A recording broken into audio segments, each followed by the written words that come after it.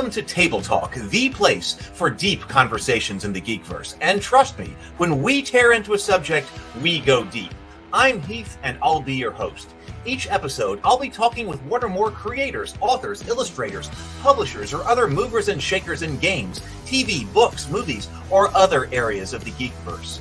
Regular guests include Douglas A. Burton, the author of Faraway Bird, a multi-award-winning historical fiction novel of the Byzantine Empress Theodora. He's also the author of The Heroine's Labyrinth, an alternative story structure to the hero's journey that often occurs in stories with feminine heroes. That structural framework frequently comes up in our analysis of story. Brianna da Silva, she's the director and co-writer of The Cultists, a Lovecraftian comedy mockumentary-style web show here on YouTube, and the author of The City of Reckoning, an epic fantasy novel of political intrigue, the ethics of war, and young love. Cameron Pasha is a screenwriter, director, novelist, and was a writer and producer on the series Kings, a producer on NBC's Bionic Woman, and a co-producer and writer for Sleeper Cell. He's also written for the CW series Nikita and Roswell, New Mexico. He's been breaking news from inside Lucasfilm, Disney, and Hollywood. His analysis and commentary have become very popular on YouTube. We regularly meet to discuss and analyze stories, and when we do, we dive into graduate-level seminars on story structure and writing. Come on in and let's go deep. And when I say we're going deep, I mean you'd better bring your hard suit. Other guests have included Lou Anders, the author of the Thrones and Bones fantasy novels Once Upon a Unicorn, the creator and publisher of the Norengard RPG, and the author of Star Wars: A Pirate's Price, the book that explains why the Millennium Falcon is on the planet Batu at Star Wars Galaxy's Edge. Mark Tassin, the creator of the World of Ataltis, head of Mechanical Muse, former director of the Gen Con Writers Symposium, and the head developer of the new Cool Name RPG. Let's see, who else? Bond. James Bond. Well, not James Bond. Not yet. Maybe soon, though. But I have interviewed Jamie Stegmaier, the founder of Stonemaier Games, crowdfunder extraordinaire, and publisher of many hit board games like Scythe and Wingspan. Brian Colin, sculptor of the world of Revelo Monster Busts, and the creator of the vast, grim, dark horror RPG. Ajit George, the Dungeons & Dragons author. We talked about game writing, education, and his contribution to Van Richter's Guide to Ravenloft and the development of the Journeys to the Radiant Citadel. I am Hela, Odin's firstborn, commander of the legions of Asgard, the rightful heir to the throne and the goddess of death. Well, actually, that interview got rather spicy, so I think I'd better just keep that one to myself. Kate Wilson, a YouTuber, actress, host, and prolific geek guru who's now working to make a new show dedicated to the world of tabletop gaming a reality. So buckle up and get ready for a wild ride, because it's time to explore the worlds of tabletop gaming, sci-fi, fantasy, and all of geekdom through the eyes of those who are making things happen. Atomic batteries to power. Turbines to speed. Roger, ready to move out.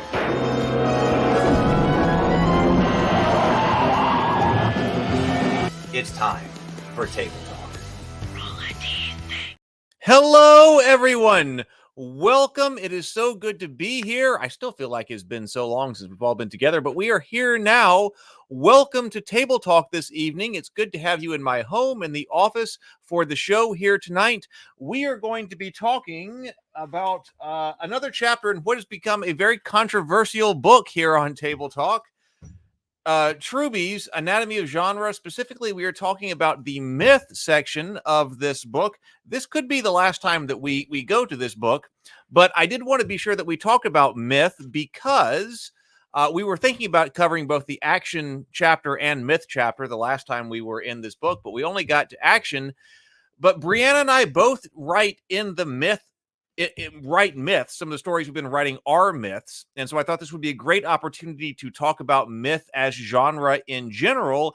And I thought that of the different chapters that we had read so far in this one was most connected to the Heroine's Labyrinth. So I think it will be a good discussion. And because of that, well, who do we have with us tonight? Well, Brianna da Silva, myth writer, and Douglas A. Burton, Heroine's Labyrinth author. So welcome. Awesome. What's up, everybody? It is good to see both of you. Likewise. Well, I guess good to see one of you. I don't know if I already did this, but yeah. Oh, awesome. there we go. Yes, there is a lot You're into it. Ooh, very nice. So yes, and in fact, I have not been reading like I need to, and in fact, I'm about to have to get intense on the reading.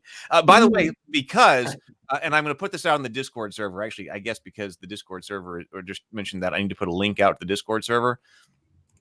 I will put that in the chat right now. Join us on Discord, because this is Table Talk episode 97. I was going through with Sherry Lee the other day and making sure that all of our numbers were right. So this is episode 97. So we are closely approaching episode 100. So we're going to have like a celebration and a party for episode 100. So that'll be soon. That'll be like we may have a special guest for a Thursday. So that'll accelerate us, because we're planning on May like 14th, I believe, being the 100th episode. That's assuming we're going to have a Thursday episode. So we're going to have that. Then we're going to take, a little bit of a break in order to get caught up on all the different things that we have to read. One of them is Brianna's book. You got it behind you. There you go. City of Reckoning. Cool. Brianna is going to be doing some stuff with her books in June. So in June, City of Reckoning, if you don't have it, have that one. We're going to be doing a Q&A with Doug on the Heroine's Labyrinth. So that gives us, read it, have your questions, then we'll do an episode with a Q&A with Doug when we come back. The Cultists has been relaunched on YouTube on its own channel, and Brianna and I have been building out a Kickstarter page and things like that to do more with that. So when that goes live, Doug said he would interview me. So I think and as one episode, I'm looking forward to that. I want to interview you in a British accent. Okay. Good. And Stuffy, professorial British guy. I expect you to keep that accent the whole time. Oh, totally. Yeah, I will not break character. And then also, Doug has only seen the very first Cultist episode, so he's going to watch all the first season. I am going to binge watch the Cultists. It's the best way to watch something like that. Right. And then then we'll have a discussion. All three of us will have a discussion of that when the Kickstarter is time. So a lot of that's coming up. There were other stories to read and things like that. Paradise Lost is still on this list. I'll put that out in Discord. I was gone all day today, but I will put all that out. That way everybody can read it and know what's coming. So after episode 100, we'll take a little bit of a break. That way everybody can take a breather, catch up on watching stuff, reading stuff, things like that, and you'll know what's coming with episode 101 and beyond. Thank you, everybody, for being here all the way through episode 97. This is incredible. What a journey. It has been a journey. The Heath's journey. I hope it ends well. We will see. All right. So what do we need? What do we need to say? What do we need to say? Yeah. Is there anything else we need as far as intro goes and things like that? I mean, I think everybody knows this here by now. Yeah, I think that's about it. Yeah, make sure if you want to read that for the discussion, you're going to want to do that soon. It's a big book. Yes. And I got the link down below. I got the link to the Heroine's Labyrinth down below. I got the link to City of Reckoning down below, and the newsletter, and also Doug's website, things like that. So, awesome. They're down. All right, so where my book go? All right, so we got this right here. Oh, I have to join the party. Come on, Brianna! Yay, we match. I also have this with me, his original book. I'm going to reference it at some point today too. Okay. Okay. What was his original book better than this one? Yes. Okay. Yeah. Yes, well, honestly, I get a sense that this book. I'm not saying he doesn't have anything to say, but it seems like he didn't have anyone nudging him when he wasn't being clear, and there was no self-corrective measures taken. He just plowed through this, and as a result, my brain gets super resistant reading it. And I keep getting hung up, and I have to reread. That's one of the reasons why I'm so slow on this. I keep rereading to make sure I understand it, and quite often I'll reread several paragraphs, and I'm like, so like I'm just underwhelmed by the information there, and I'm like, man, we probably could have trimmed that. Like that seemed like he's like, a journey is about learning things. It's like, well, okay, that we understand. Can we get to something more substantive? I have my I've been thinking a lot about this book in general. I kind of wanted to start our conversation out with some of my thoughts on that and what I think sort of. I've got a way to introduce myth itself, but go ahead. Okay, sure. I won't be You introducing talk myth. about the book overall. Yeah, go ahead.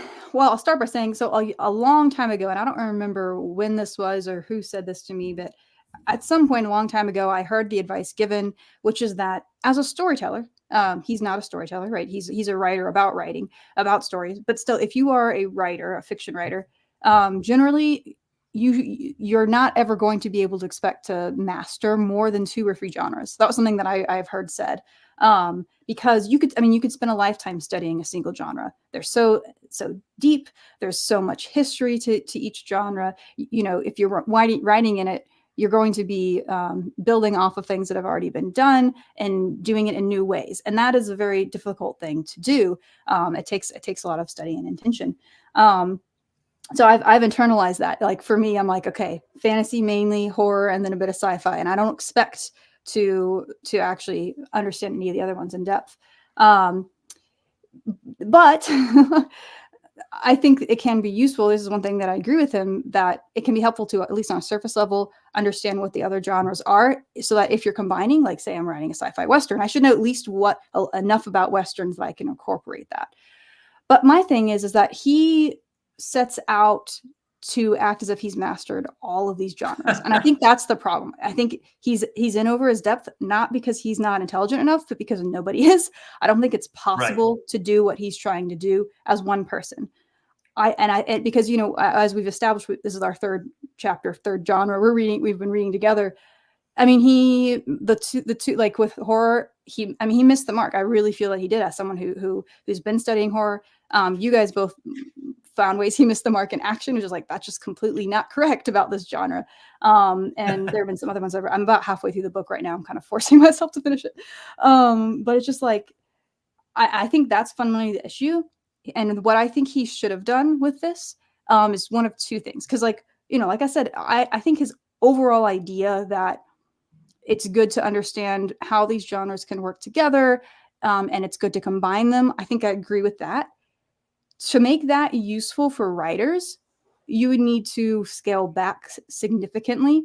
So I think he should be more surface level, and like in his attempts to kind of categorize like the things about them that are different, the basics you need to understand. Like for example, I'm in the crime chapter right now, and it was really noteworthy to me to notice that like, oh, in crime you have 2 protagonists. You're kind of your cop and your criminal, and they're head to head, and they're trying to catch each other. Trying to catch the other or stop the other, whatever.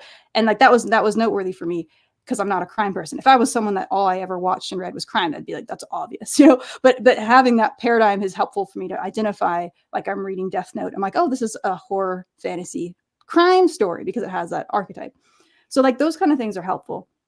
So he could either do that, have one book that's more high level, or he could go way more in depth, have multiple books, like have one that's just on the speculative, one that's just on the crime. He's categorized them as different types of genres, and he should have done that with someone else, like co-wrote with some other people that are masters of those genres. It could have been a series with him co-writing with a different person on each show. Right. That's what I think he should have done. He should have had the horror genre with Stephen King, and then maybe others, and then go into depth and have him almost interview Stephen King and extract something that Stephen King approves of, and then try to re-articulate it in a way that maybe someone can use.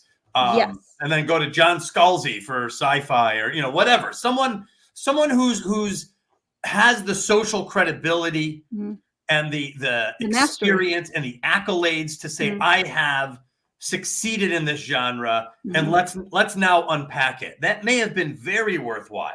Yes, but he's in between. So this book, it's not high level. It's not high level enough to be super useful, because there's so many other details he's throwing in that trips you up and confuses you, and also is like not accurate, and it's not in depth enough to be useful. So it's like at this in between stage, and I think that's where this book fails, is that he's trying to do something that's just one person can't do this. So, So I opened up about a week ago. I was like, okay, time to jump into myth. And immediately I was like, this is the kind of stuff that drives me nuts. So it's on page 129. We open up with the myth chapter, and it says myth, the life process. So I'm like, the life process, that's birth, life, and death. That's the process. And right away, he goes, Gilgamesh, natural immortality. I'm like, that's not the life process. Immortality is fundamentally not the life process. Yeah. It's the antithesis to the life process. It's the dream, Escaping the life idealized way of existing where there are no consequences with the word death. So how do you get life process right alongside? So right away, I was like, okay. Well, Mhm. or rejection of the And I'm life like 8 process. words in. Exactly. What's And so- that? Or I said rejection of the life process. Yeah. Yeah. You know, immortality is a rejection of that. Exactly. And Well, or sorry. a human desire to circumvent the life process, Mhm. to get around this inevitable consequence of life, which is death, and to have lived with meaning. Mhm. And quite honestly, I'm not sure that that's exactly what the myth is about. It may be a part of it, but is that really, like, when I think of myth, I think of like the story of nations, the individual acts that get There are swallowed different up into kinds the of myths, large actually. scale geopolitical acts, Mhm. the one individual against these larger creatures. And there's a lot there. To me, mythology is like larger than life. And in a way, because it's so much larger than life, the characters could sometimes be characters you don't relate to as easily, They're and more yet they archetypal. have a big influence on you. Like when I think of Sauron, I'm like, oh yeah, I remember when I died and lived, another 8,000 years and then came back. And then like, you can't relate to that, but you understand this core principle of like domination. And so this one larger than life character embodies this domination. And in that way, this character leaves an impression on you, and that does something to you. Yeah. So there's one other thing. I know Heath wants to introduce the myth chapter. There's one other thing I want to say, like in general, about this book that I think you've segued very well for me, and that is that I find, as having after read his other book as well, I think his strengths as a writer tend to be when he's dealing with the archetypes of things. And I'll share some parts of his other book later on that are relevant to this chapter. That are just so great. Like when he's kind of leaning in on his intuition, he comes up with some really cool ideas. Where I think he struggles is the more analytical stuff. Like when he starts trying to define things, categorize things, which he's trying to do here. He's trying to take all these genres and categorize them and compare them. He's just not that good at this. I don't know how else to say it. Like he's not. And in his attempt to do so, he puts all these genres in a box. Like he makes them so much smaller than they are because he's trying so hard to like compare them to each other. And I think he's incorrect in the way he's doing that. I think it's because like whenever he gets into like philosophy or comparative religion in this book, again, he fails. he doesn't really know what he's talking about. And it's frustrating. And it's because I think that's not his skill set, but when his strengths are more in some of the archetypal intuitive stuff, which is why I think this chapter is one of his best chapters in this book, at least so far, because it deals with more of that kind of stuff. So that's my other feeling. I think that he's not good at like categorizing things. He doesn't categorize things in super logical ways. Like it's not very logical. And he's really inconsistent with definitions.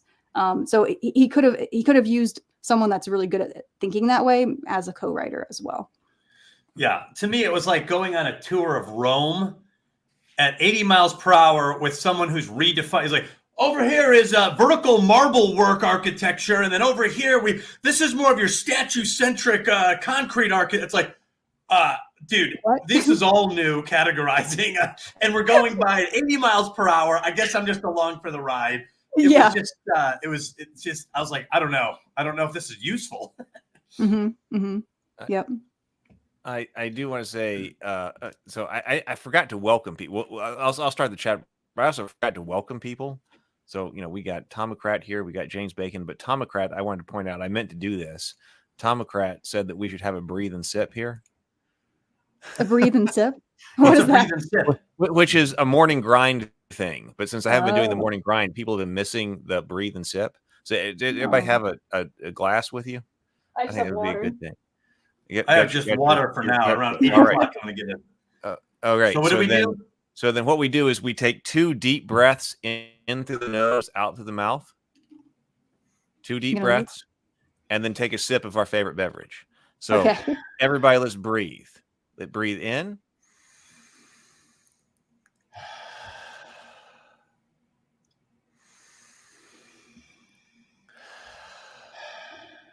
Now take a sip of your favorite beverage. That may have actually helped us because we were already getting wound up because of Truby. So that might have actually helped us. We may need multiple breathing sips. We may need to do one at our in the middle. Maybe every 30 minutes we need to do that. So, all right. That's good. All right. Yes, that's what mental health for mental fish. That's the cultist reference there. So greetings, everybody. So I was going to say that originally one of the reasons that I thought this book was so interesting, or had such an interesting proposal in the beginning, if you are just joining us for this, is because he for this is the first episode you've seen us talk about Truby. I was fascinated by the hypothesis that he put forward in his introduction and the initial story here. Is that he was saying that the genres of different stories are organized into a hierarchy or going up a ladder, which help us deal basically with more sophisticated problems as we go. And so it seemed like the hypothesis was that we might be attracted to different kinds of genres and stories throughout different stages of our life, when you're trying to wrestle with different kinds of problems and things like that. And so he organized this according to a ladder. And I thought that was fascinating. I thought, right. Oh wow, this is really interesting. We're gonna have to get into this. So he hasn't convinced me as we've been going through here to zero, but it was a fascinating hypothesis because we talked about action last time. And he said, when we were talking about action, he said the life philosophy of the action genre moves beyond that of the horror genre by shifting our focus from death, which we can't control, to life, which we can, which is why he started with horror. So we went horror, action, and now myth. He said the most foundational of the genres was horror because it deals with survival. Are you going to live or are you going to die? And what kind of choice are you going to make? But which I disagreed with, but that's his proposal. but that was what he was putting forward. Right. And then he said, but once you deal with the questions of horror and you've decided to live, you've got to decide what to do next. And that he was saying that the action genre deals with, action. That it's better to do things in life than not do things, to be active in life and to try to take control of your destiny by your actions. So he says, this recipe for success is the quantifiable areas of life. This recipe for success in the quantifiable areas of life is highly effective. But while it might take us to a high level of achievement in the physical world, okay, take action, do stuff, be successful, that doesn't necessarily make for a rich and fulfilling life. And that's why he then passes us to the myth genre. He says the next rung up the ladder of a good living is myth, which shows us how to grow over the full course of our lives. So that's how he's setting this up, which is interesting. It's very interesting. But one of the first things that you come up with is that even though he is giving this ladder, this hierarchy of stories with horror at its base, then action above that, then going to myth, myth, he does start with Gilgamesh, like you were just talking about. So he starts talking about the Epic of Gilgamesh, which is our first recorded story. Not necessarily the first story humans ever told.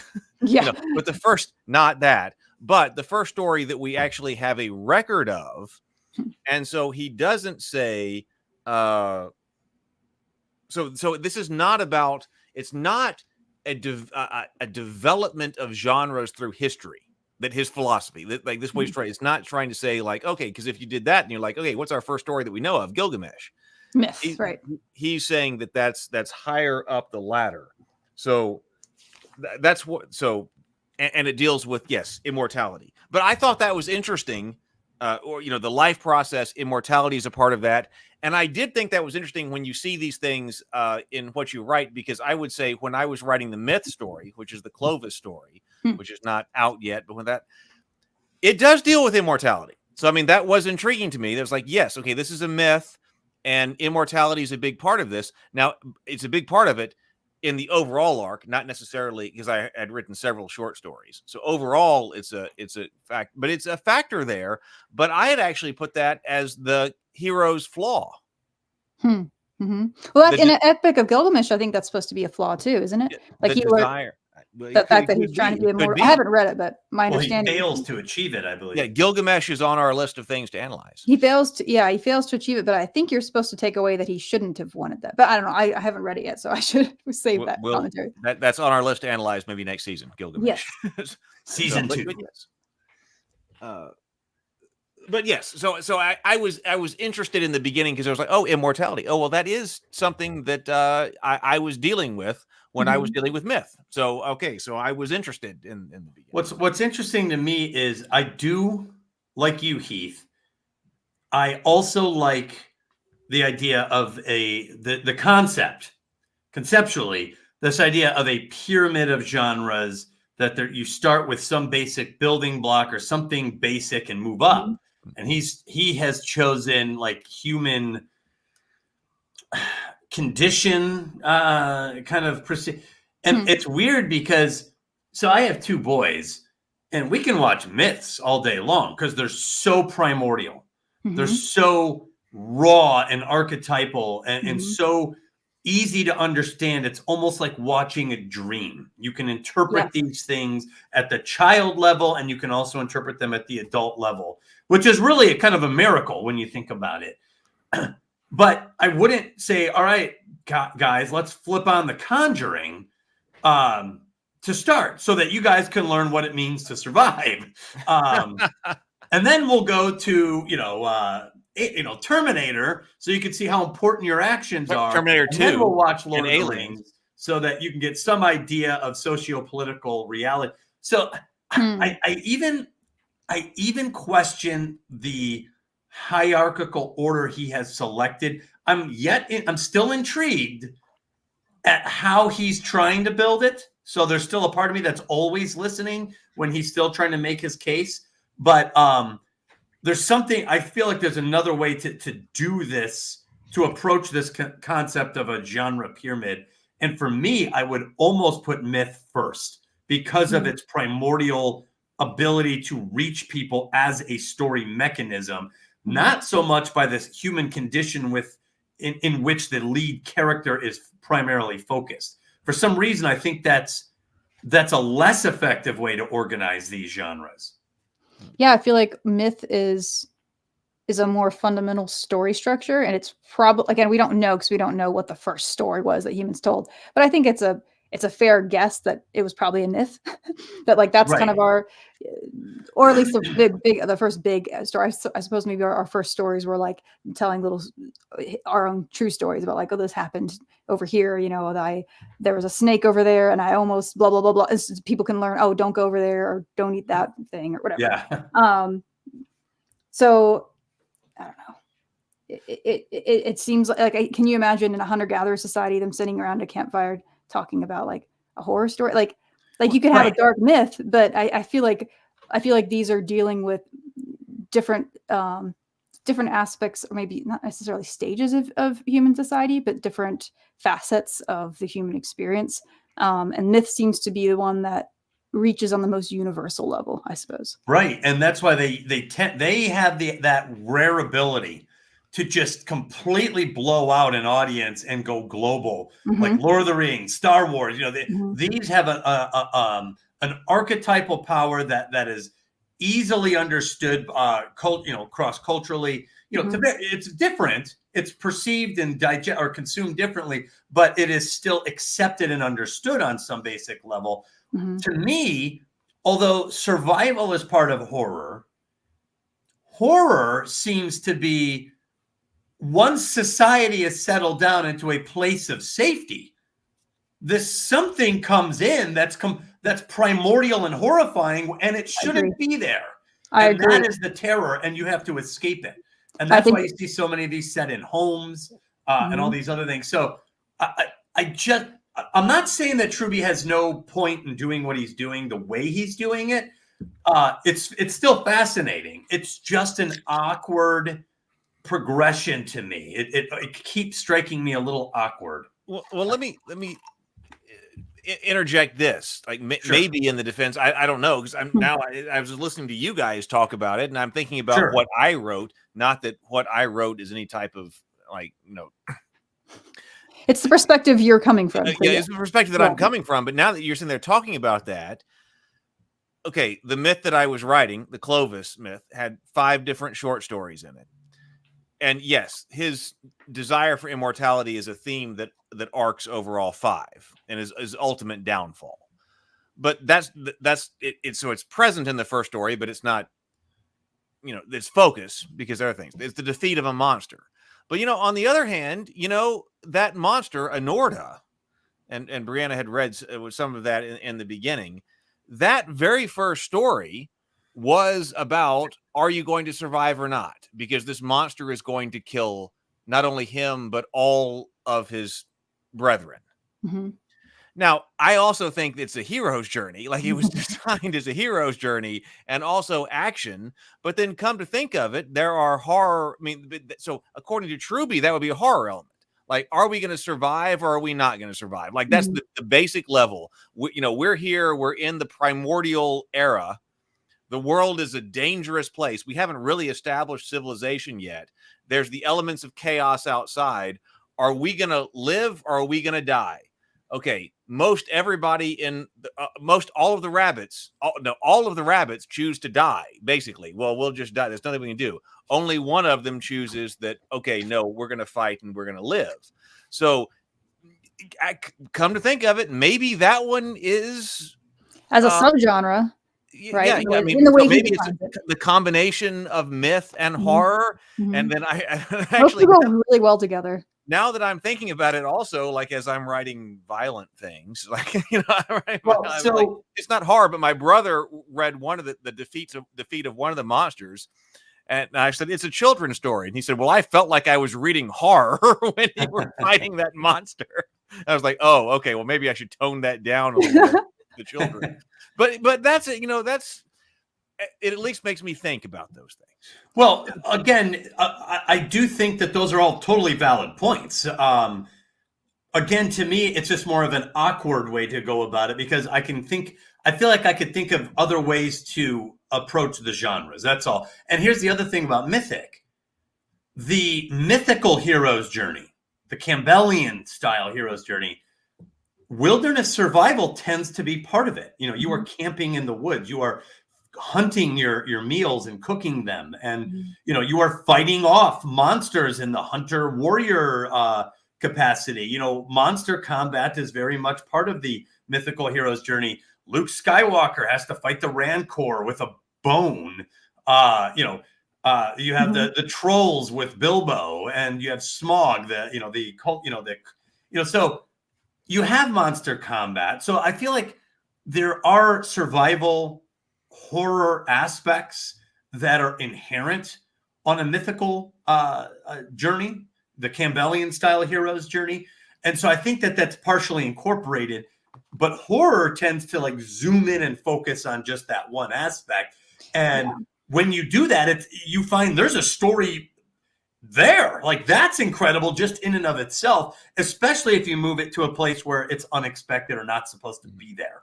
Hence the haunted house. This is a residential abode. This is a beautiful place. It's a beautiful old Victorian house, but there's a malevolent force here.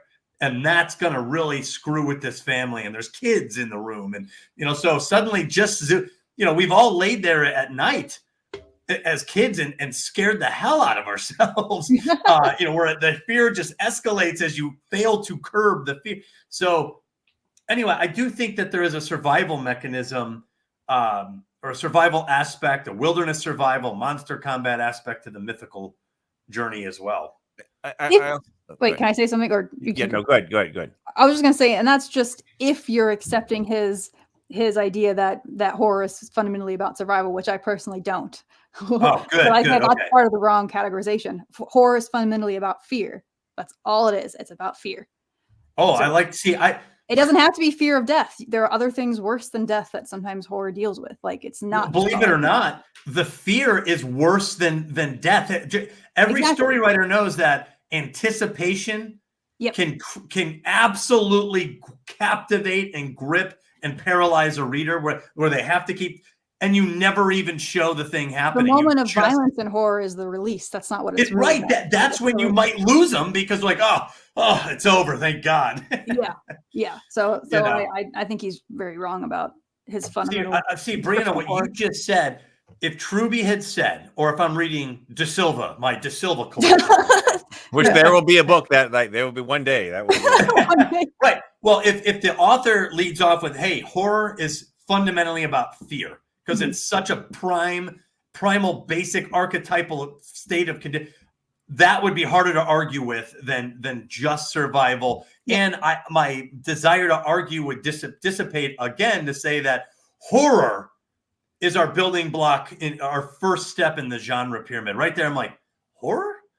You know, it's like, okay, maybe. And like maybe. I mean, I can make the even argument. if you talk about it as fear, that even makes it better for his building block theory. I think fear would have been better too, because fear of the dark. Yep. You're going to have to go out into the dark, but because actually, I can even make fear that of the unknown, fear of the other. story about fear because they're afraid of what is out there. Mm-hmm. Beyond if they go out of their warren, they're afraid of what's out there, and what's out there is going to kill them. I mean, they have a good reason to be afraid of them. I mean, there's death too, but they're afraid of it. Why do they choose not to fight? Because they're afraid. So that is about fear, right? And humans are fundamentally vulnerable in the world. We're not impressive creatures physically, as individuals. So we lose a lot of face-offs. Secondly, the fear is a big thing. I remember. So you're as an adult, you're not afraid of the dark in your room anymore, right? You get over that. Mm-hmm. However, a couple of years ago, I took my son out on a Boy Scout camping trip, and it was glamping. Okay, the dads brought like steak, and one of the guys, he's like, "Here, this is an electric knife that cuts the steak." I'm like, "Man, this is not the camping I remember when I was a kid." But so anyway, we had this table, we had all this food out there, and it was kind of a really nice smorgasbord of food. Anyway, the moment came, the kids had to go about a quarter mile down to this place where they would do the singing and the campfire, and all the other troops were there. And they're like, "Oh my God, who's going to stay back and watch this food?" So I was like, "Oh yeah, I'll do it. You guys go on up ahead." The second that sound disappeared down the trail, and I'm sitting there with all this food, and I'm looking to where the fire hits the edges of the forest, where you can't see beyond that fire ring. I'm like, my fear started ratcheting up because suddenly, if I was staring in one direction, I was like, something could come darting out from any direction, and I was like, holy cow, man. That like primal hunter-gatherer suddenly comes online and you're like, yes. So fear is a powerful thing, and all of us will still have it at some point. I get that feeling. I don't know if you guys ever experienced this. It's like late at night, and you're right. Like you said, you're adult, you don't have fears, whatever. It's late at night, you're the only one still awake, and you're like, brushing your teeth, about to go to bed. You wash your face. The moment you put the water on your face, it's like, oh my God, there's a demon behind me. It's like, hurry, get off behind me. Where you're blind every for time. 1 second. It's like, I'm so vulnerable because I can't see. I'm like, there's soap in my eyes. Hurry. Or for me, it's like like a parking lot, like where it's late at night, and you're key, and you're imagining yourself like, what if someone was chasing me? I got to get this key in there. This is what people call the lizard brain, right? When that activates, it's not rational. It's ancient. It's that fear feeling that's not just mammalian. That's not just human. That's going back millions and millions of years. Like it's so not rational. Just like danger, and you react. I just wrote about the reptile brain in a short story I so submitted. Good. Heath, I'm sorry. I think you were about to say something. Well, I've got one small point, and then we'll go to Sable, and then I've got a larger point. Yeah. But yet, no, even though for me, it's the what's behind the shower curtain, because the shower curtain is always drawn. It's like, is there could be like an alien behind the shower curtain. It's because I have an overactive imagination. It's like, all right, I gotta go to the shower, and like, anything could be behind the shower curtain that I'm about to. Okay, there was no like alien behind the shower curtain, but so you dodged the bullet, Heath. Yeah, now I'm going to think about washing the face. But I've ruined it for you. Sorry. Well, I'm going to open the shower curtain, and there could be anything behind here. You know that meme of the Undertaker like standing behind the other wrestler? Heath, I'm just going to do that to you next time you're washing your face. I'm just going to stand there. Right? Well, I know I've said this before, but it's like, that's the reason things like Saving Private Ryan don't get to me, because even though they're violent, there's a lot of emotion there, and I experience those. They don't bother me. They don't bother me after the movie's off, because I never think, I'm about to open my shower curtain and there could be a Nazi tank commander behind this shower curtain. Like, that's not something that I ever think about. But when you're watching like the Aliens or, the Freddy Krueger or, whatever, it's like his whole deal is that he could be behind the shower curtain. So, or in your dream. Right. Yeah. Guten Tag, Herr Heath. Sable Phoenix for $10. Thank you very much, Sable. Sable says, I think one speed bump that Truby keeps running over is the fact that genres are a modern invention. When most of the stories throughout human history were first told, they were all just stories. Trying to take these modern inventions and retroactively categorize and limit the stuff that came before is going to always be a little reductive. I agree. I think that's a great point, because you're right. Storytellers were not like, hey, Mary Shelley wasn't like, you know what? I need to write in the horror genre. She's like, I've got this idea. I'm going to write this down and it's going to freak people out. And I can't wait to see them react to it. And she was right. She wrote a great story and it stuck with us to this day. Mm-hmm. You're right. There wasn't a sense of genre. There was just a sense of story and what that author was, the effect the author wanted to have on the readers. I think that's part of it. Yeah, genres they're I guess because of the capitalization of storytelling, it's because of the widespread making it a product. When storytelling, also literacy, literacy. We didn't have, pan-literate societies for so many years. And you think about science fiction. 8,000 years ago, science fiction was like a flame on a stick. This is going to destroy humanity one day. This is terrible invention. The kids with their fire.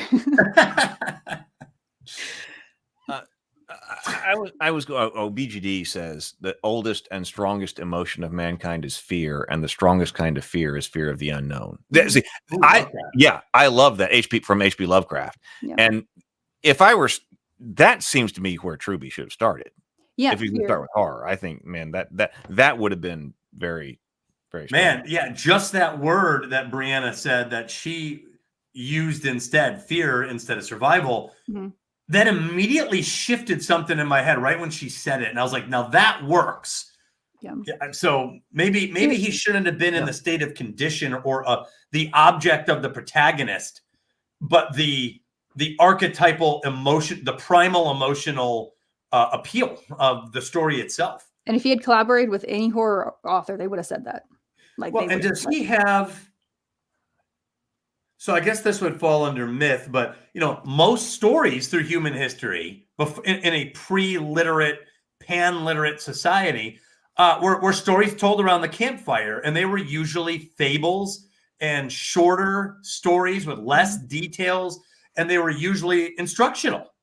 What happens to the kids that go out too far in the woods? There's a lady who lives out there. Or they were about identity. This is why we are this people. We're descendant from this God, whatever. Yeah, this is where we come from. And I don't even know if he has that in there. I love this idea of fear, and I'm going to have to re-examine the Clovis story in the context of this, because the fundamental virtue of knighthood is bravery. Be brave. A knight must be brave. So the knight is the opposite of scared. Like, what's the opposite? We got fear and we got bravery. Bravery. And this is fascinating, Brianna, because in that story, that's it. All of the rabbits are scared. And then here you have a rabbit who is exhibiting the archetypical opposite of that. He's going to be brave. Mm-hmm. So we're dealing with a story of fear because everyone else is afraid. And this person is going to show you what it's like to be the opposite of that. In a mythic way. I think that's fantastically interesting. But here's what I don't like about this analysis. and like most of things, because I can say these things, I'm like, man, and yes, they generate great thought and new ways of thinking about things and things like that. But I actually don't like this way of analyzing things. and I don't like them because I feel like what I'm doing is I'm reading tarot cards, which is not a scientific or analytical, scientific or systematic way of analyzing. More interpretive. It's very interpretive, because when he says, okay, myth, immortality. Gee, do you have any theme in your story that deals with immortality? Okay, well, you start to look for positive confirmation, because I'm looking and I'm saying, yeah, I've got themes of immortality. I've got themes of death. And then Brianna brings up, being afraid and fear. And I'm like, yeah, well, I've got themes of that. And I'm seeing all of those things because I think that's a human thing to do. Look for patterns, look for connections. Right. But I'm not sure any of that is actually systematically valid analysis. Very good point. That doesn't mean that it can't be useful in your creative work as you're thinking about this and going on and working on that. But if we're talking about a book that has its level of hypothesis, that we've got a structure, this type of analysis that he's prompting us to do, and I mean I'm doing here because I'm talking as I think of things, is not rigorous. Right. That's what I mean by when I said it's like a tour of Rome at 80 miles per hour. It's like, man, and by the way, we're technically still on page 1. Yeah, we are technically. We're still kind of talking about the book in general too. So right. Well, that's what I mean is he blows by these things. I'm like, wait a minute, that's the Colosseum. Let's stop. Let's get out and walk around it. And there's probably a lot more to it than your vertical marble building theory that you've just thrown at. This is this is vertical and this is horizontal. It's like, well, I bet there's a lot more than that categorizing. So and just the three of us and the chat, I feel like we could unpack just the idea of survival versus fear. And there's a ton of discussion. There's real substantive discussion there. And I feel like he blew by that and didn't even include fear as part of the discussion when it probably should have been. He mentioned it a little bit in the horror chapter, but he didn't properly prioritize that. He talked about how horror dealt with fear, and I was like, and my writing in the margins, I'm like, yeah, no, that's the whole thing. Like, what do you slow down? Look at what you just said. Yeah. Well, and there's also in a lot of horror, there's a sense of it's not just fear. It's easy to fear the shark, right? But you can just go on to land. You're also unable to escape, which is a common fear in dreams. Have you ever had the dream where you're running and you're like in slow motion? Have you ever had that dream? You can't escape. Yeah. Oh yeah, you can't I escape. get that one a lot where I'm like, why am I moving like this? And there's something primally terrible right behind you. So, it's usually fear, but it's the fear of the unknown, but also unable to escape it.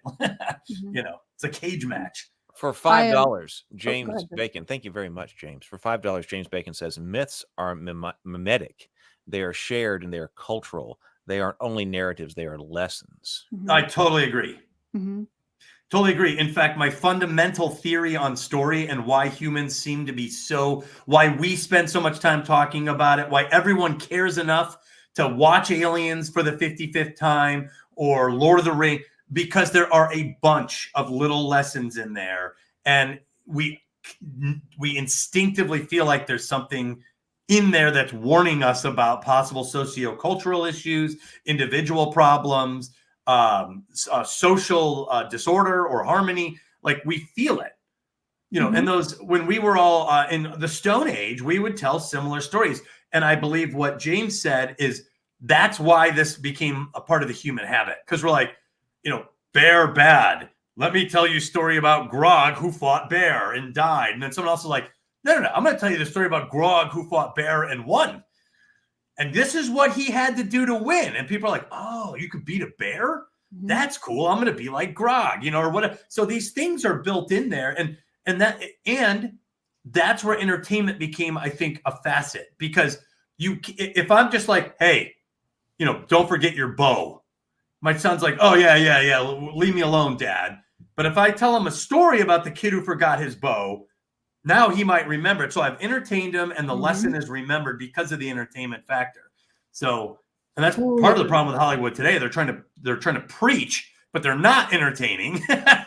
And some of the things they're preaching seem to be at least at least debatable. There's other sides. Yeah, I really agree that I think that is fundamentally what storytelling is for. It's like modeling good and bad behavior. Like storytelling is our way of sort of imagining, like, okay, what does it mean to be a human? How do I behave as a human? What's the best course of action for me to take in certain situations? And I think the more complex the society, the more we rely on storytelling, which is why I think we're so storytelling is hugely important in our modern society. We spend so much time, I think we talked about this before on the channel, how we spend so much time watching shows and movies and stuff like that, especially long form stories. And I think it's because society is so complex right now. The rules of how to behave are more complex. Right. And so we need storytelling to interact, to tell us what to do and what not to do. But it's being a human is very complicated. And so storytelling, the best stories usually have that complexity, and they acknowledge nuance, and they're not just saying this is exactly right all the time. But maybe in the Stone Age, we would have had more stories that are that simple. I don't know, because maybe life was more simple. Well, yeah, I think it depends on what it is you're making the claim about. True. And it depends on your characters, like where the characters go. And sometimes, how many times as a writer have you learned your own lesson from your own story on accident? Do therapy for yourself? Yeah. Yeah, totally. Yeah. We're like, oh my God, this is an important thing for this character. I'm going to dive into that. That wasn't intentional, but it happened, and now we're here. We're in this room. We're dealing with this, Mm-hmm. Mm-hmm. Well, Brianna, do you want to take it? Sure. We're a paragraph in here. So I want to say one more thing, but this is just a plant. I think I'm going to save this for the end of our discussion, because on this whole topic of not being able to really go beyond the genres you're mastered in, that's a strangely worded sentence. I'm just going to move on. I did an experiment for an afternoon the other day to see if I could do like some small little level of analysis on the 3 genres I'm comfortable with. And it was just like one facet, one little thing. And it was an interesting experiment because I quickly realized as soon as I went outside of what I was comfortable with, I was lost. So I want to save that for the end, but okay, no, I'm sorry. It's just like a genre. We'll call it a genre threshold. But no, I thought that was interesting so what are your 3 genres, Brianna? I would say, well, I'm not including myth, though maybe I should. I was saying sci-fi, fantasy, and horror. Sci-fi, fantasy, and horror. Yeah, and so I wanted to see what the primary emotion was of each, like what it is that draws you to that genre. So I'll save that for the end because I don't know. And again, this was just an afternoon. I have no idea if my theories here are right or not. It was just an exercise, but it was fun to note that like it was easy for me to do it when I was even not just the genres but the subgenres. Like certain types of fantasy I know well, other fantasies I don't. Certain types of science fiction I know well, but when I went outside of that, I was like, I don't know. I would want to ask someone that was more in depth. Right. That's very interesting because I if you told me prior to this discussion, like I'm doing sci-fi, fantasy, and I'm doing horror, I would have completely understood that. But having read some of the work that you've been doing, okay, and you talk about myth and reading myth and things like that. Okay. But because then, and now this is probably what they're talking about, a combination here, because we can do fantasy myth, right? But there's also sci-fi myth, Totally. 2001, in which case the essential element would be the mastery of the myth, and then whether they've got swords or laser guns, doesn't. That's true. I should have tried to do my analysis for myth. I didn't. I wasn't really thinking about that because myth isn't. We don't talk about myth. I was thinking about sort of not how he's describing genres, but sort of how we talk about them in an industry terms. We don't talk about myth as you don't sell myths. But I don't think I've ever been in Barnes and Noble and gone to the myth section. No, unless you're reading old stories like classics. Yeah, maybe. Yeah, but I don't think they put myth above it. They might put classics, but there's a section where you'd go to get the Iliad and the Odyssey. Mm-hmm. Yeah, and I think he's onto something there, which is why I like this chapter. Like, I think that's a really intriguing idea, kind of psychologically, that myth. Treating it as a separate genre was kind of eye-opening to me because like, oh, I keep saying I'm kind of a myth creator or whatever. To say that that's a genre that I love is true. Like I read myths, I write, like that was a very eye-opening thing. But the real primary purpose of genres, going back to what Sable Phoenix was saying, like in the modern day context is it's a marketing thing. That's really what it is. It's like, I'm going for this particular audience. So we don't use myth in that way in the modern day. But I think it's not necessarily true in the industry, but I think it's true emotionally, if that makes sense. Would you guys agree? I think that's interesting, because I was just sitting here thinking about King Arthur. And what I would be talking about is a fantasy action medieval story. It's highly inspired by King Arthur. But probably if I went back, like I said, in our non-rigorous, non-systematic way, I'd be like, oh, King Arthur, myth, you know, that stories inspired by that's mythical storytelling. But I mean, you know, I don't want to get into the difference between myth and legend or whatever, but like if you're talking about the stories of King Arthur, someone would probably apply the word myth to that and have some type of meaning. You know? Yeah. So it's a really intriguing idea. Yeah. I like it. Well, and Brianna, you said something else that I liked, that as society and as the world becomes more complex, the stories tend to go with it. Like, you know, Lord of the Rings came out of J.R.R. Tolkien's experience in World War I. He just could not have written that until he experienced, we learned about it. The sort of geopolitical catastrophe that could happen on such a scale that we had never seen before. And he was in there. And there's that great scene. Have you guys seen the movie Tolkien yet? I have not. I think so. There is a scene in Tolkien.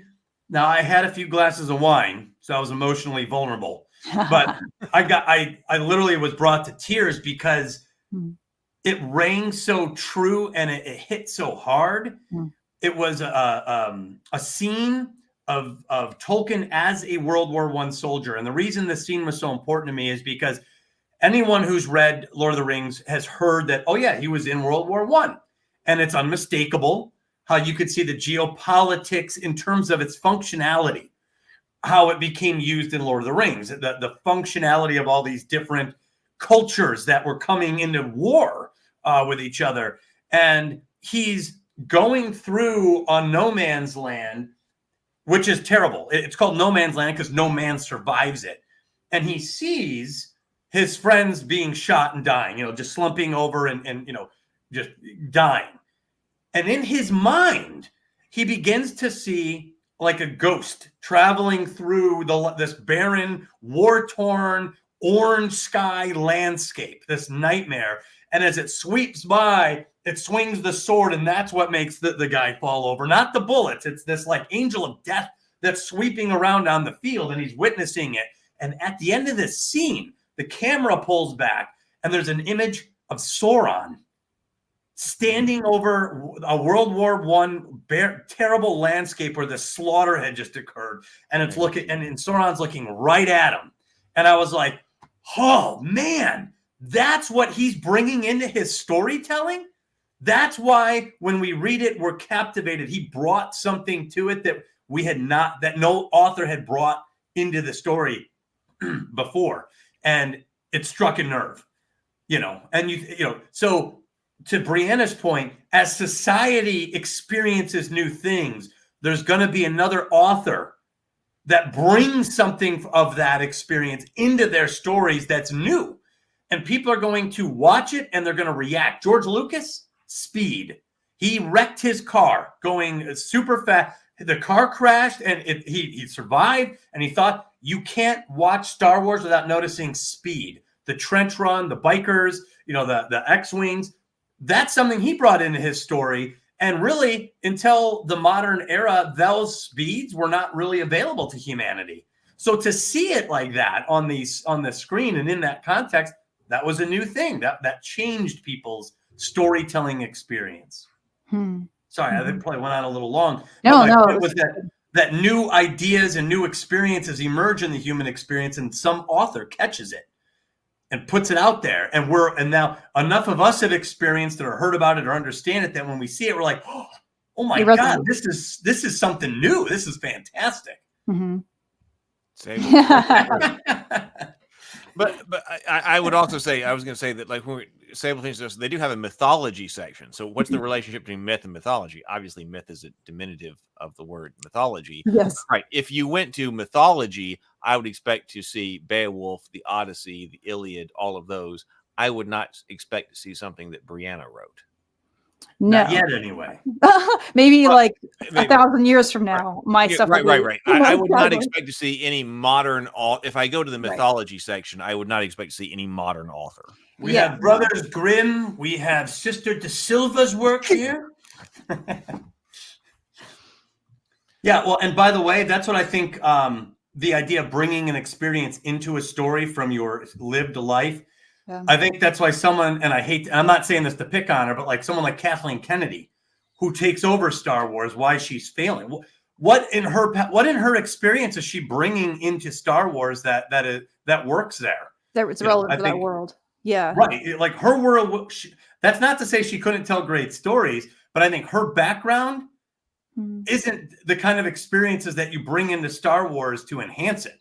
I think has to be a soul connection, right? If you're like a director that's adapting a book that someone else wrote and you're adapting it to the screen, you're going to have a soul level connection to that material. Not anyone can do that. Like, you have to have that connection with the story. If it's your own story, it just will. It's impossible to not. Obviously, you're writing it, so it's coming from a place that's personal. Even if you can't consciously articulate why it is, whether you know it or not. But when if you're working with someone else's material, I think, you have to have that, some sort of a connection to it. Well, you definitely have to respect it. At least, like, I think even fans who have internalized Star Wars so deeply have internalized all those imprints that someone like a Lucas put in there, like the speed factor. Luke, will we pull out in time?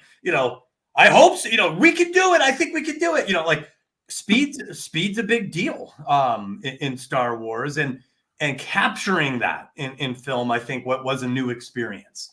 And Avatar, he did it in 3D. Avatar's not an amazing story. No. But in 2009, going to see Avatar was an amazing experience. And that's why it broke 2 billion. All right. Let's jump into, since anyone else have any more thoughts. All on right. that. No, just jump in. I'm going to have to get another beer. I think the way to organize this is as I'll sort of say, okay, well, let's talk about this section, and then we can have our thoughts on that section. Okay. Does that work for you guys? Yeah. So let's first talk about the first couple pages before we get into the story beats. So up before page 133, and we just say our thoughts. Some of this I'm going to be like literally just reading my margins because it was a little while ago when I read this chapter, and that's just easier for me to do. But yeah, so I thought one of the things that stands out to me first is this. Let me go like this so we can. My voice is still good. I think there's a good phrase here for us to react to. So he says, myth is the essential mind and story form. The first story code that consciousness constructs. Myth is the shape of basic human consciousness. So this is a very strong statement. And I was immediately skeptical of this too. Because he's talking about, like, to me, it seems like if you're talking about the universal archetypes of myth, then I would agree with that.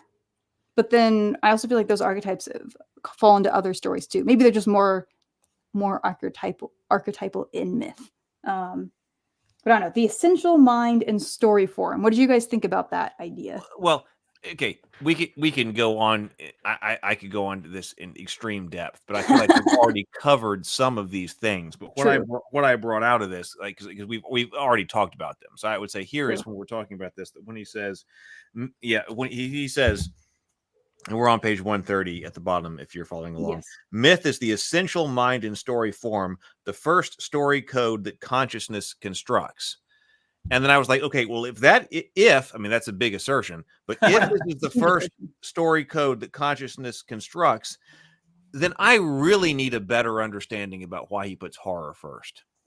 Like, he hasn't sold me on the idea, but like that, man, again, that's still potentially fascinating if he would explain it, that this is the first story code that consciousness constructs. And yet the most foundational of the stories is horror. when I read that sentence, I'm like, then I don't understand why. This means that the genre ladder, as he's explaining, and I wrote this in the margin as I was reading this. I said that means that the genre ladder that he is trying to construct is not in order of development or even the development of the mind. And that seems weird. I mean, that seems weird when I'm reading that sentence and trying Agreed. And I have to quote you, Heath. John Truby, Anatomy of Genres, potentially fascinating. That's good. That was great. I started smiling. I was like, "Oh, what this is a potentially fascinating book." You will have to bring the fascinating part in there. He will bring the potential. So the page after this, when we're getting to 132, this is when we're getting into some of the stuff that I loved about this chapter. That was mind opening for me. We'll get to this more when we talk about some of the story beats. But he talks about how because with each genre they're talking about they each have something else to say, right? So he says that for myth, you're saying that life is a journey in which one's ultimate goal is to understand oneself. So this concept of a journey comes up a lot. Yes, I love this thing. He says every landmark in the character's outer journey must be a physical manifestation of inner change. So this idea that you're like that myth. So this is part of how he's categorizing myth as a genre. It seems to be that there's a physical journey. I think of Lord of the Rings is a great example of this. I think of the Odyssey too, because I used to call this kind of story an Odyssean story. That's how I would categorize this, where you're on a journey and you're encountering different obstacles along the way. This kind of, he talks about the meandering path later, and they're little sort of, it's episodic. There's sort of these little sub stories with their own opponents and obstacles that are part of this grander arc. And I think that's a fascinating category that that was tickling my brain in a good way. Well, when I'm on page 131 at the top, I think that, see, this is the conflict, because I think there's a terrible statement and then a fantastic statement. But like at the top of 131, he says, while myth is usually thought of as an early form of religion, he says the reverse is true. He says that the reverse is true. So religion is an early form of myth, like according to that sentence right there. The next sentence is religion is a codified form of myth, and more broadly a form of art. Now, he doesn't really talk about art all that much here. But I'm like, if religion is codified myth, that seems to imply myth comes first. Yes. Which is in conflict to the sentence that was the sentence immediately before that sentence. I think he's trying to say. Okay, what is he trying to say? I think he's trying to say that, myth is usually thought in this way, but that's incorrect. So his second sentence is what is his statement of what's true. The first sentence is him saying, this is incorrect. It's usually thought of as an early form of religion. The reverse is true. Religion is a codified form of myth. I think. Again, his sentence, sometimes he doesn't express things very well, so I can't say this confidently. But that was how I read that. That is what he said. It's at least not clear. Yes, I agree. It's at least not clear. But I do agree with that idea. I think. I always add some that religion, that basically, if we're talking about story, right, as being about sort of what was the verb I used earlier? Not demonstration, whatever. It's showing. It's a demonstration. I also used demonstration, but there was a better word I used earlier. I can't remember. A demonstration of proper action and improper action as a human. And so myth might be, we say one of our more fundamental stories, we seem to think. And then religion is when you take a bunch of these stories that have a unified moral code, and you kind of like combine them together. This is not a definition. I'm just speaking very at that point. So according to that understanding, right. I think that's kind of how religions develop. You have enough of these stories together that a community has, and they sort of set in stone the right way. That becomes religion. And that becomes religion. Right. Well, and religion says there's something fundamental in these stories about how all of us should live. Yes. It becomes sacred. This is important.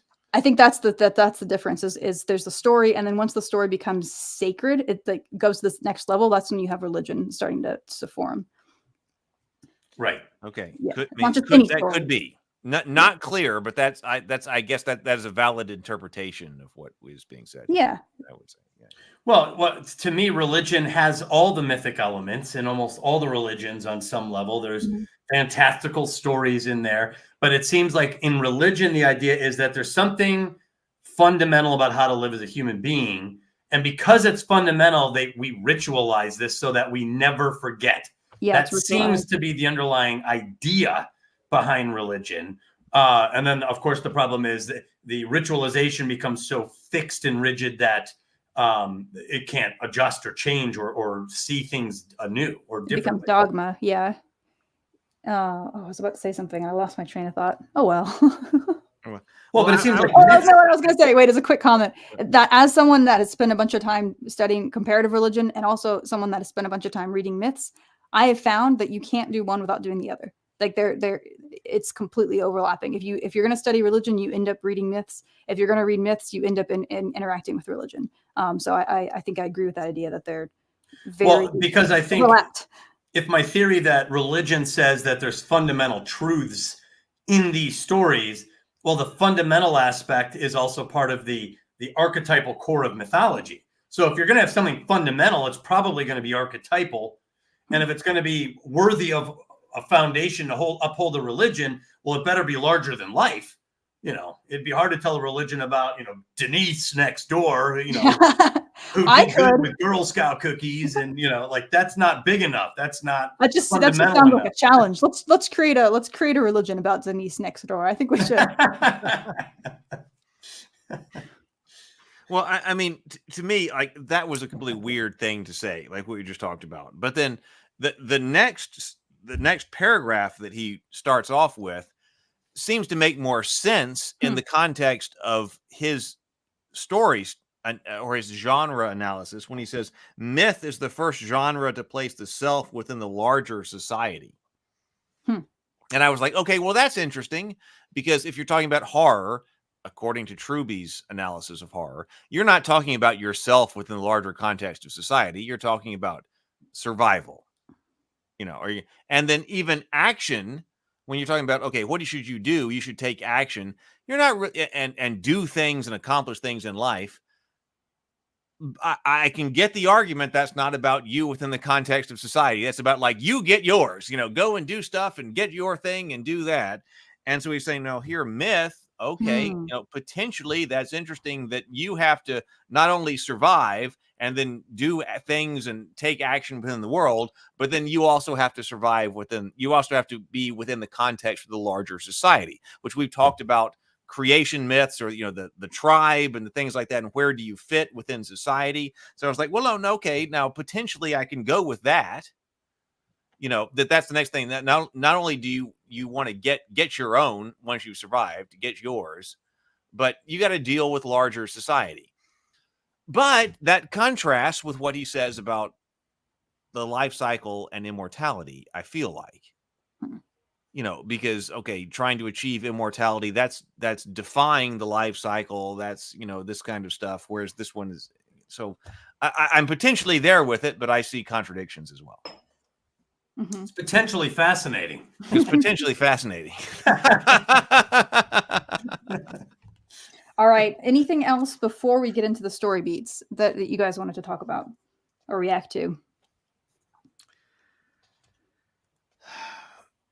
No, I just want to give a shout out to the Silmarillion and Fire and Blood. I felt like those were two books that were fun to read, that felt like I was reading about a mythology. And it had nothing to do with religion. It was pure mythology in a fantastical way, and it was very fun to read that. For sure.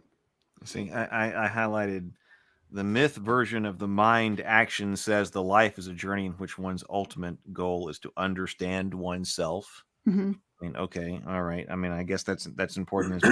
I was looking at his list of novels and films, and okay, Lord of the Rings was number 1, The Wizard of Oz, Star Wars, but that also came up in action. I mean, so Yeah, he put Harry Potter here, and then but he put Harry Potter as fantasy elsewhere. I noticed. I guess he's just saying that's both. It's a non-systematic way of doing this without explaining why. Because these things can be multi-genre, but if I were going to do that, I would explain why. And this goes back to what you had a fundamental problem with is what is inherently just myth. Everything else seems to be. What is our essence of just myth? Right. Like it's going to be in a chapter like this, we should be talking about just myth. Then That's at the end of the chapter, if you wanted to talk about myth and combination, you do that. But first, you need to show us just myth. Right. Yeah. Right. So if we don't do that, the problem is this kind of a list, novels and films, where it's like there's something mythical about all these stories because we're in the myth chapter. But when I look at all these stories, I'm like, maybe or maybe not. Like, is Dances with Wolves mythical? Is the Batman with Robert Pattinson, is that mythical? That's pushing how do you say that word? Incredulous. No, I'm feeling incredulous. It's pushing credibility. It's pushing. No, I don't know what the word is. Oh no. Okay, goodbye. I'll stop. Endgame has some mythical aspects. I remember watching Endgame for the first time. Buddy of mine, we saw it on opening night, and in the final battle, I remember thinking, God, this is almost a total homage to Western society. You've got Captain America in there. You've got Black Panther in there. You got Thor, the god of thunder, the Norse god of thunder in there. You've got this woman, Valkyrie, sweeping through on the back of Pegasus. And I'm like, oh my God, this is almost overwhelmingly like all the symbology of Western society, myth and superhero that you could summon all in this spate of like 10 minutes. And it was pretty amazing. I mean, he's got the Mandalorian here as myth. What does? He's got under television, he's got the Mandalorian. Yeah, which is more of a Western to me than myth. He says it's also action. But it's action, his Western, but I need some more explanation. So loosely, like I guess again, his categorization is one of the big. Well, and what's funny, under television, he's like Daredevil, also crime. Luke Cage, also crime. Yeah, I noticed Jessica Jones, also crime. Crime. Maybe we're in a crime genre, John. The Flash, also crime. It's that or crime. Agents of the Shield, also crime. Crime, maybe. It seems like more surprisingly that these are myth at all. It seems like they're just crime. Yeah. Yeah, no. All right. Yeah, his categorizations aren't great. Story beats. I'm gonna go get another beer. I'll be back. It'll be a moment. Because now I got the start of the myth beats is when I do see the Heroine's Labyrinth. I made a note that I started to see the Heroine's Labyrinth here. Yeah, there are some crossovers. Yes. Shall we continue, Heath, or do you want, or should we talk about the weather while you're gone? No. You continue. Okay, good. So we're talking about the limits of Joseph Campbell, which of course is relevant to your stuff, Doug. He talks about the male and female myth, but we'll come back to that because he does that more later. But I do like how he goes and says he's talking about Joseph Campbell here with 1,000 faces. And he says, Joseph Campbell, he overstates the universality of the story. So he thinks that the monomyth is a subform of the myth genre. So I think that's something we already agree with. But yeah, I'd love to see your reaction to that section. Well, to me, monomyth, I have a new understanding of it ever since I wrote The Heroine's Labyrinth. Yeah. In fact, when I don't know if I told everybody, but I had a long discussion with a person named Nancy Ballard at Brandeis University. And we were discussing the heroines. She was discussing it for the Hero's Journey Project, something that their university espouses and is making a serious effort to compile everything to see what they could find there. And she asked me, and this was an important question. She's like, what are you saying a monomyth is? Are you saying, and I know why she's asking, because of the way Campbell used it. Are you saying that this is a one size fits all? Because that has been the traditional understanding of what Campbell meant when he said monomyth. And this has caused a lot of consternation because so many of us could say, well, there's these other stories. So you can't say. So to me, I would say monomythic is better. I still think you could use the word monomyth, but to me, it's any pattern that repeats in stories. And I believe there are numerous monomyths. I think the mythical hero's journey, the Campbellian journey, is a monomyth because it's repetitive. And we see that it repeats. So it is a monomyth. It's one story that repeats. It's a recurrent pattern. The Heroine's Labyrinth is monomythic to me because it's a recurrent pattern. But having said that, there's probably numerous other monomyths that we just haven't identified yet because we've been so looking through that one lens of the hero's journey. So to me, monomyth does exist, but it's any form of recurrent story that repeats naturally in a certain subset of patterns and meanings alongside those patterns. I agree. And I think one of the things that feels to me like people misunderstand it with his book, with Joseph Campbell, is even he is not just talking about the hero's journey. He identifies some other archetypal stories in that book. Having, like, there's the life of the hero. He talks about like these archetypal, childhood of the hero type stories, archetypal, like, creation stories, like founding myths kind of thing. So even he is talking about other types of recurring stories. So I think when people are like, Joseph Campbell was saying that all myths fall into this structure, I'm not even convinced he was saying that. Of course, as we've discussed, I'm not convinced he was saying that as either. Yeah. I think he believed kind of what I believe, that this is a recurrent pattern. This is monomythic in that sense that it recurs. Super common, yeah. But at that time, and really since, at least for me, just in my own headcanon here, now that I have the Heroine's Labyrinth, I'm like, oh, cool, another monomyth. And I'm excited to see the next 17 monomyths because there's going to be other recurrent patterns and stories when we start to break them down. But the key was you have to no longer believe that this is just the hero's journey or a modification. Because if you're thinking that, then you're going to miss the monomythic pattern that might be there instead. Absolutely. And I thought it was another interesting thing of this section. I'll just read it. I'm trying to do this in a way where my mouth is well positioned with my microphone, but I can also read. So maybe I'll do this and you just can't see me. He was talking about like why the monomyth, that version of it, the hero's journey. I'll just say the hero's journey. Why it conquered Hollywood. And he said one of the reasons is that it fit the American creation myth.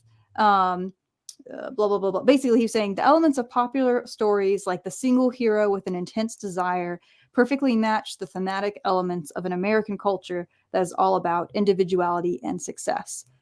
I thought that was interesting. And I think that kind of, there seems to be some truth to that there's a reason why the hero's journey became part of the reason why. It's probably like multiple reasons. It's one, people were treating it like like the only thing, but also I think it does fit pretty well with American culture. And of course, Hollywood is American.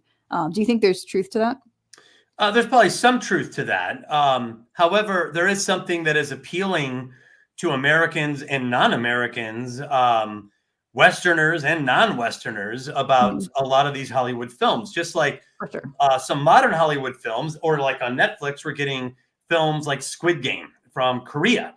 Americans love it. We don't need to be Korean to appreciate this fantastic story, or Shogun. It's dealing with some human universals. Like, it's very Korean. It's dealing with Korean specific things, but it also is dealing with things that we and I think that Hollywood had an appeal that kind of exceeded his limited analysis. I think American culture mixed with mythology had a surprisingly optimistic message in it.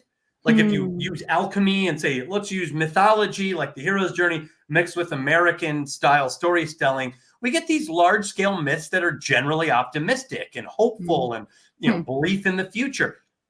And I think that's kind of a uniquely American thing on some level.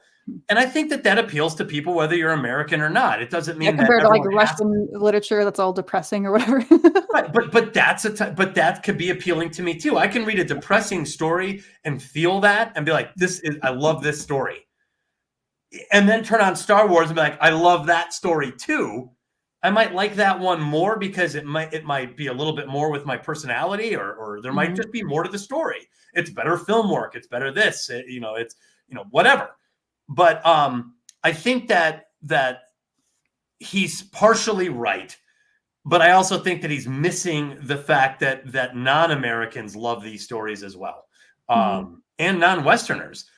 Japan loves Star Wars, huge. Star Wars did good in China. Star Wars performed well pretty much around the world. And so there's something else there that obviously was worthwhile, something substantive. I do think that element of the sort of individual hero going after something, I think that's interesting. Like you do see that a lot in American stories, or you might compare it to like some Japanese story. It's obviously it depends, but I'm just thinking about like a lot of Japanese films I've seen, like there might be more of a collaborative solution, or instead of just purely defeating the enemy changes and shifts. I guess that's more of a feminine solution. They become whole, they become redeemed or whatever. But again, you have that style as well. like the American Western is very much inspired by like Akira Kurosawa films, which from Japanese. So there's all this back and forth influence too. So I think you're right. It's much more complicated than that. But maybe as one of many elements. Right. I think that's fair to say. All right. I think that leads us to go into story beats. Heath, we just talked about how the hero's journey is universal, but not the only type of monomyth. It's certainly not one size fits all. We haven't really done anything new, but we just so that's fantastic. So I talked about the first 2 sentences under myth and story beats, and you guys talked about the additional 1. Now we're moving on to the next. Hey, real quick, this is probably go ahead if you have comments on this section. Go ahead. No. Well, this is the perfect spot to mention one of Table Talk's favorite guests. He says, "Why did the monomyth conquer Hollywood? Because Christopher Vogler sent a memo to all the Hollywood studio system, explaining the hero's journey and then advising them on how to use it." So, and this worked. This worked very well, and a lot of the stuff that he helped to advise on ended up being very excellent stories. Things like The Lion King, Aladdin, some of the great Disney shows, The Matrix. So Christopher Vogler was directly involved in this observation. Yes. Did you address Daniel? What Daniel said? Are you saying the monomyth is a classification of story structure? That seems no. I think that it's separate from genre. I think it supersedes genre because I have found the heroine's labyrinth in multiple genres, if not almost every genre. You could find this pattern. Sorry. What's that? Could you bring the comment back up? Oh, yeah, absolutely. It's a classification of story structure. I think the answer to that is yes. We're saying it's a type of story structure, not a type of genre. If I'm understanding the question correctly. Yes. That's how I would say it too. Just said is what I would have agreed with. Yeah, if the monomyth is the hero's journey, if that's it, then that's the story structure is not a genre. Yeah, so, we're saying that there are multiple my understanding. That there are multiple monomyths is Doug's conclusion. Right. And I think Druden Fuzz recommended the word metamyth. I've actually thought of trying to come up with a different word. I was going to say, I don't like monomyth if there's more than one. Yeah, it does seem. So wait, metamyth? Metamyth or transmythic or I don't know. I've thought of a couple different things. Okay. I'm going to think about that word because if there's more than one, when Doug first came on this show, I said that Brianna and I were we were working on story structures, and the hypothesis that we were working under was that there might be 6 or 8 core story structures. This is a random number you threw out, right? Arbitrary. Well, it wasn't random. It was arbitrary. Yeah. In saying that there's not one. Mm-hmm. That if we try to reduce this to 1, we may be doing something wrong. But if we also say that there are 116, there might be ways to categorize those 116. Yeah, simplify. So I just as an arbitrary number, thinking that maybe there were 6 to 8 core. That does not mean it's right. That was the initial hypothesis, as in not 1, but not 118. Mm-hmm. Mm-hmm. So metamyth, I'll think about that in the terms of that. Yeah.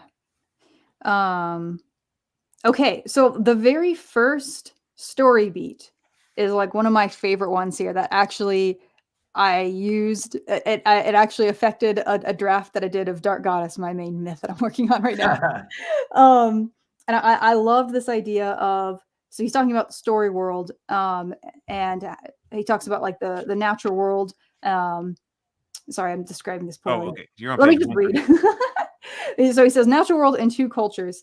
So he talks about how you can have two cultures in your myth that are opposites in some way.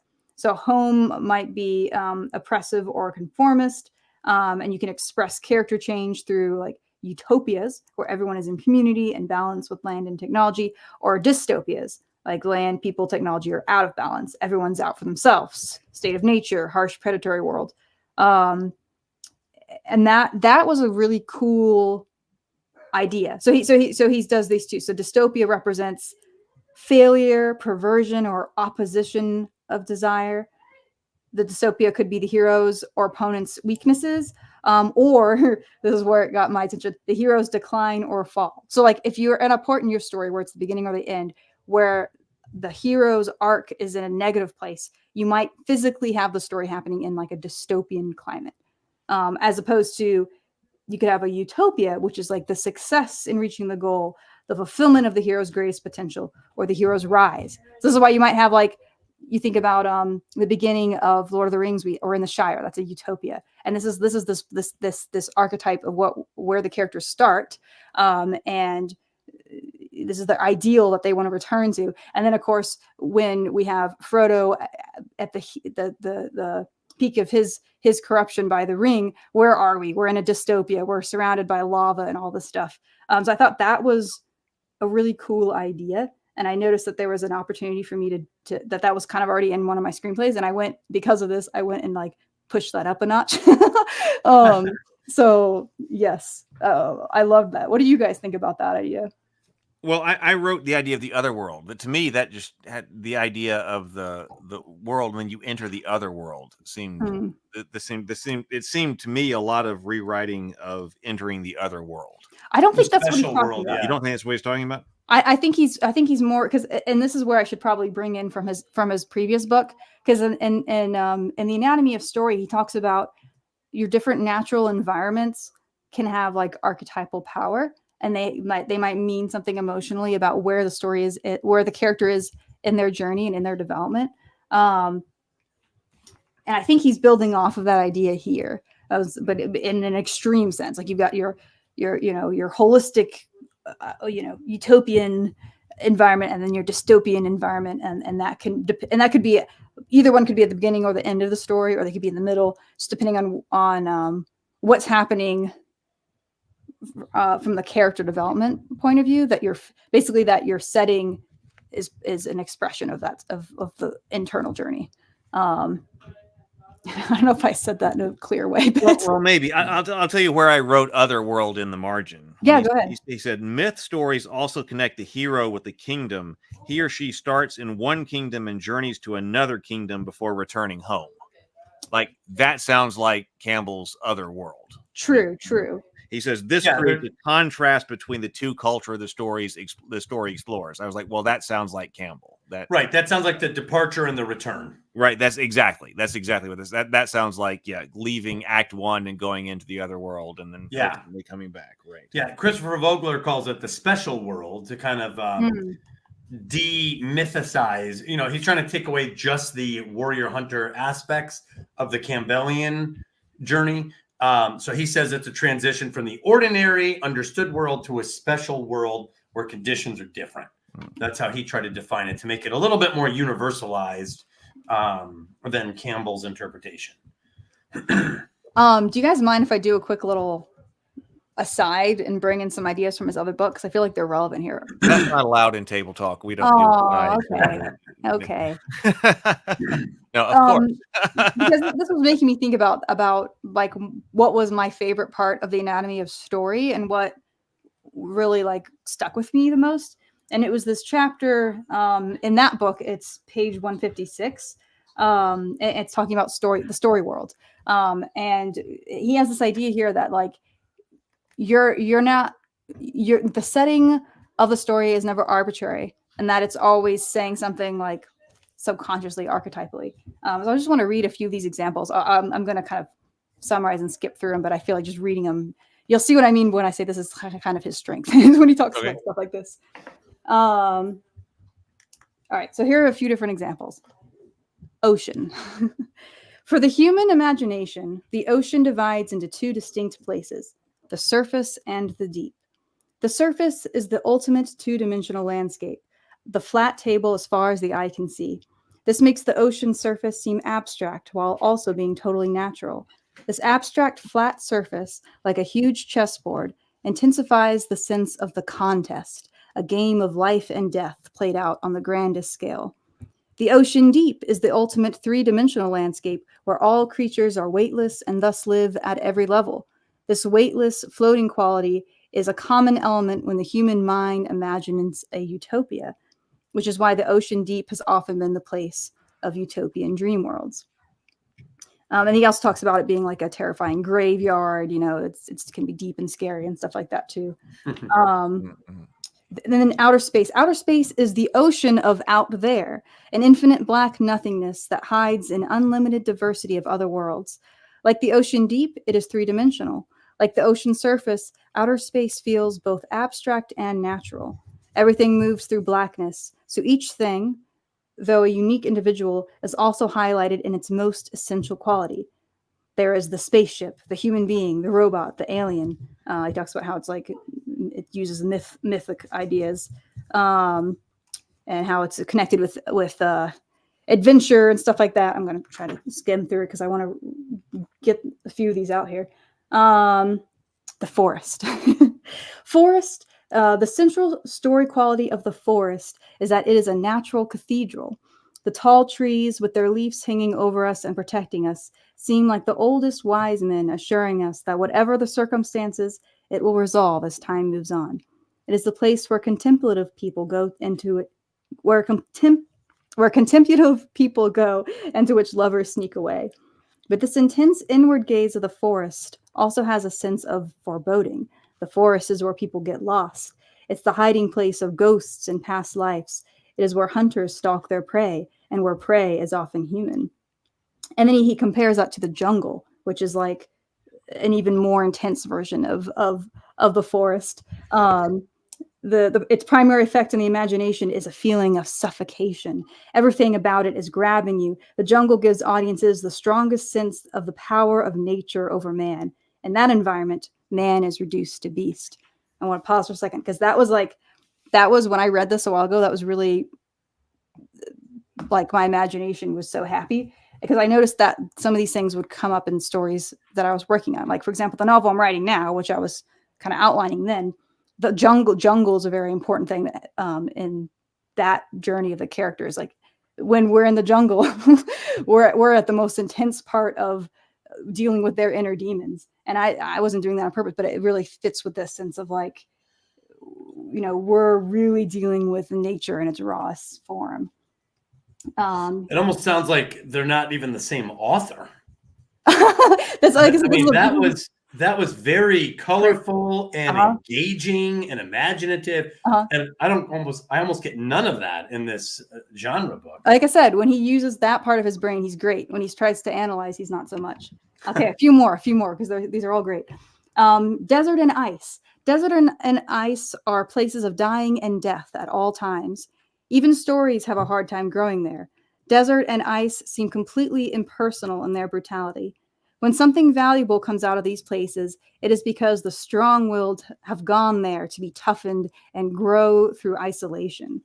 I love that. Like we talked before about how we have the archetype of the hero going out into the wilderness and to become someone and then to come back. I feel like that kind of fits into that. Oh, shoot. My battery's about to die. I forgot to plug in my laptop. I'll be right back. You guys talk about something else. Whoops. Okay, we could talk about something else. See, that's interesting. Like, that's very engaging prose. And it doesn't even sound like the same guy. You know what I'm saying, Heath? It sounds completely like that would have been maybe fun we to started read. in the wrong place. Yeah. I feel he just kind of got trapped into this structure he set up. And I don't know, that what she just read was very colorful. Hurry.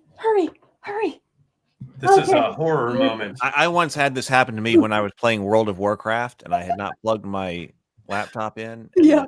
I My died. phone is in a completely My different room. laptop died in the middle of a dungeon, and everyone was angry at me. It was like, what is this guy doing? Is because, oh my God, I forgot to plug my laptop in. All right, a few more. Okay. Island. Okay. The island is an ideal setting for creating a story in a social context. Like the ocean and outer space, the island is both highly abstract and completely natural. It is a miniature of the earth, a small piece of land surrounded by water. The island is, by definition, a separated place. This is why, in stories, it is the laboratory of man, a solitary paradise or hell, the place where a special world can be built and where new forms of living can be created and tested. This made me think immediately of, what's it called? The Island of Dr. Moreau, the H.G. Wells story. I was like, yeah, of course that would be on an island, according to this. Well, all the Bond villains were on an island. The Incredibles mirrored that. You know, the island, the beach, Lord of the Flies, the Black Stallion. Okay. But see, and that idea is one of the ones that we've been exploring a lot here on Table Talk, and these things that as archetypical are something subconscious. Yeah, like when you're telling this kind of story, where that the hypothesis being that when you're telling that kind of story, the environment emerges from something subconscious. That this kind of story should be on an island. This should happen, and you'll just know. You'll just know to do that.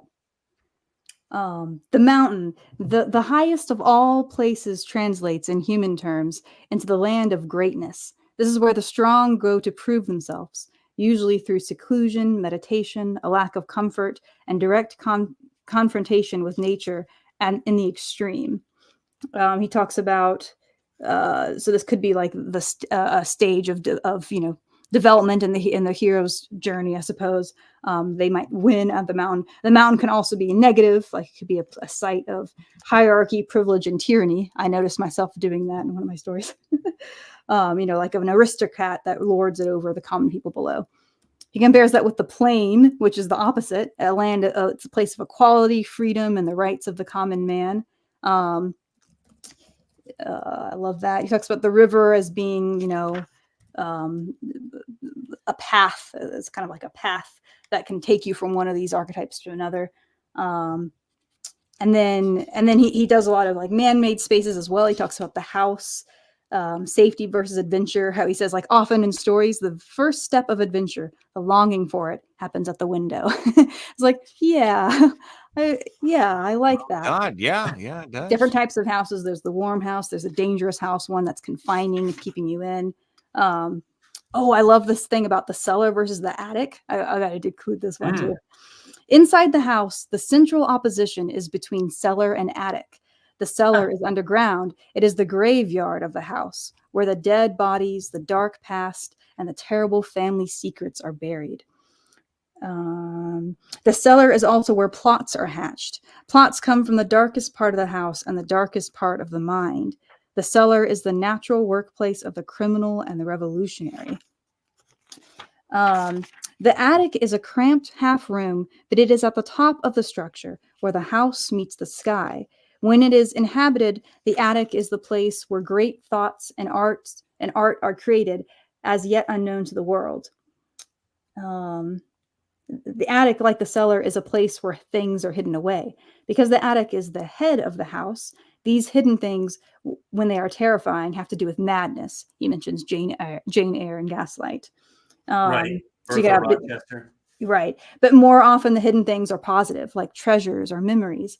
A character discovers an old chest in the attic that opens a window into what that character was or the character's forebears. He also talks about the road, about this being like a thin line. I should just read it. The road is always tenuous. It is a single slim line, the barest mark of man surrounded by rough impersonal wilderness. So the road requires courage. And then one last thing is when he talks about cities can be some of these other things. So he talks about how the city can be a mountain, the city can be ocean, city as jungle. So he talks about like Coruscant. Yeah, that might be an example. So in city as jungle, here the three-dimensional quality of the city is not liberating, but rather the source of death. Enemies lurk all around, and a fatal attack comes from any direction in an instant. This kind of city is typically closely packed, steaming, and wet, with the residents portrayed as animals who differ only in the way they kill. I'm like, I can immediately like see that in my head. I'm like, yeah, I can see city as jungle being like crime. Like you see that in a lot of like dystopian type things. City as forest is another. So you can kind of, he talks about how these archetypes combine with each other. I think that was all that I wanted to read. So I think he's building off of that idea in this story beat, which was, again, I think my favorite part of his original book. When he's it doesn't even sound like the same guy. Right. Yeah, that's his strength. He needs to do more of that stuff. Well, that was much more intuitive writing. I felt like he was writing from the gut, Exactly. Pure intuition, and then just nailing the details. It all sounded right. It fit right. And you could almost imagine moving from the attic to the cellar, from the jungle into the mountainscape, I don't know. That was very engaging writing. And I get almost none of that in this. This feels dry and speculative by comparison. By comparison, I hate demeaning. I'm not trying to demean the whole work. He obviously put a lot of time into this, but that magical touch is missing. Yeah, I agree. Anything else about this one single story beat before we go to another one? Well, you're talking about the natural world and the different cultures. Steps for creating the story world. I think you can go into that. That's part of that step. So yeah, we can. Okay, yeah, that seems to be part of that step. But when I was reading this, okay, so we're the beat that we're supposed to be exploring here is story world. Okay, because it's about story world. Story world, natural world, and two cultures. That's what we've just been talking about right here. Yeah, so that was one aspect. So that was another thing that he did talk about in this other book that I kind of glossed over, is he talks about the story world has three aspects to it. There's the natural world, and then there's man-made spaces and technology. I just now, when I was just reading there, I went through his land and through his man-made spaces, and then I skipped technology because I didn't remember anything there being interesting. So he's going through the two, when he talks about the beginning, that the utopia and dystopia, that's wait, never mind, I take that back. I think that's both. Okay, go ahead, you talk. Sorry. So he goes then in that story beat, steps for creating the story world. And he says, step one, define the overall story arena, where he starts to talk about the Lord of the Rings, which I was very interested in. So he says, okay, so this is a modern cosmology and mythology of Great Britain. But he says the main reason, without argumentation, the main reason for the huge success of the Lord of the Rings is this magnificent story world. That's at least arguable. Sure. That could be true. That's one of the reasons. I would say that's one of the reasons that he's the one who brought this forward first, and then every fantasy author afterwards has wanted to have a world as rich as Middle Earth. Right. But he says that the main reason is because of that. And actually, we've talked about this on Table Talk before, and talking about the themes that he deals with, the themes that the story talks about. And arguably, I'm not saying this is true, but I'm just saying that in contrast to what he says right here, arguably, if he did not deal with eternal themes that human beings have been wrestling with, and so they wrestle with them within Middle Earth, if he had not dealt with those things, and yet he had still had an amazing world, would that have worked? Well, I don't know. No. We don't have this experiment to run again, because having an amazing fantasy world, but Truby says that's the main reason. But that's at least arguable, that we've got to couple that with eternal themes that touch all of humanity that this work deals with. And it happens to do this in this amazing fantasy world. So I'm not sure the main reason for the huge success of Lord of the Rings is the fantasy world. It could be, but I'd want more argument from that. Yes. He says the story plays out in a large but defined place with seemingly infinite subworlds. This gives the story two strengths: one, unity and distinctiveness, and two, diversity and additional subplots stemming from the subworlds. And I just put I put a giant question mark by that entire paragraph. Most of my notes are question marks. It's just a giant question mark, right? Yeah. I put a lot of question marks in this book too. Yeah. So only because it's like, are we sure about this, or is this debatable? I usually put a question mark and then I put a bunch of opinions in the margins. I'm like, yeah. Actually. That's Sable says, wow, that was some word salad right there. Right. Yeah. So the entire paragraph. Yeah, one way to transcend myth is female myth. And it's like, that's still myth. That would be still myth. Right? Yeah, we should come back to that because. Yeah. So the entire paragraph, exactly, it's word salad. Just listen to this. Just listen to this paragraph. It is the main reason for the huge success of The Lord of the Rings is its magnificent story world, Middle Earth.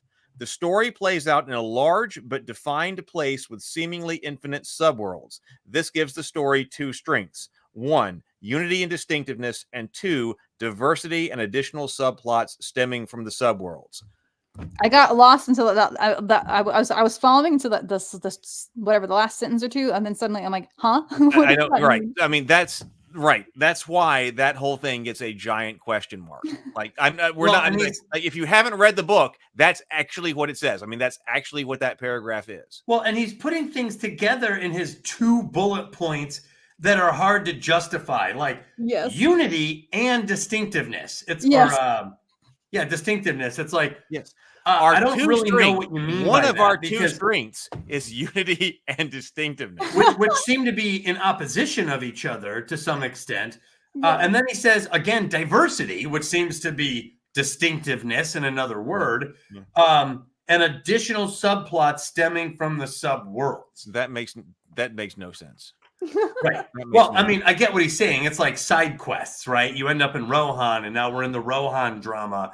And then you're in the Mirkwood Forest. Now we have the Mirkwood Forest drama. They're not even side quests. They're smaller. It's like a river. It's like tribute. No, I can't say that word either. We're still going in a certain direction, but we kind of have to meander a little bit to get there. So I don't know. Well, and again, this is why when I read this book, I'm in resistance mode because, like Heath just said, when you hear the main reason for the huge success of Lord of the Rings, it's like I immediately sit back, like, "What is it, John?" Okay, tell me, John. What is it? His answer is that way we can all replicate it. Yeah, please tell us so that we can all do exactly. Please tell us, Master. Well, and again, like Heath, I had an almost identical reaction. I was like, "Well, the story world's certainly part of the success of Lord of the Rings." But I certainly debate that it's the thing. Because how many books have we read with fantastic story worlds, but no story, no plot, no other meaning, and no other cultural? Like I said, he brought World War I. Yeah, something that no one understood. He brought that into this, and now we're like, oh my god. I'll give an example of this. I'm going to not give any details. I want to identify. There was a person I met at one point who was just really proud of this fantasy world, this fantasy science fiction world that she'd been developing since she was a kid. And she was like, this thing is so, she was like so proud. She's like, this thing is so amazing. Like, I got so many details to it. And like, there's just no way that like people aren't going to want to publish this. And I just kind of looked at her. I was like, well, it has to be a good story. I said something like that. And she kind of was like, yeah. I'm like, no. It has to be a good story because otherwise people aren't actually going to care about the world. I didn't actually say the last part, but I would have if I knew her better. It's like I meet a lot of writers because I'm a writer. I go to events, whatever. I meet people all the time. There's so many people out there that have created vast, fantasy worlds. Lots of people have been inspired by Tolkien. But that in of itself isn't interesting. It's the story that makes you interested in the characters. And then because you care about the characters and the story, then you also care about the world. Like that comes after, in my opinion. Totally. And I think that's true in Lord of the Rings too. Like it's the archetypes and the story that draws you in. And then you're also like, oh, and as a bonus, this is this really cool, rich story world. Now I want to know more about the world because I care about the characters in the story. Well, and with The Hobbit and with Fellowship of the Ring or The Lord of the Rings, you care because you are introduced into this very cozy country lifestyle with Bilbo Baggins and with Frodo Baggins. So there's something country and free and carefree and delicious. There's a lot of creature comforts and foods and festivals and outdoor lifestyle and then indoor comfort. He really sells you on that and really makes you like, and then you get the dwarves and Gandalf and the unexpected journey. And then there's something very exotic entering this very comfortable. If you don't have Bilbo, I don't know if I care about the dwarves. I don't know if I care because I never cared so much until I got comfortable in that hobbit hole, eating cakes and drinking tea and all that. Like once I was sold there, now I'm a little bit more intrigued. And then the further he moves you out of that comfort zone into these very exotic situations, the more exciting it got. And now you're in. You care about Bilbo. You like this guy Gandalf, and the dwarves are growing on you. Well, in season 2, after episode 100, I want to go into Tolkien deep. And the reason is because that's the big leagues. I love Tolkien, and this is my show. So we're gonna so that's the reason why. But this has made me some additional questions to ask. Okay. I do love that. Like, okay, when you say the world is because of this, because but because we do, and Doug and I often talk about this when we talk about different stories, is like we also need to analyze this in the context of the time that it was actually written. Yes. Or the movie, when the movie came out, what was going on and stuff like that. Because Tolkien is the establisher, the establishment of this genre as a modern literary genre. And so maybe it's not completely out of the question that the establishment of the world is fundamental to it, because this is a hypothesis, just kind of things that I'm bringing out here, that like when you think about fantasy before Tolkien, if you're talking about what's the girl that goes down the rabbit hole, Alice, right? Yeah. But the previous to Tolkien, this is a hypothesis. You think about fantasy worlds as being worlds without rules, and no internal consistency. That when you go into the fantasy world, man, you're in Neverland. Maybe, that kind of thing, or whatever, you're someplace else. And maybe it's the case that Tolkien provided you with, here's a fantasy world, but it actually has rules and logical consistency and the way that it operates. And so maybe we'll never be able to run the experiment again, but that an internally consistent fantasy world that is constructed in that way may still have been earth-shattering, as far as that goes. But he also brought the themes, the stories, all of these. So it's very difficult when you only get to do this thing once and looking back on this to determine what the main reason for its success is, Yeah, there's way too much confidence that he places in like statements like that. Sable, let's go to a super chat. Sable Phoenix for $10 says Truby's big problem, because I think it's really relevant here. Thank you very much, Sable, for $10. Says Truby's big problem here is that he makes the declarative statements as if they are self-evident. They're not. He needs to back them up. At least take us through the reasoning that got you there. Yes. That's why Heath's potentially fascinating comment works, because none of it's explored. So it's all potentially fascinating statements without the backup. And I think that's correct. Yeah, I just want to make a quick aside. In the science fiction chapter later, he's making these different categories of different types of stories. And I noticed he made one category where he only gave one example. And I'm sitting there going, did he just create an entire category for this story? It's like you create this entire category and you just have, I think it was Westworld was his example. And I was like, anything else? Like, or is Westworld the only story that does this? In which case, why? So he does. Well, and then the one example he gives works perfectly with the statement he made. So it's like, were you just thinking of Westworld when you said this? Yeah. Again, I'm not saying I wrote this great book or anything like that, but the one thing I tried to do with Heroine's Labyrinth was give example after example after example after example to drive the point home so that it was convincing. I felt like if it's convincing, the reader will come with you on these things a little bit more. When you're not convincing the reader, you'll get that resistance from the reader. And I think that's a failure. You failed if the reader can't come with you on these things, if you haven't done that. Yeah, he comes across as like a teacher, like he's telling you how it is instead of inviting you in on a conversation and asking questions. You know what's funny, Brianna, is right before the show, I wanted to watch a few Truby videos. So I was like, let me watch a couple of these. So I typed him in and I pulled them up, and I was just as equally frustrated because he'd be like, there's 3. It made me think of Michael Scott in The Office. Remember, he's like, there are 4 major businesses: railroads, hospitals, and I was and then he ends with like medicine/tourism, like these completely bizarre categories. And I was like, and what's funny is while he's doing this, he's like, there's 3 forms of myth, and he would say it, and my mind is like, that's not but you would watch all these students like, oh. Yeah. I was like, oh man, they're just eating this up. Yeah, because it's given so confidently. Yeah. So, but that's what I mean about like the teacher statement. Mm-hmm. That's how he is presenting this. Like he just wants us to take notes rather than to seriously internalize and consider what he's saying sometimes. Mm-hmm. Okay. Anything else about the different steps of determining the story world? No.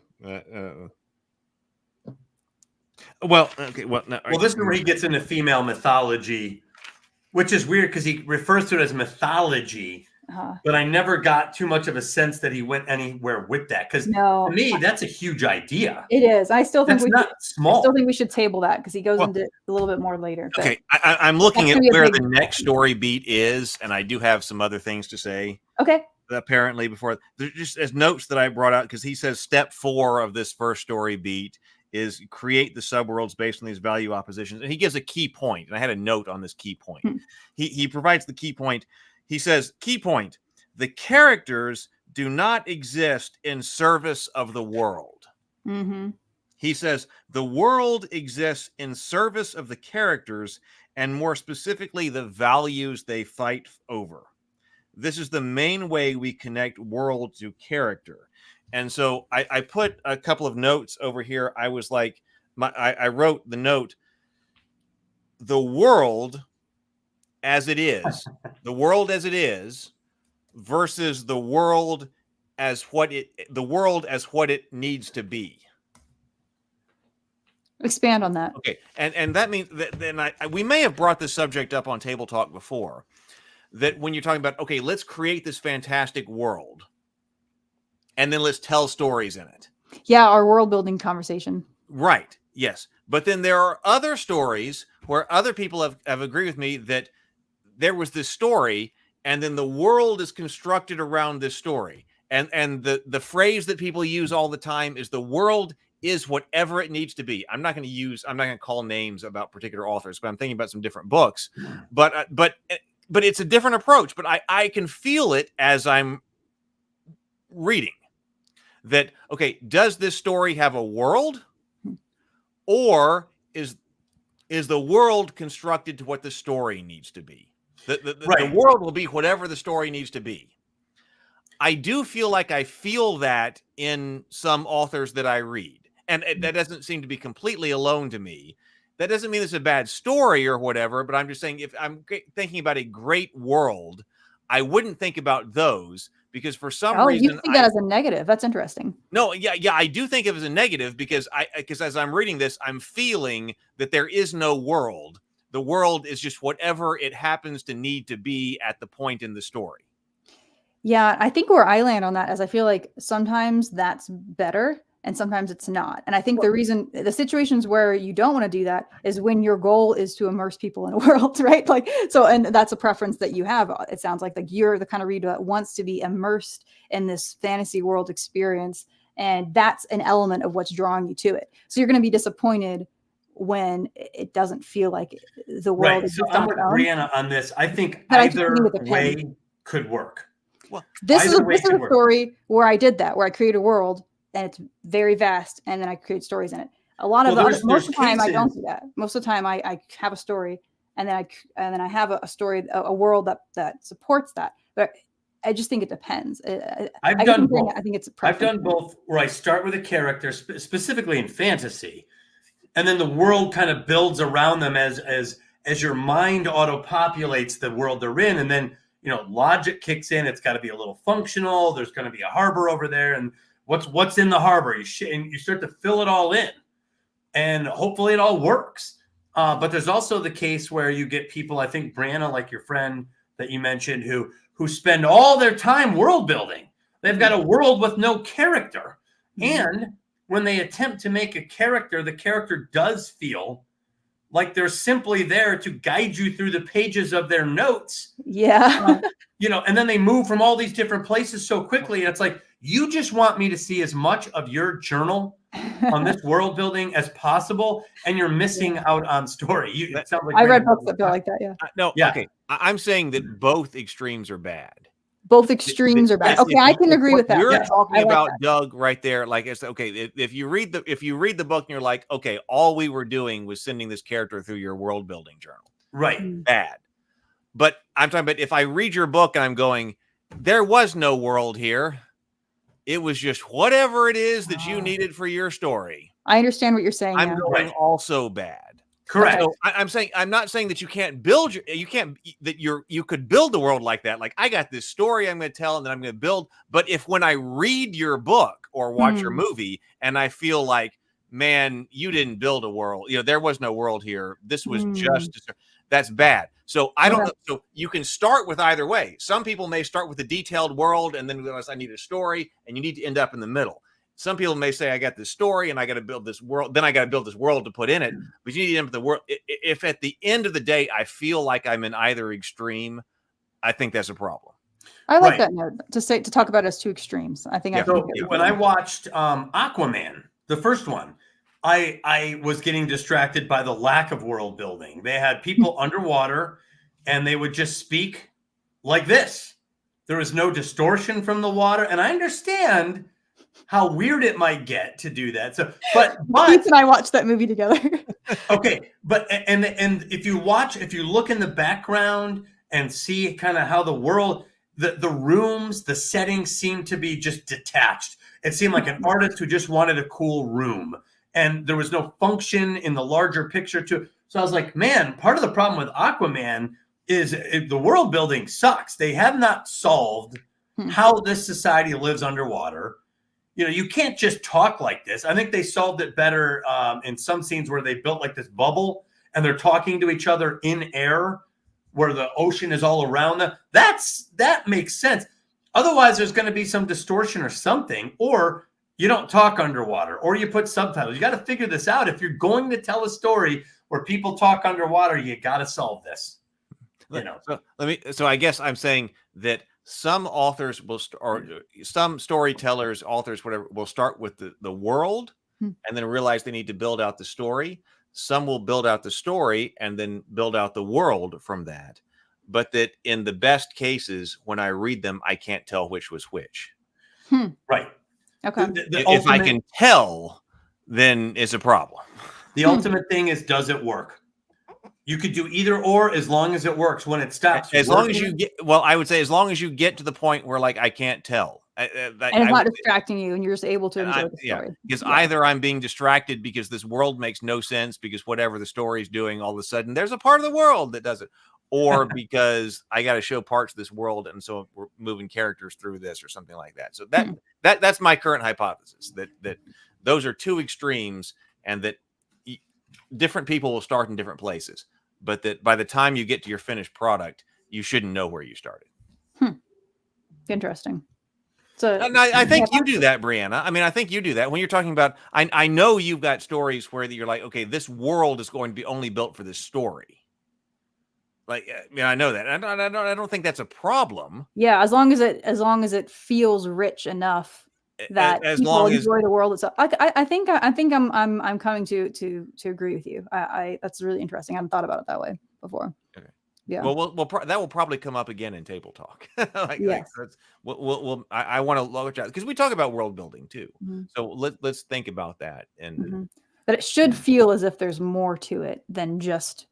It shouldn't feel like you're turning and then the world is populating it wherever you look. That it should feel as if it's there already. Like, oh my God. Well, I'm thinking, and because I'm not going to call out particular authors, but like when all of a sudden, okay, oh my God, we need this plot point.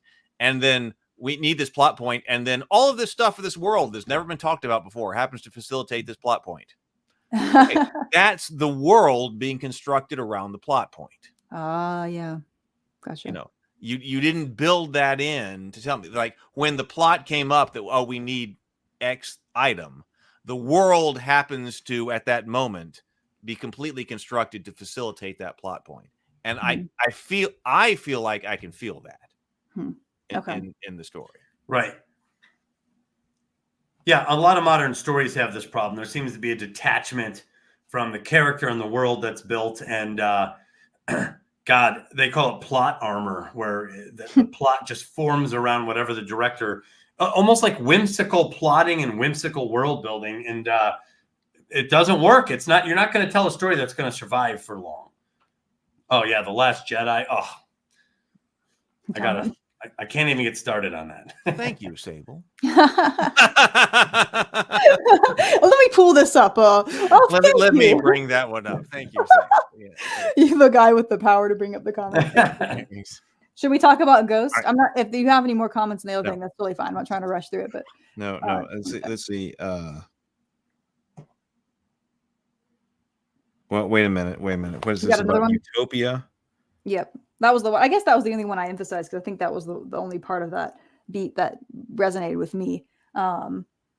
So I realize now when I'm looking at the chapter that I introduced that beat weirdly. I just focused on one of those steps because that was the one that I liked.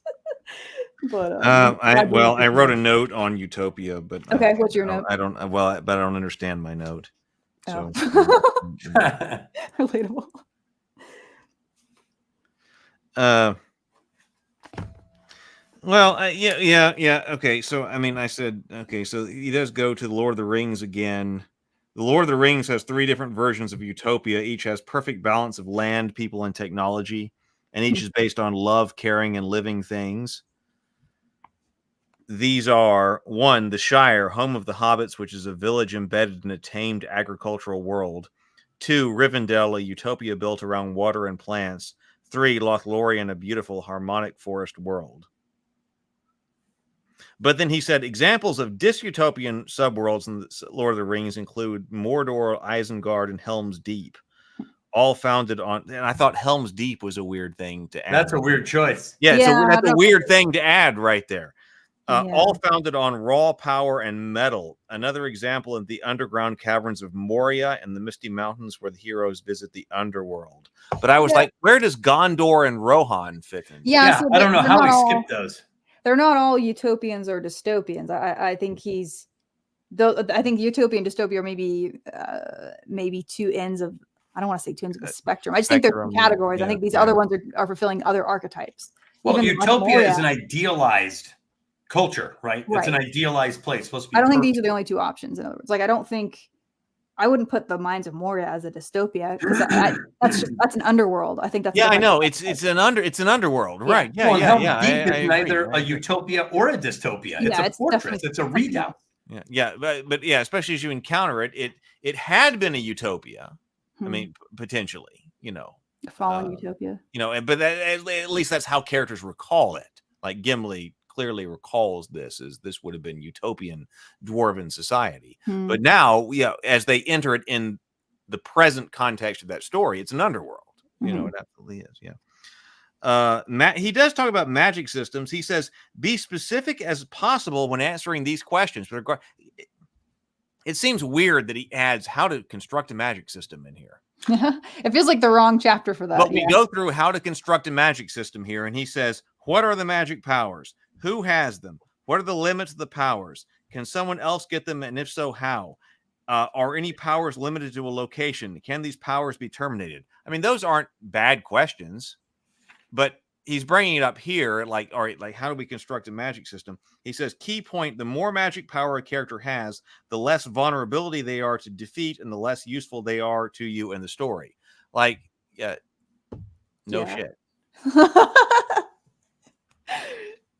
Thank you for that. Right, John. right. So he does say he says the Lord of the Rings uses Middle Age technology. Mass communication is by fire signals on the mountaintops. The technology of war is highly detailed. The sword, the horse, and the flying reptiles, which are the Middle Ages equivalent of fire planes. But I thought the Palantir. the Palantir that are communicating between towers is a much more sophisticated kind of modern communication system. I wrote Correct. that down. So there you go. Now we're to the myth story beat. Ghost, difficult birth and losing the father. All right. So he says, as Joseph Campbell points out, I'm reading my summary. Sorry. Okay. Many myths start with the birth of the hero. There will be difficulty. And then I wrote, and I add, for a predestined hero, there will also be miracles. That was something Joseph Campbell started. Oh, nice. And then modern myths, I thought this was an interesting note from him, that modern myths may do a rebirth instead to kind of avoid telling the story of the hero's childhood, which I think that's interesting to note because you do see a lot of older myths. They have sort of the hero's childhood stage of the story. And we don't see that. That doesn't happen as often. Sometimes we have a little bit of that, like kind of like a prologue of our stories, but mostly that is not a popular feature of modern storytelling, I don't think. Wait, what is not the birth of the hero? The sort of the life of the child of the childhood of the hero, like I think about like what's an example, like what's his name, the big mythic character from Ireland. Why am I forgetting his name? But he's no, it's this great warrior character, but he like, there's a story about him as a child defeating a bunch of people. You're talking about all the Celtic myths. Yeah, or you have, the story of Moses. Like, we start off with him as a child being saved in the river and all this stuff. So there's a lot of old myths have a stage of the story talks about the birth of the hero or something about their childhood. Jesus is, the nativity story. We have the nativity story. Like that's a common motif. We see that. I think he's right. I don't know if you guys would agree. Just without thinking about it deeply. At a glance, thank you, Cahulin. That's I always forgot. Is it Cahulin? Cahulin, I think is how you say it. That's who I'm thinking of. Yeah, Cahulin. But yeah, like I feel like we don't see that as much in modern day storytelling. It's probably we kind of skip that. Well, you do that as a shorter period, as a beat, as opposed to like a section of the story. So he says there's a rebirth instead. Well, I think that's an interesting point. Yeah. But it's in many sense it's the same beat. Birth versus rebirth. Yeah. It's gonna be like, do we need to deal with his birth? Okay, with Jesus, we do. Okay, this is Jesus's birth, right? But can we archetypically handle the birth through rebirth? Harry Potter. Think about Harry Potter. That's a good example, a modern one. We have some of that. We have him as a child, and he gets the scar. So that's hitting that same beat, but it is shorter. It's like the prologue, and then you know what I'm saying? Crazy so cool. Yeah, Irish names. I know. I am trying desperately to get more into the Celtic myth because I just love this is in my mind because when Tolkien went to publish the Silmarillion, the publisher wrote back, "This is very Celtic." No, you would love the Celtic myths. And so I know I do. I've been getting into them, and I've been studying them especially for like Clovis and the rabbits. I'm deep into that. But I just love that like that Tolkien wrote the Silmarillion and sent it to a publisher, and they're like, "This is very Celtic," and I can just see Tolkien's response is like, yes. Yes, it is. This is very Celtic. Yes. Today, people would be like, this is very Tolkien-esque. Yes. Oh, yeah. Any other notes on that on Ghost? He mentions the losing the father. I was like, yeah, and also losing the mother. I think that's a common one. Because I think it's interesting to note that. One more comment, real quick. A lot of heroes are often like abandoned. They're like this is an additional, like they're like abandoned children is a very common thing in old stories. Whereas today, I think the version of that is the orphan. Again, Harry Potter exemplifies this. Like right. Yeah. Lou Anders mentioned that one of the early parts of Act 1 is the orphan archetype often appears in many stories. Yeah. So it is a common one. What I would want out of this chapter or this section that he's talking about here, what I would want out of it is greater differentiation between what it means to have the birth and the rebirth. Okay. Because it's possible, at least my hypothesis is, that archetypically they could be the same. That somebody realized, hey, wait a minute, I don't actually have to have this hero be born as an infant. I can have him be reborn, as a military age male and hit all of my story beats. Mm-hmm. And I can actually skip him being, right. A birth scene has zero agency for that character. Yeah, but whatever that birth scene does for the story could be done archetypically in a rebirth story. Mm-hmm. I think he's saying that. Yeah. So I want.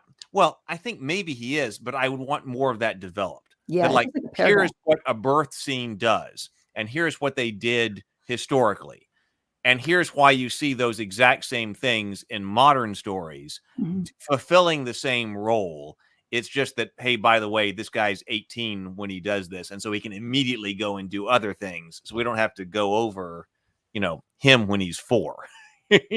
Right. Yet again, there should be way more depth to what he's saying. There should be multiple books. Did you worry about to say something, Doug? No, I'm good. All right, character web. This part was kind of weak for me. I didn't find it to be all that useful. Maybe you guys did find something in it, but he was talking about how in a myth story there may be a great non-democratic hierarchy in the world, such as gods above heroes, above kings, above commoners, etc. And then he says animals and objects go below in the same hierarchy. I didn't really find that to be profound personally, but I don't know. Did you guys? I found it very profound that he included minerals. Number 11. Page 147. 146, 147. Yeah, it's the next. In the great chain of being. Number 11, minerals. Make sure you get your minerals. I can't believe I missed that. Minerals, and then under minerals is non-being. What is a non-being? What is that? Yeah. Right. That's a great question. How can, in the great chain of being, we have a non-being. Can a non-being be there? I just want to know what that is. What is a non-being? That's just below minerals, people. See, and believe it or not, isn't a mineral a non-being? I would think so. If if I'm looking at a lump of silicate, I'm going like, okay, I think we might have a non-being here. Maybe we need the great chain of non-being. I'm not even sure if I'm looking at a plant, if I'm looking at a being.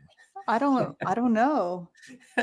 It's just weird. It's just a weird inclusion in this list. And I do love, I didn't notice this. I do love that. Okay. Like, I'm not sure if I'm looking at a plant, if I'm looking at a being or not, but okay. The next above plant is animal.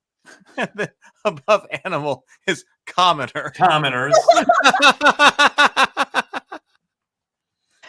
Oh no. Okay. All right, our next one, the next beat is he says character web. So he's just talking about like the different types of characters that you have in this story. Archetypes. Each universal character archetype has a primary trait and a way of living that is instantly recognizable to all audiences. He says also they have an essential strength that defines them and a shadow. The weakness need of a particular myth hero is largely dependent on the archetype they embody. And then he gives a bunch of examples. Again, I think that's probably true. What we were talking about, we were categorizing myths ourselves, and we were saying that we have more archetypal patterns and archetypal characters. So I think he's probably right about that, broadly speaking. What did you guys think about this beat? Yeah, I mean, it's a little fundamental or a little 101, I guess, but if you're going to write a character, you want to have, kind of some weakness or something they're trying to overcome or something they're doing that's not very well. I think a good writer will do this intuitively.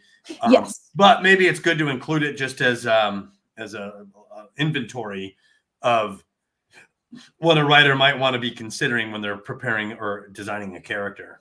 Yeah, and he goes through, just for people who haven't read it, he goes through he gives a few examples of archetypes. He has warrior, searcher, teacher, etc.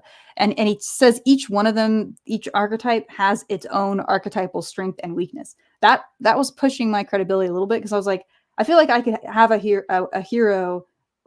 have a warrior archetype who didn't have the weakness. He says for warriors, the strength is the warrior is the practical enforcer of what is right.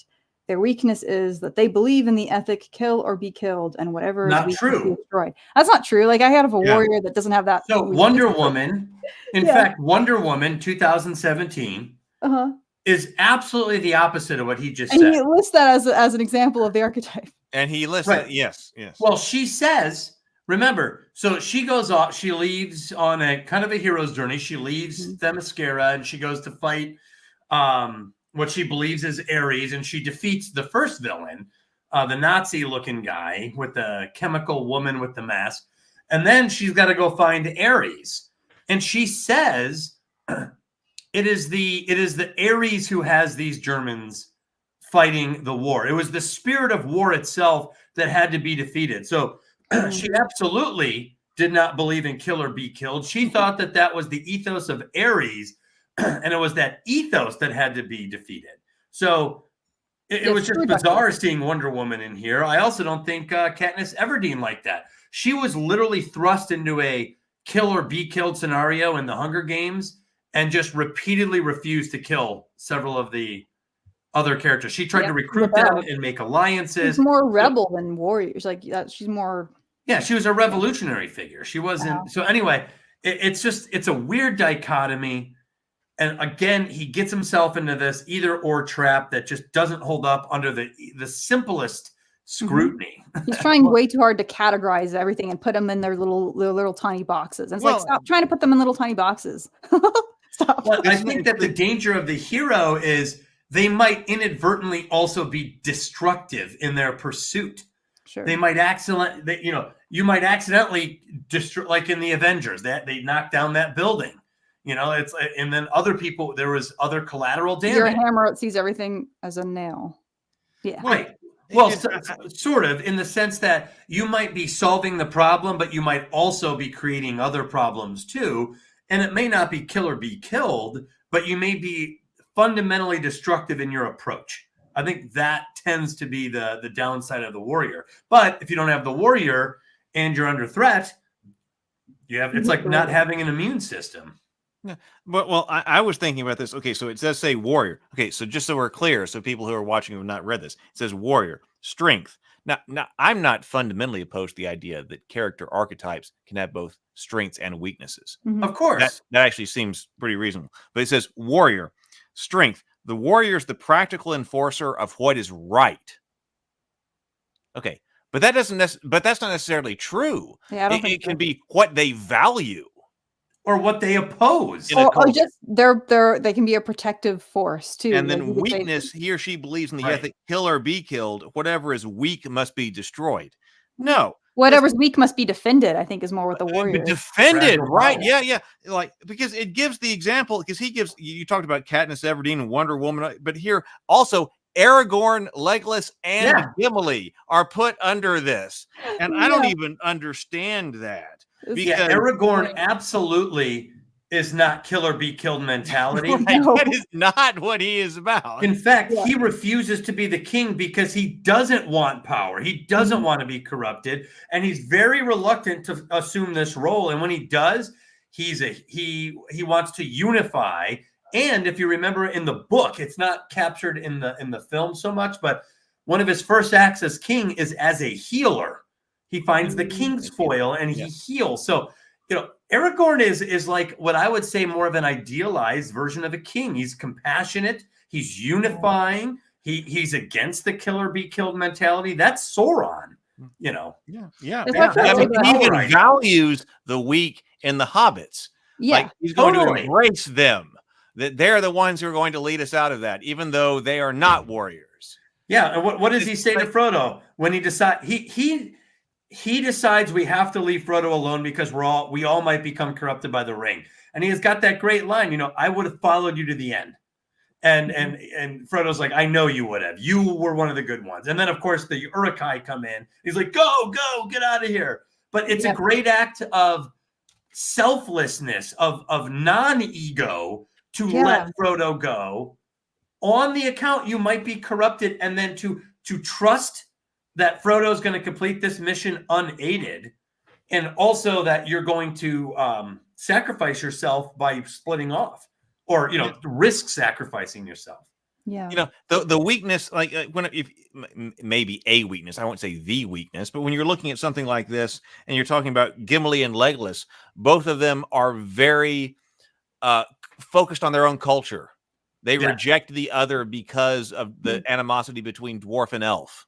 That doesn't have anything to do with weakness on the other side. I mean, they know that. I mean, they know that they're the enforcers of boundaries and stuff like that. I just and they overcome that prejudice against the other side. That's what that is. But that also doesn't necessarily have anything to do with being a warrior, because you can have the weakness of prejudice and then overcoming prejudice, not in a warrior. As a non-warrior. I don't. Yeah, if someone tried to follow this is the same for all these archetypes, the way he talks about them. If someone tried to model their characters this way, they would make very reductive, simplistic, repetitive characters. So I don't think he's correct. You're right. I just think he's trying too hard to put them in little boxes. Like, but I don't even know how he penciled this in. Yeah, like how did he I'm even come to that making a conclusion? list and I write above it, "Kill or be killed," which, that's like a Nietzschean, that which does not kill me only makes me stronger. This pure warrior ethos, this Conan the Bar, and actually he doesn't even have Conan in there. But if I'm going to make a list of kill or be killed, how do you go Wonder Woman and write that down? Like, how did this list come about like this? That's what confuses me. Yeah. Okay, should we go to the next? The next. Do you want to go through each archetype, or did you want? No. We don't need to do that. Okay. Because I didn't have as much commentary for the other one. My brain just rejected all that. I was like, no. I also. Go ahead. I have one comment about the searcher. Okay. He goes, oh, that's the next thing. That's the next beat. Looks for an object of true value. And I immediately circled the word object, because it's like, you can look for something abstract that you also believe is valuable. It doesn't have to be an object.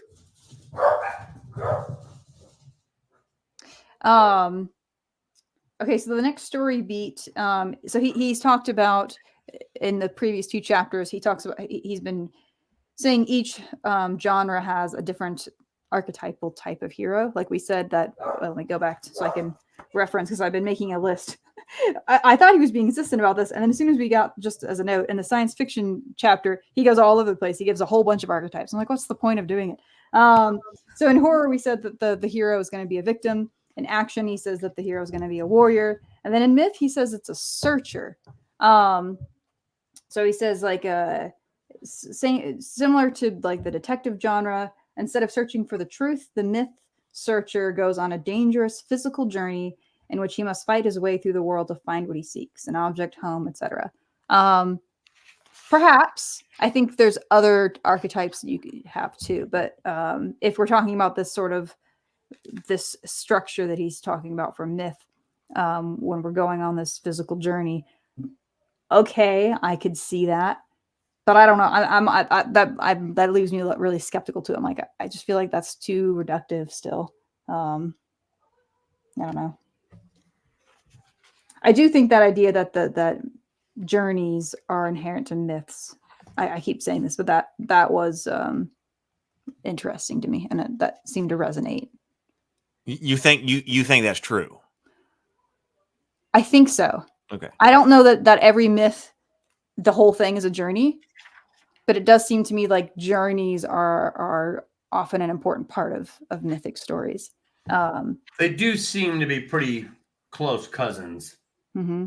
I think this is why this is something only Heath will understand. No one else will appreciate this. But you and I were discussing once a certain part of in an early draft of Dark Goddess. There was a problem that you identified, and you had a solution that I was resistant to. And I realized it was because of this. It was because I wanted her to go on a journey, and this was taking away the journey. I was like, but that has to happen. Oh, interesting. And when I was reading this, I was like, this is why I was resistant to Heath's solution, because that journey part, it made it not feel like a myth anymore.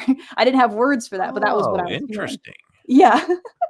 So you just went, oh, no one else knows what we're talking about, but that's okay. Well, no, that's interesting. I know what you're talking about then. So I'm interested to know how you resolve that, because yes, in this particular thing we're talking about, I was like, man, we're going way too much. Like, we need to resolve the story where they are, and you were sending them to other physical locations. I introduced those ideas earlier in. That's what I did. That's how I see. Okay, all right, I'm that. fascinated. All Yes. right, we'll see how that goes. Doug's also like, I don't know what you're talking about because you read a draft. Well, this was fixed, I think. It sounds like problems were solved and Yes. interpersonal confusion was resolved. Oh yes, you are correct about the problem, but I did a different solution, and I think this was why, because I just felt like, but the journey, there has to be this. There has to be a journey. Well, I wonder if I were to think about that story again with that in mind, that like we have to undergo a journey, how would I propose a solution? I'll think about that. I think yes, I'd love to know your thoughts. Okay. And I'll let you read it too, and then we'll see what you think. Okay, the next. Oh, did you guys have any reactions to that beat before we move on? The searcher. It's like one paragraph. So No. All right, weakness need. So based on the ghost, he talks about how the loss of the father. The weakness need is based on their ghost. Okay. And I wrote, isn't that self-evident? The hero must live up to parental expectations. They must become a hero. I don't know. I didn't think any of this was all that. I felt like all that was obvious. I had 0 notes on that. Okay, that's probably why. Inciting incident. A talisman. He talks about how the inciting incident, I've been talking too much. The inciting incident may be linked to an object of power or significance. It is the physical expression of some major aspect of the hero's identity. Okay. Cool. Yeah, I just wrote the ethics of force. A lot of times the talisman also represents like either the ethics of power or force. The hero must learn to use it. And by learning to use it, you must have some ethical guidance. Like a lightsaber, you can cut down anybody anytime. So, but you're a Jedi, which means you use it for defense, never for attack. There's like rules of force there that go along with the lightsaber. The ring of power, the ethics of power are there. That's why Gandalf won't even touch it. So anyway, I feel like there's a deeper discussion here, and he just kind of simplifies it by saying more. I guess I would say less substantive and more obvious things, like it's connected to their identity. It's like, okay, like Luke's lightsaber comes from his dad. To me, that's not as profound as the ethics of force or the ethics of power. I feel like that's a more important discussion. Yeah, okay. I also wrote Luke's lightsaber by all of this when he was talking about these things, the Excalibur for King Arthur and stuff like that. And I thought there are more, but I'm not sure that the inciting event. I just feel like there are more sophisticated ways of dealing with all of this that we've read and we've dealt with in Table Talk, because inciting event, we've talked about that. We've talked about that with a lot of people, but then its association with a particular, what basically he has here is the archetype of the magic weapon, which, yes, sometimes they are probably coupled, but sometimes they are not. I just feel like we've been through analysis that's more sophisticated than what's presented here. Yep. Yeah, and by the way, there are also, I would make a distinction in my own notes. There's the magic weapon, but there's also the magic defense thing. A lot of times there's a magic item given to defend the hero or heroine. And like Frodo, he has the ring, but he also has the mithril, right? He's got the mithril. Perseus has the sword, but he also has the shield. Even in my own story with Theodora, I intentionally added the magic talisman. You guys might remember in Act 3, before she leaves the governor's palace, he gives her that amulet from St. Christopher. He's like, he's a guardian of travelers. He literally gives it to her. I added that purely for archetypal reasons, for a magic talisman moment. And that was a protective talisman. So, and again, no discussion on that here either. It just seems simplistic. This part here seems very simplistic. I think the talisman means a lot more than what he says at 80 miles per hour. Yeah. One. And that it doesn't have to come in the inciting incident. Yeah. No, it does I not. don't know why. I don't know why why he. Why In that's fact, the really ruby associated- slippers for Dorothy, the inciting incident happened. Another inciting incident happened, Yeah. and she gets the slippers, and she never learns what the slippers are good for. All the witch tells her is, well, they must be powerful, otherwise the wicked witch wouldn't want it.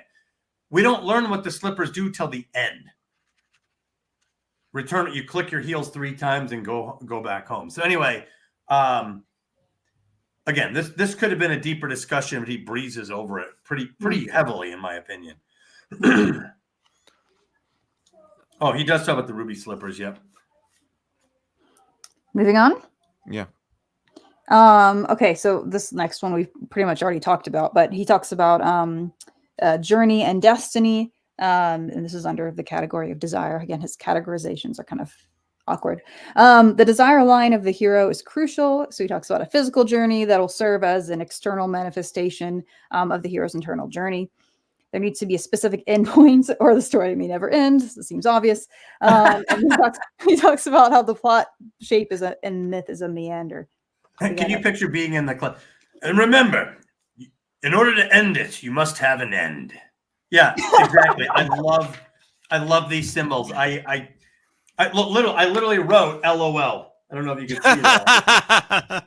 I'm like, what am I to do with this? Well, I mean, like this was, but it's like truism. I mean, I highlighted some aspects here, but it was like truisms because it says make the hero's physical journey a physical manifestation of his internal journey. Mhm. I mean, we've talked about that a lot. Yeah. I mean, the mirror of the physical and the spiritual journey, or love that the stuff. non-physical journey, or something like. Yeah, right. Yes, I mean, so that's not wrong, but that's very much the highest level kind of thing you can say.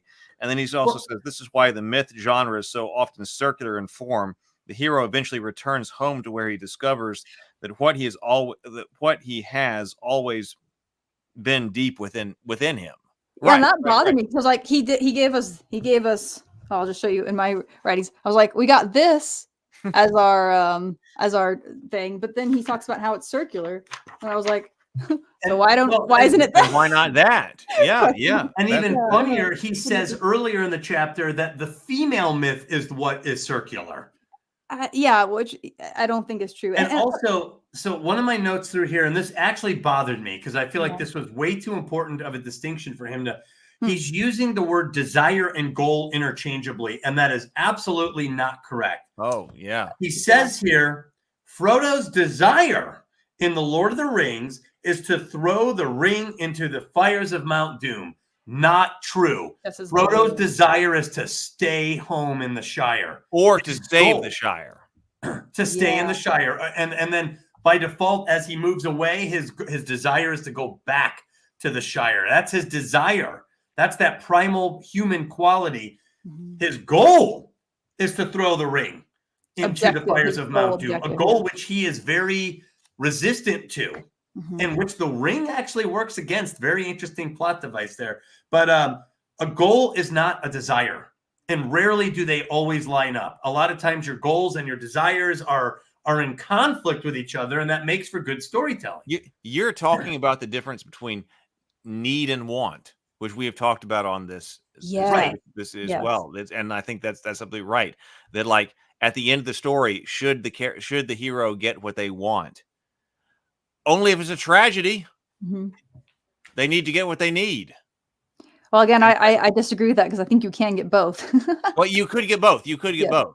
Yes, but yes. If you only get what you want and you don't get what you need, it's a tragedy. I'm with the idea that, I mean, generally speaking, that we're talking about tragedy here. Yep. That if you get what you need and don't get what you want, you're talking about happy. Yes, there might be situations where you can get both. Well, and there's even the situation when you get what you want, it becomes tragic. That's what he's saying. That's what he's saying. I like that. Generally speaking, just as that. Okay, wait. A character's going to start off with what they need and what they want. If they get what they want, we're going to end up in tragedy. But in my thematic story structure. I'm sorry, say the last part again. I said I generally like that. Yeah. And that's from Drake. That's from Drake who says that. Yeah. Well, in my story structure notes, I make a distinction between a conscious conviction and an unconscious conviction. And they're very similar to the needs and the wants. The unconscious conviction is something your hero or heroine doesn't know that they're really pursuing. And that's a big one. And you, the writer, might not know it yourself until the end. So that's why sometimes you can preload your story a lot, but sometimes you have to tell the story a little bit in order to find out some of those answers. And then once you learn it, then you go back and you can really beef up certain chapters, because now you know, like in Faraway Bird, I didn't know Theodora actually cared about her daughter. Never knew it. I had no clue. I kept getting feedback specifically from women in several different writers groups. Like, what about the daughter? What about the daughter? I was like, the daughter's so annoying. Like, it's bugging me that she has a daughter in history, because now I'm stuck like dealing with this character.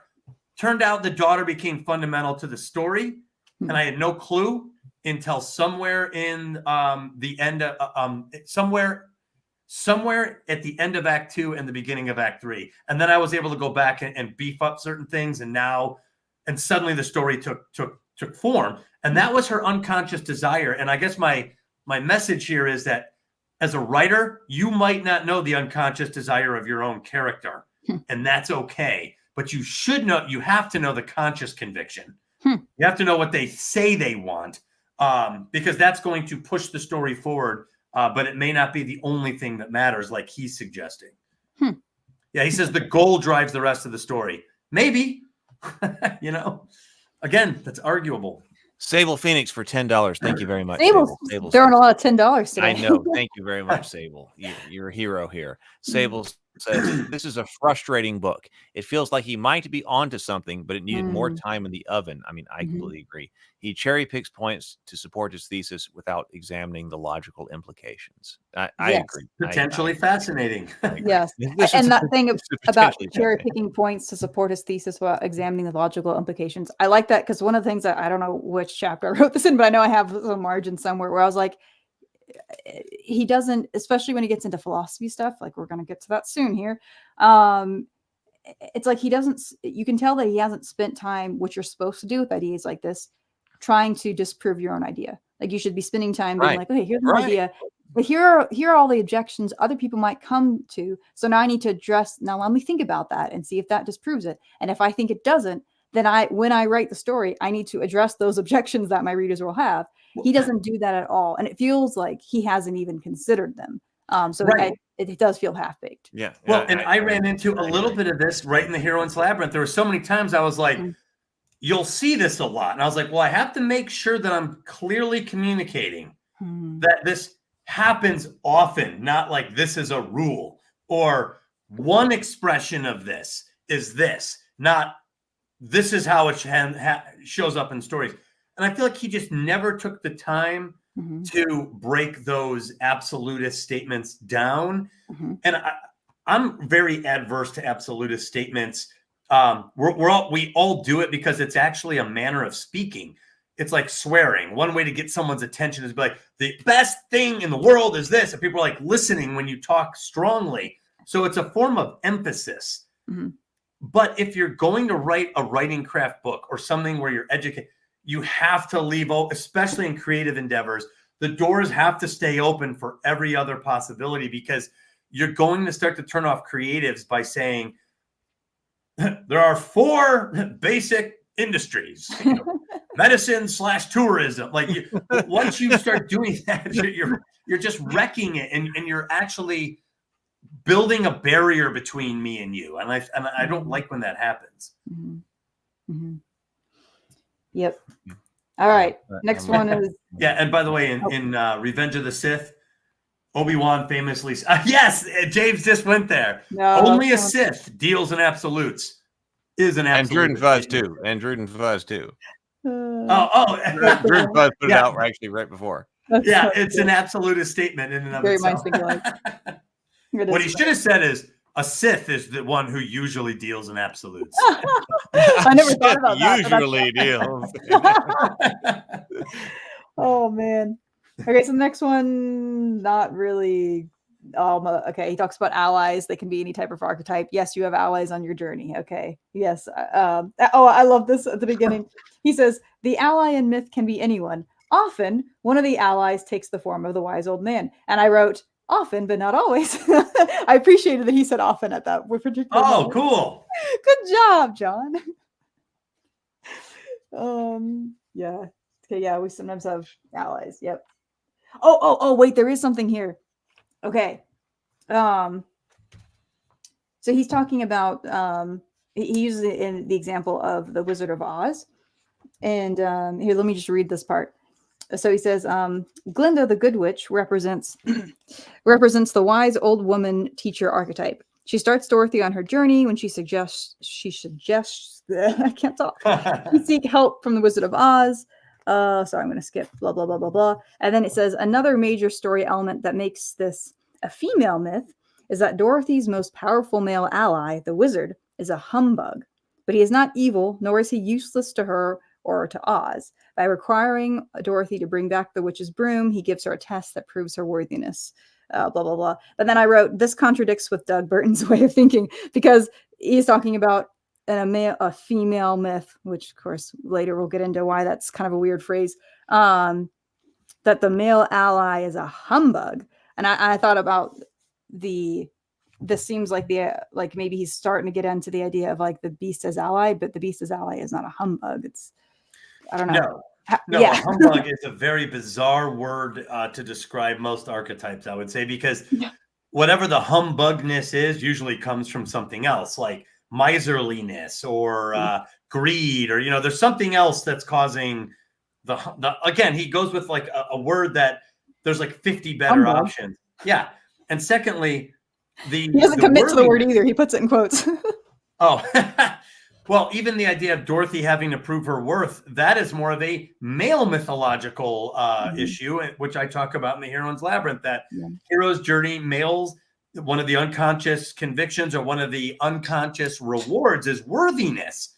The soldier, the hunter, you're expendable. You could die helping your culture do this thing.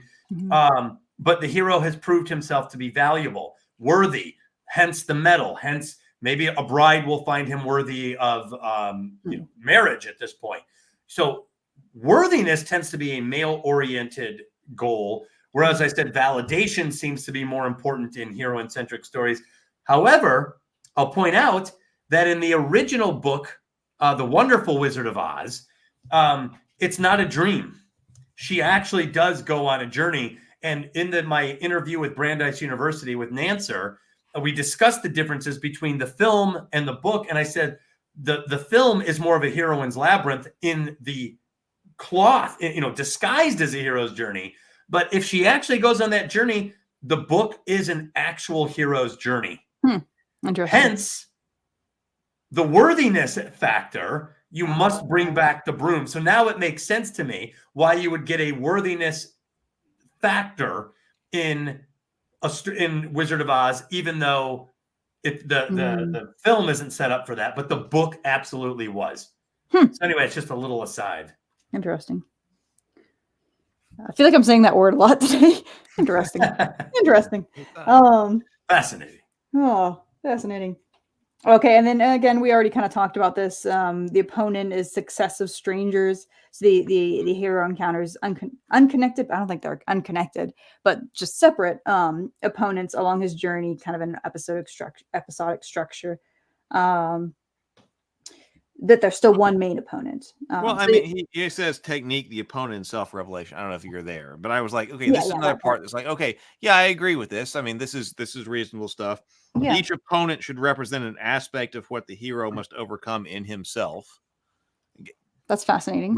Reasonable. Yeah. All right, got it. Therefore, each time the hero defeats an opponent, he must have a minor self-revelation. Okay, that's intriguing. All right. Yeah. There you go. But see, I will add, some of this is self-evident or auto-evident in the writing process. So if your character encounters a stranger, naturally you're going to have a conflict, unless they're just high-fiving each other and doing a secret handshake and being like, yeah, I don't know you, you don't know me. Hey, but there you are. This is great. We're friends. You're not going to do that in writing. As a writer, you're probably going to introduce a level of conflict. And in order to make that conflict matter to your character, it's going to have to be something your character's not good at. So the weakness aspect, these things tend to be inherent or intuitive when you write. Especially if you have, I feel like, any experience writing, because maybe I'm thinking about like me as a very young little baby writer. Maybe I wouldn't have thought to do that. So maybe this would have been useful then, but I don't know. Yeah, that's possible. But I still think that, I mean, think about when you're like 17 and you're writing your fantasy story and you enter the tavern, right? And there's all these misfits in there. Whoever you interact with is going to start causing you trouble usually. And like just naturally comes out in the writing.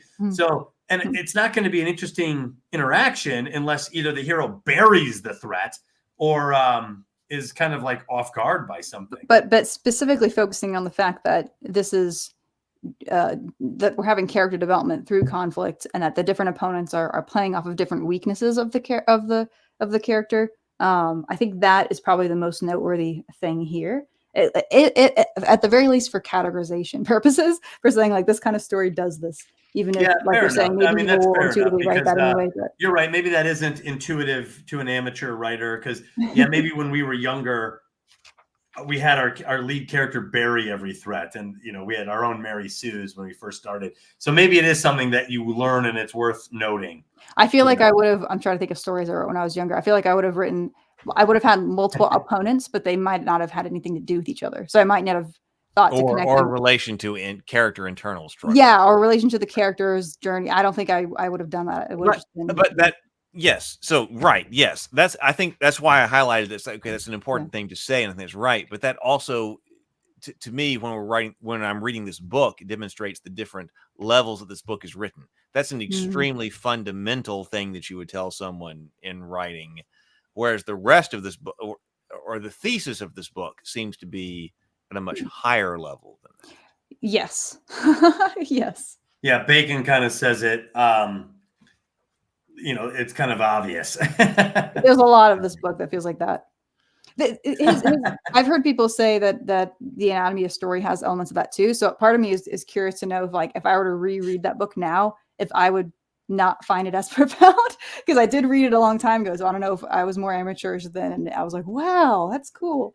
I'm kind of. And we shouldn't underestimate that, because we may just be further along in our writing and we forget, and I try not to ever forget what it's like when you don't have it, what it was like when you first started and you think you're doing it right and then it's not working and you don't know why. It's so, maybe he's just writing for people who are a little bit, newer at this, and really these aren't self-evident. He's also not a writer himself. Like, he's not a storyteller himself. He's studying a story. So he may not be thinking that's probably not consistent with his experience. Like all of us are going, we're on a journey as a writer, and so there are different things that you might, which he is not doing. He's not on that journey. He's on the outside looking at all the categories. So it's all the same plane for him, possibly. Maybe that would kind of explain why it's written the way it is. Brianna, do you want to discuss your use of the word fascinating? No, interesting. Oh, interesting. Oh, it's interesting. Yeah, I said the Spock. Oh, okay. Fascinating. To be fair, when Brianna uses the word, she means it's something I want to think about, but yet don't have enough time. I think that is why I use that word. Thank you. That is accurate. Yeah, like, I don't have any opinion on that, but I don't have an opinion. But that's important. That's important to know. You're like, I don't have an opinion on that yet. That's something I should think about. I don't have an opinion on that yet. That's an important part of thinking, other than having an opinion on everything instantly. Pretending to have an opinion. All right, I'll have to think about it. I don't have an opinion on that. Right. That takes intellectual humility to be like, I don't know. Right. Yeah. I'll have to think about that. I'll think about that. Think about that. All right, I'm moving on. We're getting there. I feel like some of these we might be able to skip over, but I'll pause and in case you guys have comments. Yeah, this is table talk. I know. Symbolic objects. He says myth is the most symbolic of all genres, along with horror. I said go hand in hand, don't they? I think that's an interesting idea. Sorry for using that word so many times. Symbolic paths. I noticed he says the journey, the labyrinth, and the ladder. Yeah, I wanted to know what you thought about that. I loved it. I was like, well, there you go. That one that works with my understanding. I like also the idea of a ladder, which I had not really considered Stages as of enlightenment. potentially mythical structure or monomythical or metamythical. Yeah, one thing that annoyed me here, and we're it's coming in again, and we're going to be talking about this more at the end of the chapter. Such a Western bias. I don't know why he's like all these symbolic characters. It's like there's a very Christian element to some of these archetypes he's giving, and I'm like, cool. Can we also like is that universal? I don't know if that is. Like he literally mentions the cross, tree on which humanity is reborn.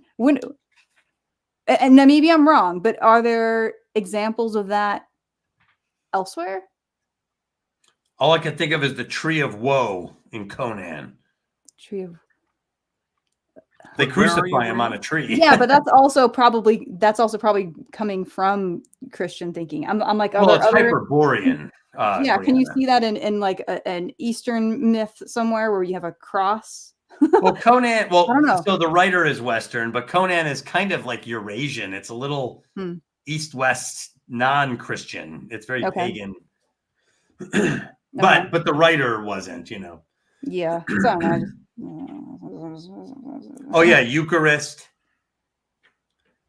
He says devil, the anti-God or anti-Christ, representing the temptation of sin and the worst in humankind. Again, that's a purely Christian archetype. Like, right, okay. That's specifically Christian. That's a specifically Christian archetype, which is fine. And it's in the West, we use that archetype a lot. I use that archetype. It's a great archetype, but it just kind of annoys me when he doesn't acknowledge that that's what he's doing. Or at least include one other non-Christianized symbol or archetype. Yeah. That's something that Joseph Campbell, for all of his faults, did, and so this guy does not. Yeah, Campbell did make a serious attempt to. That's why his book is hard to read. He's so, panoramic in some of the cultures he introduces and the stories he introduces that it's harder to connect to because we haven't heard these stories before. So, but to your point is. He includes all these other myths and stories. Yep. Okay, another one. Revelation, opponent's attack. Each attack by opponents is like a mini episode. I feel like we already said all this. There's a mini revelation for how to defeat that opponent, but also a mini self-revelation. Okay, we already kind of covered that. And then he talks about gate, gauntlet, visit to the underworld. I just wrote there is a visit to death. I didn't get anything new out of that. Violent battle, a final confrontation, and he says in a feminine version though it can take softer forms. Yes. Well, are we on page 161 yet? Yeah, 161. It stopped me. I just okay. Went through 3 real fast because I had a note for Doug here. Okay, good. Yes. On page 161, where it says, the battle step is another story beat that makes the Wizard of Oz a female myth. Okay. Completely the 12-year-old Dorothy doesn't wield a sword in a fierce, violent battle with her nemesis. There is no battle at all. She and her friends try to run away, but they are quickly cornered by the witch's troops. When the witch sadistically makes Dorothy watch as she sets the scarecrow on fire, Dorothy throws a bucket of water that accidentally soaks the witch. Water is the witch's Achilles heel, and she dissolves in a pile of clothes. Does that make sense? No. No. That makes sense. No, it doesn't. Okay, that's what I was. No. Take it away, Dad. No, it certainly doesn't. But I like the idea of water being water in and of itself. Nothing special or magical about it. Just the natural presence of water destroyed the witch. And this is just my own analysis of it. But, I do mention that a lot of hero-centric stories, they skip the battle part because it's not a warrior-centric or warrior-oriented story pattern. And so the unmasking is usually more important than the battle itself. You can have a battle. I just think that we're conditioned to think that we have to have a battle because the hero's journey clearly features it. Whether you are a hunter or a warrior, there is a one-on-one confrontation. So I think we're conditioned to expect showdowns. And let's be honest, they're pretty cool, but you don't have to. And when I read the novels, watched the movies, I was actually surprised to see a lot of heroines just skip this step. So the weirdest part of this paragraph, the battle step, is another story beat that makes the Wizard of Oz a female myth. I don't understand what he's saying there. Mm-hmm. Why the battle? It's almost like he's saying, because there's a battle, this is a female story myth. Yeah. I think he's trying to say, no battle. Again, poorly worded, but I think what he's trying to say, he's kind of setting up the rest of the paragraph, and he's about to say the way that this step manifests in the Wizard of Oz, it does it in like a female myth version. There's a female. What he's saying is this is the female version of battle. I think that's what he's saying. There's a female version of the. That's the most charitable version of this paragraph. Right. I mean, that's the most charitable version of the interpretation of this paragraph. Uh-huh. I agree with that, because like it also depends. When I was reading this, and the note that I made on this paragraph is like, it depends on how physical you want sword to be. Because, okay, she defeats the witch with a weapon, in this case, the water, but because it wasn't physically a sword, it's not masculine. And therefore, we're not dealing several with rounds archetype. Right. Well, that was my problem. Well, it's also borderline sexist, because it's almost like saying women don't fight people to win. But I could think of a number of stories where there are physical combat. Kill Bill, Clarice Starling has to shoot. So my thing is, we know historically there's always been some small percentage of women that will fight. Right. Well, my point is, or that will hunt. Yeah. Right. Well, my point is, like, it can and it will happen. Right. And there is a physical threshold with heroines. I'm sorry, but there is. Mm-hmm. They're not all helpless. They're not all like incapable of combat. It happens. Right. Sorry, just to say, from a woman's perspective, like in your priority of like, what are the things I can do to solve this problem? Violence comes lower on the list than it does for men. It's not that it's not on the list. Yeah. Well, but I also think that the story pattern matters. So if it's a hunter warrior story pattern, well, tough to skip that step because that's kind of a defining part of the step. But if it's not a hunter warrior story pattern, like the heroine's labyrinth, well, you might have it or not. I just hate when he says like, oh, since there was no combat, it's female. With a sword. Right. It's female. That means that's defining as female myth. And I'm like, no, females can and do fight, but they don't have to. It's not inherent to the pattern is my point. I love that take. I think that's a good way to put it. Yeah, because I could think of a ton of awesome heroines who are badass and do fight. And Vi from Arcane, she is a badass heroine. Mm-hmm. So she's not going to throw water at somebody, you know. She's with her hands. Yeah, she's in Doug's visual interpretation. That's what's going to happen. Oh, all man. Right. All right, we've got self-revelation. So he talks about this character in this type of story will have like a public or cosmic revelation. I kind of like this. So it's not just a personal revelation, as in some other genres. It can take two forms. He talks about a public revelation, which is where a hero realizes that he has a special responsibility to lead the community, i.e., he's king. The well-being of the community is on his shoulders. Or there could be a cosmic revelation. So like the hero has a moral epiphany of how the entire society should exist. I was thinking of Moses, or maybe he mentioned that. But yeah, so that kind of a character. And he says, this is the moment that the hero fulfills his destiny. He takes on the role he was meant to have. But if he fails to take on this character change, then the hero and the world itself will fall. He mentions Adam and Anakin. Interesting. Someone else talk. Or did anyone else have any thoughts on that at all? Well, to me, the Chosen One is a story device that fills in some explanation of the idea of excellence. You know, we have this story and this character is excellent.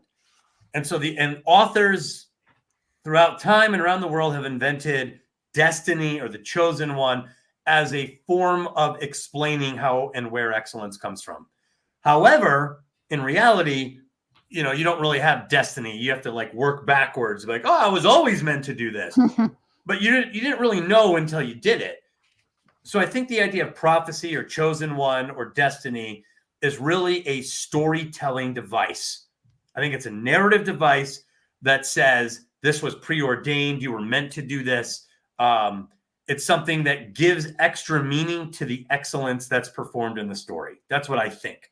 And it's very effective. You know, like you said, Neo and Anakin, you get these chosen one stories all over the Dune, you know, is heavy on that. You know, it's a little bit more manufactured in Dune, but this is something that appears a lot. And I've asked myself, like, why?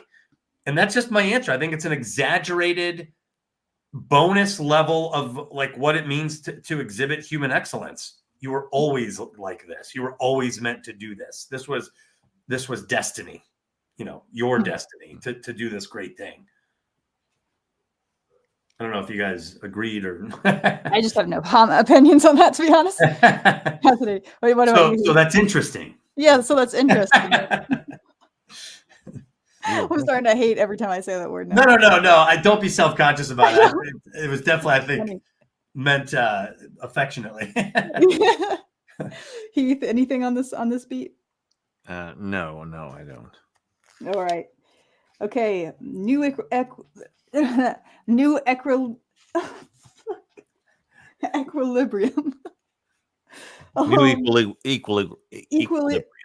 Say that word again. New equilibrium. Equilibrium. Thank you. Okay. Outgrow the code. This is the last of the beats that he identifies. So the hero returns home and he has outgrown his old code, adopting a new one. That's all that I wrote. But that's also Return from the Other World. To me, that was a lot like Return from the Other World in Joseph. You could marry or remarry. They're reborn spiritually and often literally. See the world in a new way. Blah blah blah blah. Yeah, and nothing there is super new, I don't think. Okay. Cool. So those are the beats. Whew. Anybody need to like get some water? Like, oh my God, we have all these pages. Do we need another breathe and sip? I think it's time for another breathe and sip. I like making the breathe and sip part of table talk too. So it's definitely time for breathe and sip. You got your drink with you, everybody? Yes. Oh, I'm almost out too. I should refill in a second here. All right, so this is time for breathe and sip. This is 2 deep breaths. This is inhale through the nose. So deep inhale through the nose, then complete exhale through the mouth 2 times. First, let's go. Breathe in.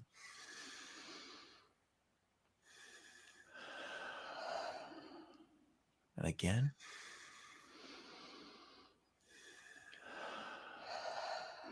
And now take a sip of your favorite beverage.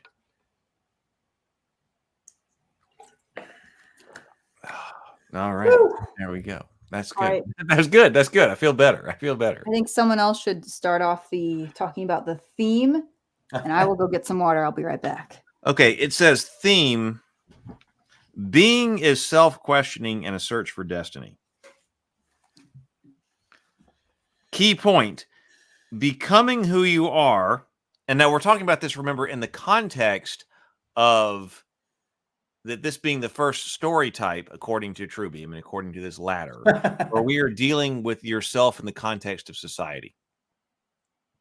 So theme being is self-questioning and a search for my destiny. Key point, becoming who you are isn't a passive activity of be yourself.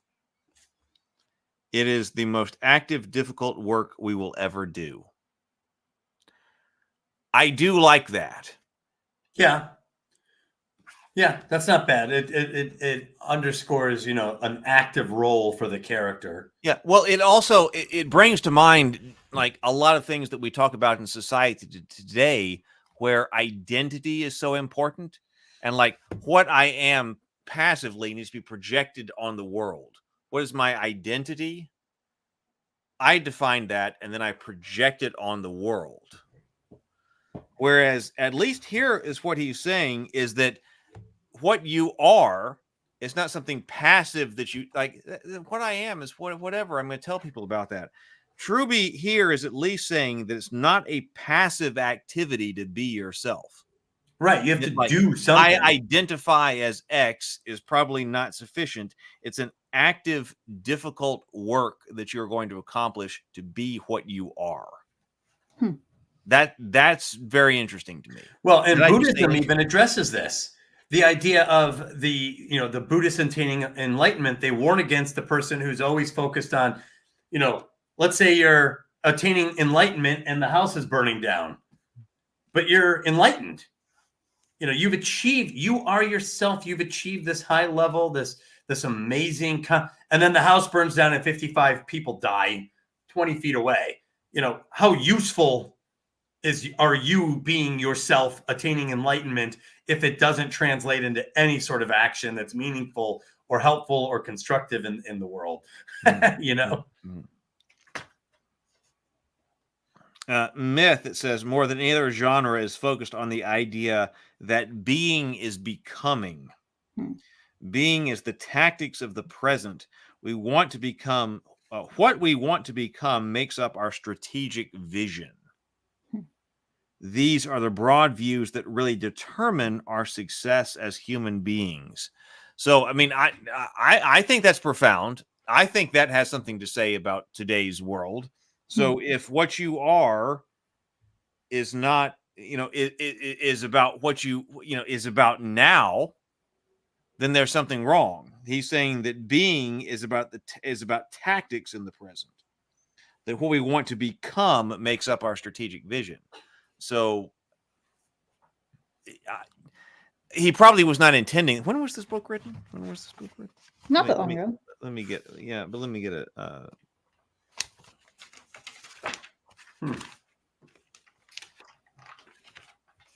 2022. Oh, so not long ago at all. Wow, actually. this is very recent. Okay, so actually, that's much newer than I was thinking.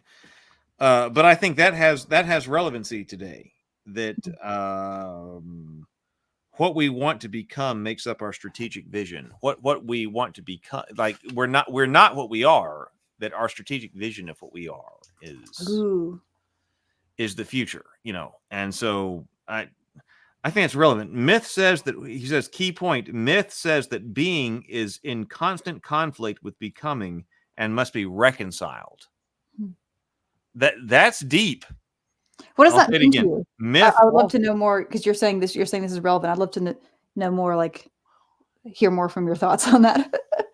Well, we live in a world where what you are, your identity, you tell people what your identity is. That's where I was going to go with it too.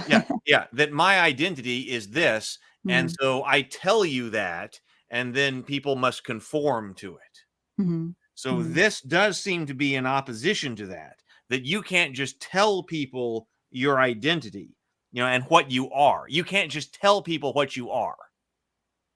That what you are is something that you must become. And that's actually an active thing that you have to do. It's not a passive thing that, I'm this. Heath, I'm a brave hero. Right. And therefore we must respond to you in that way.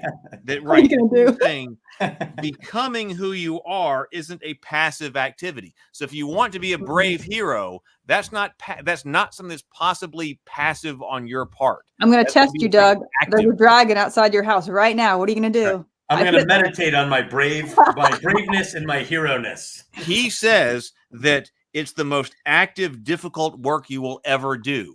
So if you want to be a brave hero, then the most active, difficult work you will ever do is becoming a brave hero, not just telling everyone, I'm a brave hero. Well, what this makes me think of too is brand identity. I've read books like on marketing and branding and stuff. I was really into it there for a while. And they were saying, you have a lot to do with your brand identity. But the reality is, it exists in the minds of the customer. It's the customer's mind where your brand identity really exists. You can do whatever you want to try to control it, but ultimately it exists out there. It exists in their perception of what it is you're doing and how you're acting and behaving. And if I tell you I'm a brave hero, but you see me mug the old lady across the street, you're gonna be like, well, that kind of conflicts with the brand identity he's given me. Maybe his brand is like a scumbag. Maybe this guy's a petty burglar. Now that's my brand identity. It's it exists, but it's out there. Yeah. I think that's what's trying to be said here. Now, again, I can quibble a lot with the verbiage and stuff like that, but I think I'm seeing that here. That if you're saying my brand identity is that I am a upper class, a high quality upper class brand. Okay, but you never do anything to that. Just proclaiming that is not enough. That is an active process of that, and that you are not ultimately in control of that. That who determines whether or not you are an elite upper class brand? It's not you telling everybody, "Hey, I'm an elite upper class brand." It's your customers who are reflecting that back on you. But your identity is not something you can project on other people. It is something that also they are coming back to you with. Right. So there is the interpretation of action. So if people see me rush into a burning building and pull a kid out, people are going to interpret that action as very heroic. I risked my life, clearly I saved somebody's life. So the interpretation of your action lends itself to certain ideas. And there is a risk to that because you can misinterpret people's actions too. So I think it's a series of actions that over time, the lasting impression sometimes, or a number of actions lends itself, because all of us in our life have done like good things and bad things. And we've had our good moments. We've had our less impressive moments, but there's something that stacks up over time, and something sticks. And that brand identity, that identity you're talking about there is something there, that tends to stick around. So, and I think that's where you get the word legacy with some of these characters. What's Luke Skywalker's legacy? Well, overall, what did he do? What he did matters into that identity. I really like what you were talking about, Heath. I was kind of sitting here enjoying listening to it, because that touches on something that kind of an opinion I have about current storytelling in the United States. I feel like we have, just in our culture at large, because we're so individualistic, we have an unhealthy emphasis on self-discovery. I think self-discovery is important. It's part of the experience of being human, part of the experience of growing up in particular, finding yourself, figuring out who you are. That is part of your development, but it's part. And I think a lot of our stories lately have been emphasizing that too much, where it's about, I've noticed a lot of flat characters, like characters that they don't change much over the course of the story. Instead, they change people around them. And again, there's nothing wrong with that. Like, you can have those kinds of stories where it's like this person comes in and they have a truth that they're already correct, and they share it with the other characters, and the world around them changes. And finding this inner truth kind of thing. Like, it's I keep seeing it, and it's not inherently bad. I just think it's too far emphasized, and I think we could use a healthy balancing out in our culture right now of talking about becoming, about change. Like, you can't stay there in your development as a person of like, here's who I am. It's like, now you have to figure out who you want to be and what would make you a better person. And you have to do the hard work to become that. And I think we need to see that modeled more in our stories of characters that change, that have overcome their flaws. So yeah, that's just it's kind of a side comment. Well, no. I think that it's relevant here. I think that's what he was trying to say here. Maybe not in the best way, but I think that's what he's trying to say here. That if we say, well, what's your identity? Well, my identity is that I'm a fantastic writer and producer. But if nobody likes what I do, then I'm not. Like my own idea is not relevant there. Like my identity can only be, like, if I say I want to be a great writer and producer, I can only do that in relation to other people and my activities that produce that. And I can't just say, hey, you know what I am? I'm a great writer, producer. That doesn't work. Someone has to give that label to you. Right. Well, but also it's predicated on some level of action. Right. If Heath never makes any movies, well, it's tough to say I'm a movie guy. You know, I make movies. Well, how many have you made? Well, 0. But I'm a movie. I make movies. You know, so there is some part of identity predicated on action, and there is some degree of interpreting the action as good or bad. And you know, again, as these things stack up, I think there does start to be some sense of identity from others on you and yourself upon yourself. Yeah, identity isn't static. I think that's the thing that I want to emphasize. It's like it's not this is who I am. Singular point. It's you exist over a period of time, and hopefully you're growing and you're not becoming worse. Hopefully over time you're becoming, you know, a better person. You're becoming more competent, you're becoming kinder, whatever. Like your mind's expanding rather than contracting. Like all these things. That's what we should be modeling in our storytelling. I think we need more of that. We can also model the opposite. We can also model negative change as a warning. But as a warning, yes. I just think that change. I want to see more stories with that. I think I don't know. I just want to see more of that today.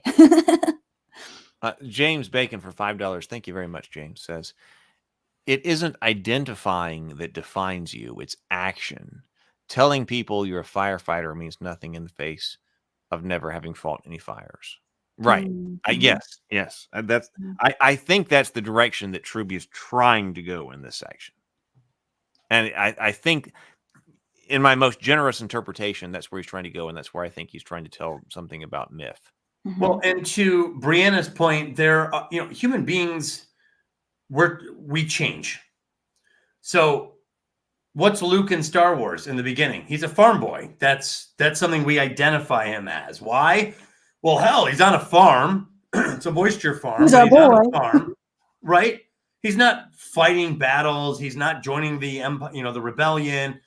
He's a farm boy, but that identity changes, and it changes based on what he does, the decisions he makes, and his actions. So by the end, when he fires the torpedoes, which, by the way, requires great competency, he had to go up there. He had to be able to fly a ship. He had to be able to do all these things. He had to evade the turbo lasers. He had to survive the TIE fighters. And then he fired the torpedoes that blew up the Death Star. Well, that's a human action that was extremely valuable. And therefore, we grant him the rank of hero in our eyes. He gets that identity. And then what does Lucas do? In Empire Strikes Back, right away, a Yeti knocks him down. I was like, oh, man, my hero just got knocked down by a Yeti. He's not looking too good. And then he gets in. He's a pilot again. He's going to go fight the AT-ATs. What happens? Gets shot down. He doesn't win the day. It's like, so he's a hero, but now he's failing, right? And a lot of people say Empire Strikes Back is their favorite. And guess what? That's the one where the hero that we identify runs into all sorts of problems with this identity. He loses to Darth Vader. He loses everything. He never does much in Empire Strikes Back. And that's why it's so satisfying in Return of the Jedi when he again returns to heroic action that really is valuable to the galaxy. It's so fun seeing him walk in when he's Jabba the Hutt's area, like when he walks in with his cloak and everything, and he just like you're seeing this display of competency that he didn't have at the beginning of the trilogy, and I think that's why that part is fun. It could be a fun introduction to a character you've never met, but it's so much more fun that we've already seen him go on this journey, and we know that he's acquired these skills, and you're like, yes, the former farm boy is now a Jedi. Yes. Yeah, it is. It is good to see these skills. And but I have to put in the importance of failure as part of the action, as part of the story of heroes and heroines. Yeah. Self-doubt, failure, fear, these are all part of it. And the beauty is we can all relate to that. That's something we've done too, which makes us hope that maybe we can do something. Maybe we can do actions that are valuable. Maybe I can make a movie that the world will love. Maybe I can write a book one day that's really good. It's valuable. I think that's worthy to strive for. Hey, Retro Nerd Girl. Hey. RNG. Good to see you, Retro. Okay. Shall we go into how to transcend the myth story? The parts where Brianna will have to take deep breaths. Are we ready to move to that section of the chapter? Yes. Oh, well, let me Anything take else? it. Sable Oh, Phoenix sorry. has a super chat. Let me do the super, then Yeah. we'll go there. Sable Phoenix for $10 says, "You're calling out the emphasis on self-esteem that started back in the 80s, Brianna, and has now permeated everything in the public education. It ultimately translates into narcissism." Well, right. There is a obsession of the movement self. where the idea is you should never feel threatened. You should never feel ostracized. You should never have these bad feelings because bad feelings are bad. So we should spend a lot of time making sure you don't have bad feelings. And I get it. Like if I was really young, I'd be like, oh my God, a world with no bad feelings. Let's do it. Growth. Right. It seems like a great idea, but I have learned that you have to experience that in order to learn how to deal with it. And also in order to find out where you're going to hang your hat anyway.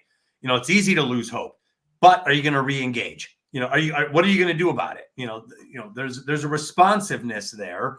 And I think that's also part of the root of responsibility. You know, where am I going to be reliable to other people? You know, you have to find all that. And it comes from all these bad feelings I had to deal with, as unpleasant as it was. I still had to deal with it, and I'm glad I did.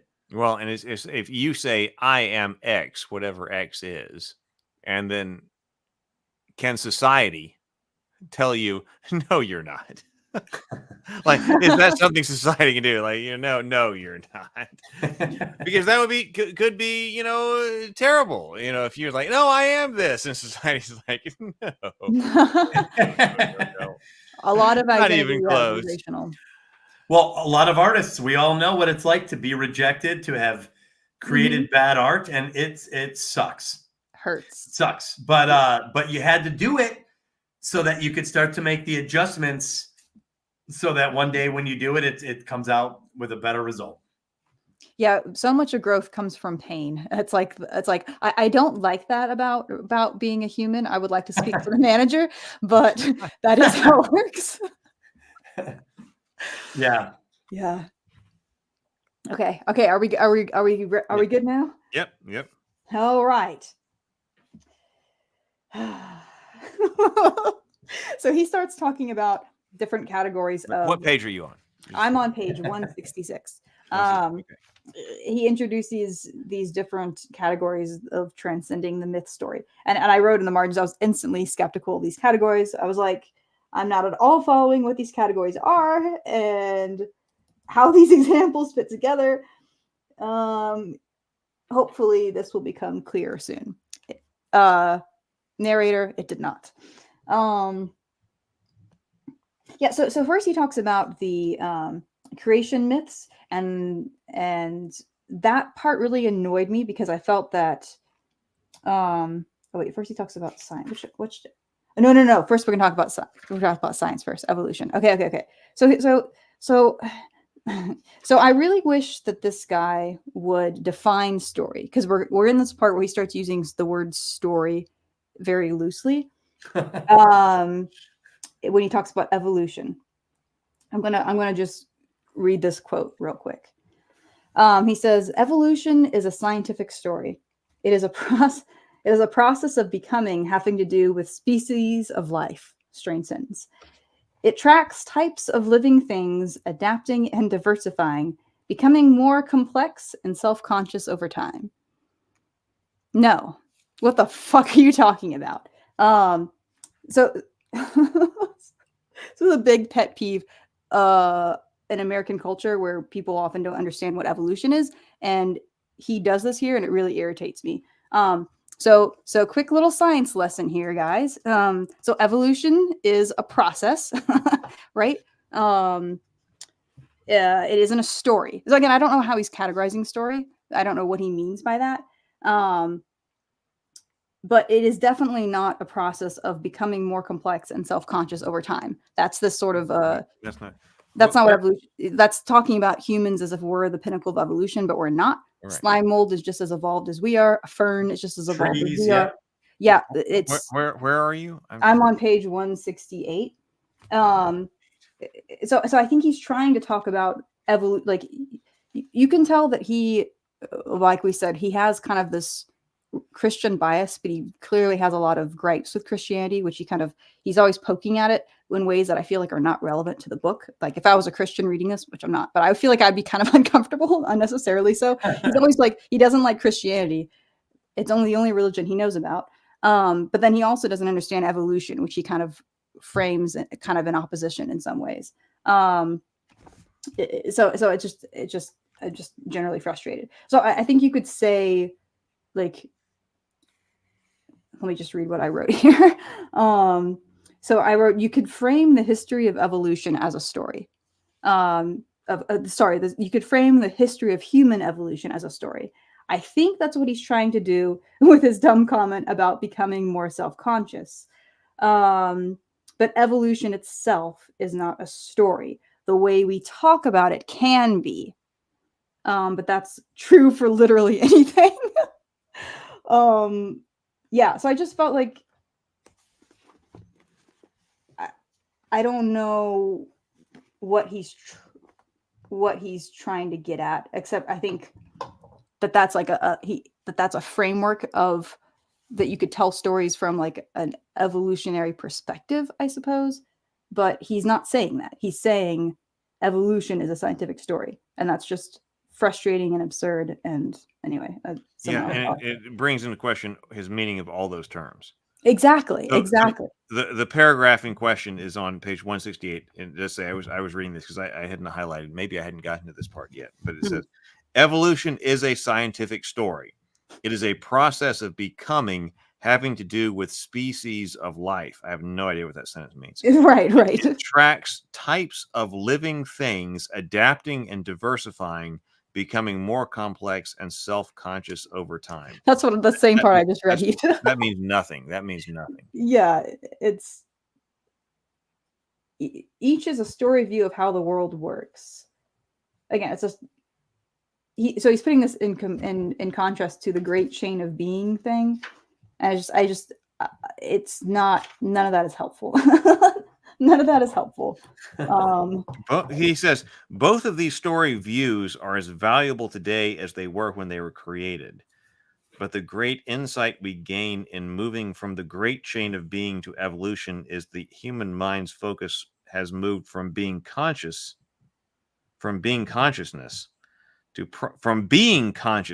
being as in a noun, being consciousness, to process consciousness. Being consciousness has disappeared. It is expanded in scope and depth. I don't even understand what that I don't know what he's saying there either. Well, I think he's a little lost because, listen, it's one thing for me to sit down at a typewriter. Oh my God, I just dated myself. Sit down and start to write a story, right? I'm going to write a story about Empress Theodora. I'm going to do this thing. Or Ravavania, or City of Reckoning. I'm going to sit down. I'm going to write a story, which is why I've got the book, because I'm a writer. I want to understand. This theory of evolution wasn't like Darwin was spinning in a chair and throwing pencils in the ceiling going, ha, I got this great, cool idea. It's a story that kind of emerges based on evidence. And it's open interpretation. Like you said, are we the final goal, or is evolution happening simultaneously in a million ways and we're just the one anomaly? Scientific narratives aren't based on story structure. They're based on empirical evidence where we start to build a story as we gather information. Detectives can do this with forensic evidence, and that's totally different. I don't even think that's. Why is that in this book? I exactly. Later, and a few pages later, he does this thing where he takes his whatever it is, 7 steps, and then he puts evolution next to it, like in a column. And I was like, no, this is a stretch. Like, you are not. That's what I'm saying. He's talking about scientific narratives. Yeah, like what that are based on evidence. Right. It's not like the scientist came up with this cool story that he wanted to release at the theaters. This had to go. He had to publish it. It had to go through rigorous, thesis defense with his peers.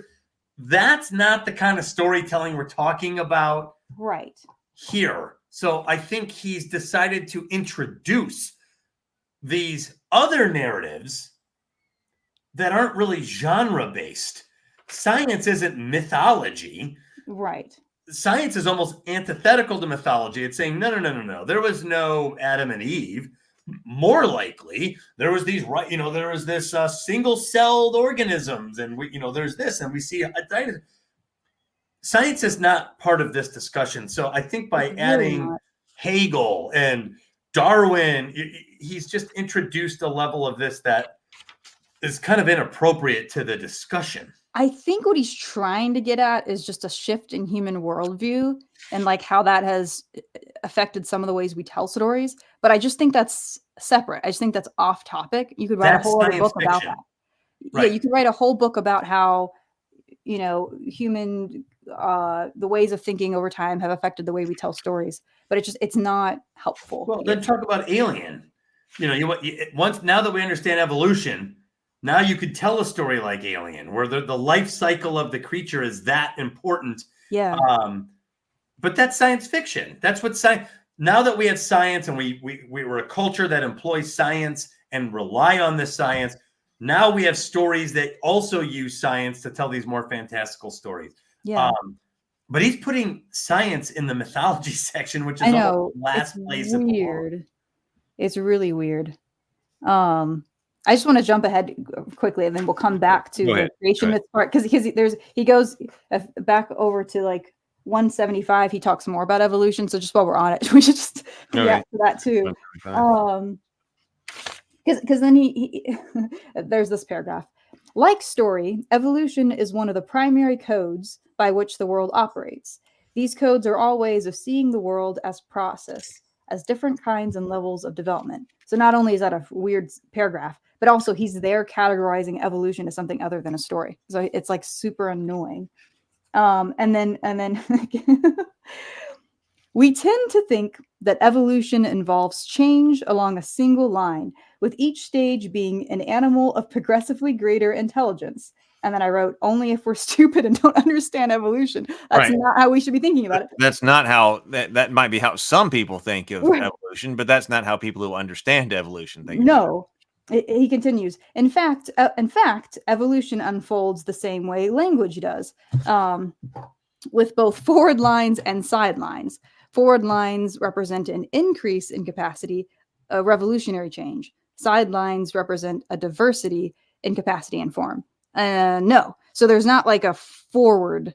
The idea of forward or backward has nothing to do with evolution. Evolution is just adaptation to new environments. That's all it is. Yeah, you can't. Environment change you down. So it's like, again, it's just this weird worldview that is incorrect that he's bringing here. That again has nothing to do with storytelling, but it's also incorrect. It's that classic image of the monkey turning into the man, which is not, which has affected a lot of people's. I mean, I like that classic image, but it's not exactly an accurate way of thinking about evolution. It's adaptation. So anyway. Trying to see if there's anything else about this section while we're on this topic. Well, I guess my point is like it's a creation story based on something outside the author completely. The story kind of forms itself to some extent based on these benchmarks, this information that we found and can prove to some extent. But you could still get it wrong. Like like when I was a kid, they showed the upright T-Rex. We didn't have, we thought of dinosaurs differently, even though we had the bones. So, even scientific stories evolve and change. There's no such thing really as set science. Even something like physics, which was the most set science at the highest levels. Even physics is breaking down, and it's difficult to pin down some of the nuances that happens with these molecules at very, very small levels. So anyway, but you evolve your story. The story changes based on evidence. And I just don't think that's what authors are doing. Right. It's not relevant. I have one more gripe with the section on where he's talking about science stuff, and that's on page 177. So he has a key point where he says, 2001 shows creation not of space but of time, and the longest growth track of any story since the Bible. The film sequences 4 evolutionary stages of humankind, from ape-like hominid to universal baby. So I wrote, why does he always talk like the Bible is this first foundational story? There are older and longer myths, older and longer religious texts, like Hinduism and Zoroastrianism both predate the Bible. So I just like, I just, it comes up again and again. I know I'm beating a dead horse, but it's really annoying me that, yeah, I'm narrow-minded this is. Anything else you guys want to talk about his stuff with evolution, or should we go over to creation myths? I'm fine with moving to creation. Okay. So I had one big thing that kind of bothered me about that section too, was that he sort of combined what I think are two different types of stories. He talks about creation myths as like the beginning of culture, which I think is incorrect, because he's talking about creation of a world and also the creation of a new society. So for example, like the Aeneid is like a founding myth, the story of how Rome was founded, right? To me, that's fundamentally different from like how Odin and the other gods created the world from, the death of a giant. Like that's a different kind of story. And he's putting them together. I don't know why. Like even in some of his examples, again, the only thing he knows about is the Bible. So he uses Bible examples. He talks about like, I'll just read it. The challenges facing the family as the first society are powerfully expressed in the Old Testament story of Adam and Eve and their children, Cain and Abel. And I'm just like, okay, but the story of Cain and Abel is not the same as the story of creation. Like, why are we putting these together? Like, and then the next page even does that. It's just like, I don't understand his categorization. King Arthur and the Knights of the Round Table, creation myth of a republic. Why call that a creation myth? I feel like creation myth, like we have, that has an established meaning. So just there's and I mean, I really have to think about King Arthur and the Knights of the Round Table and the creation of a republic. Now, maybe once somebody says that to me, I mean, that's another one of those things where it becomes not systematic to me, because if you say, hey, interpret King Arthur in the context of the creation of a republic, of understanding the creation of a republic. Okay, well then all of a sudden my mind starts to put things together. I'm like, oh, and now here's this, there's this and this right here. But that's not a systematic way of going about that. I mean, maybe King Arthur is the foundational myth of a republic, which I have personally never heard before. I have never heard that, man. Which I have never heard before. I mean, maybe it's true. That would be something to argue for. But anytime in the history of anything I have talked about in the history of Republican government until now, King Arthur has never been a part of it. Maybe it is. Like, I'm open to that possibility, but man, to just not a good example here as is not argued is difficult. But then again, like once you say that, then it would be like Doug. Haven't you noticed that your life is governed by the letter G? Now that you say it, like now that I mentioned, like you have children, right? Your sons, you love your sons. Your sons are a big part of your life. Like who gave you your sons? Your wife, right?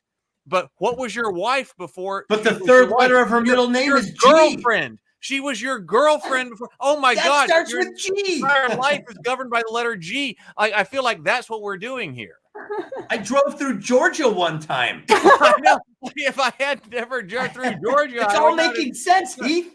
That's the level of analysis that I feel like we're on. Well, yeah, it is weird because I saw that header too, and I was like, is that like a thing? Is that like the main view of King Arthur? Because I've never heard that. Yeah, it's a bad example for a point that's already not being made, very well articulated. I say as I stumble over my words because it's too late. Yeah, it's weird. Like, that's what I'm saying. When I read Truby, I'm naturally so resistant, and it's things like that just make that happen. It's like when I'm just talking about, like, if I'm thinking about the political history of the United States as a republic, King Arthur has never come up. That's not something. Well, scored 7 years ago. When King Arthur gave us the idea for this republic. Greece and Rome have come up, but the knights, the round, those come up in completely different contexts. Yeah, and I just fundamentally I just think he's talking about two different things in that section, and that's why it's getting muddled. There's creation myths, and then there's, I don't know what the right word is, but I guess it's like founding myths. Something like there's that. foundational cultural myths. Yeah. And then there's creation myths, which are like cosmic. They're two different things. Yeah, totally different things. Like Romulus and Remus, culture myth. Culture myth. That's not the world on the back of a turtle. You know, you could tie them together, but they're really two completely different stories with two completely different asks out of me on what you're wanting me to believe. Yep. They accomplish different things emotionally, psychologically. Like they're two different types of stories. And so that's probably why he's coming up with a weird example, like the round table, because his categories are so mushy that he can kind of put anything in there. So, yeah. Should we go to the female King myth? Arthur is more relevant for English, but King Arthur also is very relevant for the French because there are French tales of Arthur. I didn't know that. But neither of those directly like connect to like the establishment of the American Republic or something like that. I mean, I don't know. Maybe somebody does. But I have never tied Republican style government. Yeah, to Republican. Yeah, Republican political philosophy. And again, we're talking about little r, not big R. Right. I've never encountered Republican political philosophy as tied to King Arthur. I've never encountered that before. Totally. That's bizarre. I mean, like I said, now that you mention it, and you're talking about the equality of knights, like I could probably come up with some ideas, but that's not analysis. But that's like a niche interpretation. That's not, and that's not systematic analysis. That's not anything remotely scientific or scientific. No. So MZ says, I grew up in the UK, and King Arthur and the Round Table is linked to the Republic. Okay. Oh, okay. So maybe our American bias is coming here. I don't know. No, that's completely true. Because I never intended to say that my experience is universal. So are you sure? No, I never intended that. I'm just saying that I've never encountered that. So it's possible. Hey, MZ, how relevant, if you had to put it on the hierarchy of what the meaning of King Arthur is, on a scale from 1 to 10, where is the idea of the formation of a republic? Is that like 1 being like not that relevant, or 10 being super relevant in the UK? No, but also my I mean, like just here as an American, I would be like, but the UK is not a republic; it's a constitutional monarchy, right? But that doesn't mean that in the UK that part of the story is not emphasized. Right. Well, and it could be. It can completely be, because like if like, this is getting way off subject, but I would say if I lived in a constitutional monarchy and someone told me that the mythology of King Arthur had a lot to do with the relationship between the king and our knights, and and our, then I would say, oh yeah, I completely get that. Right. I mean, I would get that. Like, I can completely see how you would draw, if you have King Arthur in your mythology, about what's the proper relationship between your monarch and your knights and the people and things like that. I'm just saying that here in the United States, when we're talking about how do you establish a republic, it doesn't seem to go through King Arthur. Yeah. My American self, it doesn't ring. Even though I love King Arthur. Like, I'm not saying anything. I love King Arthur. But there we go. Moving on. Maybe we're the ones who are clueless on that. I know. Maybe. Yeah. You never know. And see, but here on the Table Talk, we are willing to admit when we don't know something. I know. I know. Yeah, we're make our statements with qualifiers. Yes, I do not want in any way to say what I'm saying here is. And if so, we owe Truby an apology here. Because I would say like Drudenfuss. I'm not sure exactly where this comes in, but I would say it's very high. King Arthur is pretty much a savior figure. I would. Well, the savior figure is different from republic, figure. Right? Yeah. Government. But does that have to do with Republican government? I don't. Well, but MZ, who said they grew up in the UK, said it's a thing. It's a thing. So I would love to know more about that. Genuinely, I would love to know more about that. Yeah. Interesting. All right, female myth. Yeah. All right, let's go. Female myth. Let's get the very obvious criticism out of the way. Okay. Why are we calling it a female myth? Because as we've established before, it makes a lot more sense to talk about masculine versus feminine. So I'll give an example here. So we're on page 180. Okay. So he says, as we mentioned earlier, plot and myth can be both linear and cyclical. So he says male linear beats. Male myth stories that involve a physical journey leading to a violent battle tend to have a linear form and express what could generally be called a male worldview. So I just wanted to ask my two male friends, do you know what a male worldview is? I was curious to know what you think he's talking about. What worldview do you have that I don't have? Well, it's very interpretive. Yeah, what line are you on? I mean, I was down towards the bottom of that page. Yeah, he's being male. explicit in that there's male-female story structure. And even though I wrote the book, The Heroine's Labyrinth, I'm making it very clear that the reason I'm calling it that is because I have studied heroines. Mm-hmm. And this is what I found. Mm-hmm. But I never say this is the female story structure. Because that's not a thing.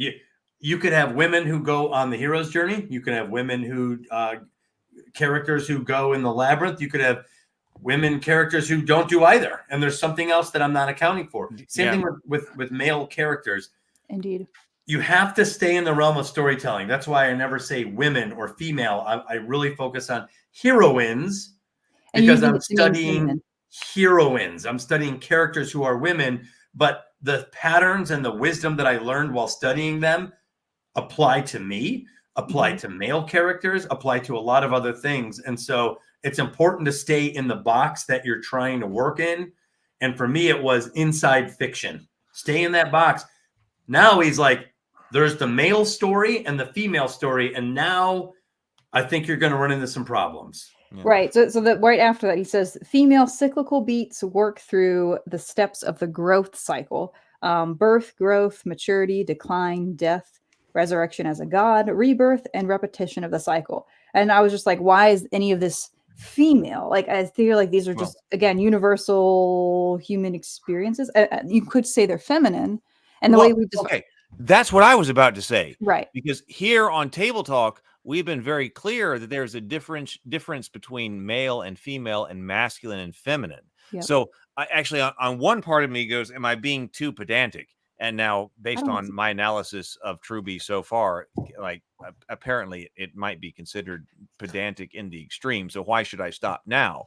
But but I was actually, as I was reading this, I was wondering if you said like just as a hypothetical, masculine myth stories involve a physical journey leading to a violent battle that tend to have a linear form and express what could be generally called a masculine worldview.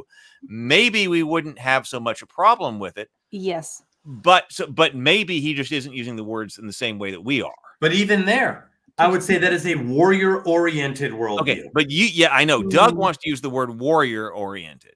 And we say warrior, it tends to, most warriors have been men. That doesn't mean that a woman can't do it. But it also means a woman can fulfill the warrior role, and they have. You're right. You're right. So no, when right. you say yes, it's exactly. a warrior-oriented worldview, a warrior, a woman who is a warrior will be like, I get that. She doesn't have to be a man to get that. Right. No, right.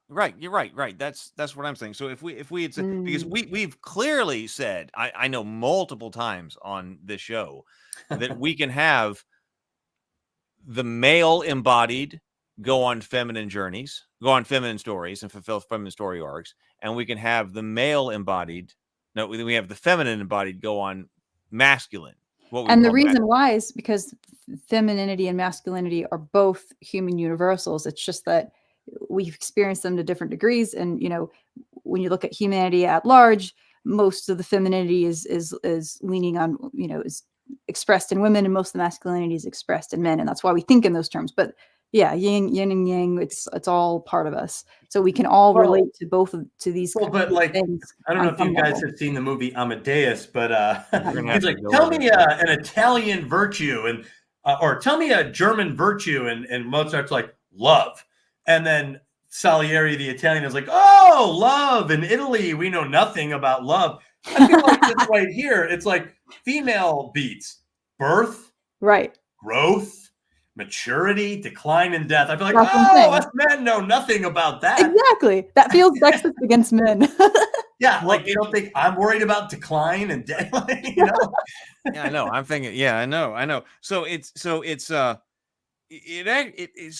surprises me actually when I look back here, and this is published in 2022. hmm This phraseology seems needlessly provocative. Yes. It seems distracting from what might actually be his point. I mean, he might actually be sharing our point, but what he wrote here is not that. Yeah, there's under the key point on the next page. I noted here. I was like, oh boy, I can already say that Doug and Heath will have a lot to say about this. Okay, I haven't gotten to this. Let's read it. You want to read it? So under the key point, page 181, if you're 181. So he says, while the female and male myth forms differ in a number of story beats as they play out the broader myth genre, we could say that the basic thematic differences between them is this. This is the basic thing. Okay, this is important. The basic thing. Okay, yes. Okay. The male myth is about divide and conquer, while the female myth is about combine and grow. See, I feel like there's a lot of prejudicial thought in that. Yeah. So I hear this all the time where they say that the hero's journey is like, it's about subjugation. And I'm like, no, it's not. Like, where are you getting this? And it's like, I feel like they say that people who say that have prejudices against like men. And they're like, like this. It's like, well, he's a man, but he worldview, feels prejudice against men. yeah. Like, it's like the male worldview is about subjugation. So that's what the hero's journey is. It's like, no, the hero's journey is about like resisting subjugation, fighting back against that and willing to risk your life in the process. So I feel like he's getting away with the same level of it's male, it's warrior, it's about like conquest, and that's evil. Yeah.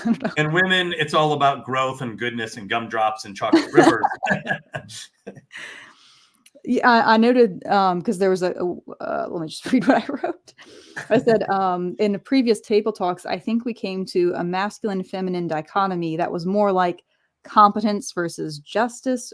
I think we talked about conquer, like competition and conquest versus kindness and curiosity, making a name for yourself in the world versus improving the world, fixing what is broken.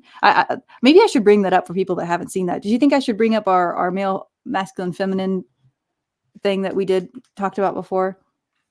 Why don't I just do that? If it's easy and male shame. Oh yeah, I can do it pretty quickly. Because I feel like this was more. We'll just look at it briefly. I just feel like this was more meaningful. Well, and, while you do that, let me point to this statement. He says the list of male myths would take up an entire book. He says the emergence of female myths in Western storytelling is a recent but important phenomenon, and I think we would disagree if the Heroine's Labyrinth is part of this. That we've identified the Heroine's Labyrinth in at least Western storytelling from the beginning of time. I think he might be right that it's starting to. I've got it in the background, Heath. You just bring it up whenever it's ready. That he might be right that we're experiencing more like feminine storytelling lately. He might be onto something there. I just think he hasn't really thought it through as much as he Well, I don't think he thought it through because the statement that the emergence of female myths in Western storytelling is a recent phenomenon is not true. I just think there's definitely feminine. Yeah. And Sable just said it. There are feminine archetypes that go back quite a ways. Right. Yeah. Right. Like, it's not like we're like, oh, wow, women. Interesting. All of a sudden. Right. Right. All of a sudden, in the last 30 years, we've discovered something about feminine stories or something. No, I think there has been an explosion of stories that feature women. Whereas if you go back a little bit earlier, you might not find as many. Most of the authors were male. Most of the stories, a lot of the stories had male central characters. But that is it, but that's not all true. But we've also said that just because they have a male central character doesn't mean they can't be going through a feminine story arc. And that is correct. So. And I also make the distinction between male characters who are writing male authors who are writing female characters. I have had people say, you can't use that story about Dorothy because, Wizard of Oz was written by a man. It's like, well, it was, but it also resonated with the general public, women and men alike. So these aren't just stories written by men. These are the stories that were written by men that worked, that resonated, so that, they're more valuable to me in terms of studying them than the infinite number of stories written by men that had a female lead that made no impact. So there's something there. Yep. Okay. So I'll just go this real briefly for anyone that wasn't in our last conversation about this. So we talked about masculine, feminine archetypes and characters. Protect, like the fatherly versus the motherly might be like protecting or providing, as opposed to nurturing or protecting the small and young. So we talked about like the, martial prowess and whatever, which is the courage to fight. And then we've got coalition building, allyship and stuff like that, courage to speak. These are the two things that are more important with these types of characters. Empire building, kingdom founding versus like standing against injustice, rebelling against social structures. So like building the house. Oh wait, I started down there. Building a house, making a home, making it somewhere you want to live. Competence seeking. That was a word that we discussed. Instead of, I think, conquering, it's like competence versus justice. Yeah, I guess we did put that on here too, but it's a lot of other things as well. We talked about different types of creative forces too, like converting wilderness or raw materials into tools, society structure, versus the intuitive kind of creativity, spontaneous generation, spirituality, enlightenment.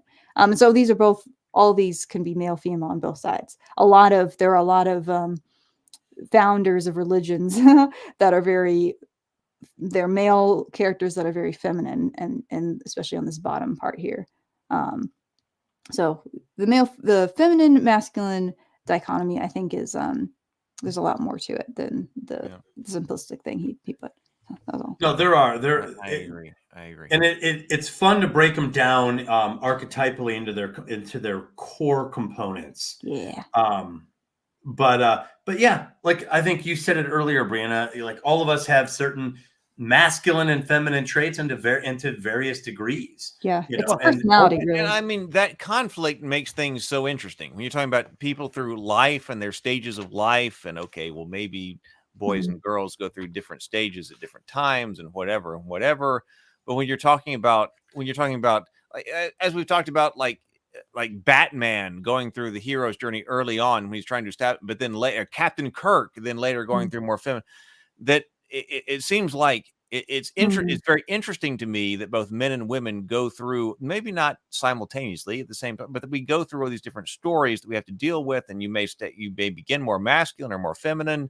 And that as you go through life, you have to deal with these, and you end up in a balance, that the successful people end up in a balance somewhere. A lot of wise people have said that like, regardless of gender, that it's like balancing that feminine and masculine within yourself, whatever that means for your particular personality, that's when you're at your healthiest. Well, and I agree with that. I see a lot of things, like even like that, like the comment, like, oh, the male story is about conquest. It's like, well, I think you're fundamentally misunderstanding men in stories and what they're after and what they're doing. I think a corruption arc of the hero's journey can be about conquest, but that's a corrupted version of that. The core story is not about conquest. It's definitely about saving your culture at the risk of your own life from something horrific and culture annihilating. And that's a scary thing for a guy. So, I think the male characters should be given more credit. I think they're under some heavy criticism today. And I think that'll go away eventually, but we're in a pendulum swing. We're acknowledging the power of the feminine. It's complicated. As we should, yeah. But at the same time, we're kind of not. It depends. I feel like it's not really that we're valuing the feminine; it's that we're valuing women but we're valuing the masculine in women. That's what our culture wants right now. The masculine, yeah, it's but weird, expressed right? in women. And maybe the feminine's okay if it's expressed in men. I don't know, but it's like just like I just trust that we'll I'm get there. huge on, like, when I think about masculine and feminine and stuff, I also think about the creative power of men. Mhm. I think about both. I mean, Brianna and I have talked about, we probably talked about this in table talk and stuff like that. There's creative power in men. Like, people think about women and creative power, Absolutely. and there's that, but there's creative power in men, there's creative Yeah. power in women, and then there's destructive power in both as well. What's created, what's destroyed. Yeah, we did talk about that. This is the circle. This is the yin and yang. Hey, Mhm. Charlie Gardner's here. good to nice. see you. Yeah, and like I said, I did not put it in the Heroine's Labyrinth, but I have a whole section that I took out that discusses the sacred fire as it relates to male characters. And Yeah. it is expressed differently. It's really interesting that the sacred fire takes on a different manifestation in male oriented stories or in hero oriented stories. But it's similar, and there is a creative power and an attractive force about the male sacred fire as well. But the way it plays out in the story world structurally is a little different. Mhm. Here's what I wrote related to this. I said, overall, I think he is right about modern storytelling shifting to more feminine archetypes.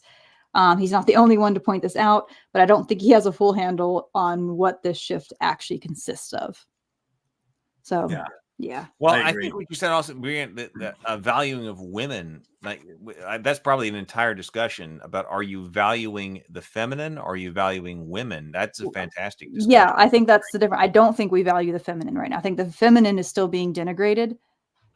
It's like the feminine's being denigrated, and then just like men at large are being denigrated. It's we're in a weird kind of cultural shift. That's very here. interesting, that if you value the masculine in women, I think so. I think the that's dark side is valuing the where we kind of are That's- in our. that's really interesting. Yeah, I- you know, it might be counter gender kind of celebration where the more like femininity in men is valued and masculinity in women is valued, and the opposite is true. Like if you're Pretty manly and male, we don't really like you. You're toxic. Like to be countercultural is cool, and it's like I understand why. I mean, as a kind of masculine leaning woman, like I understand why that's valuable.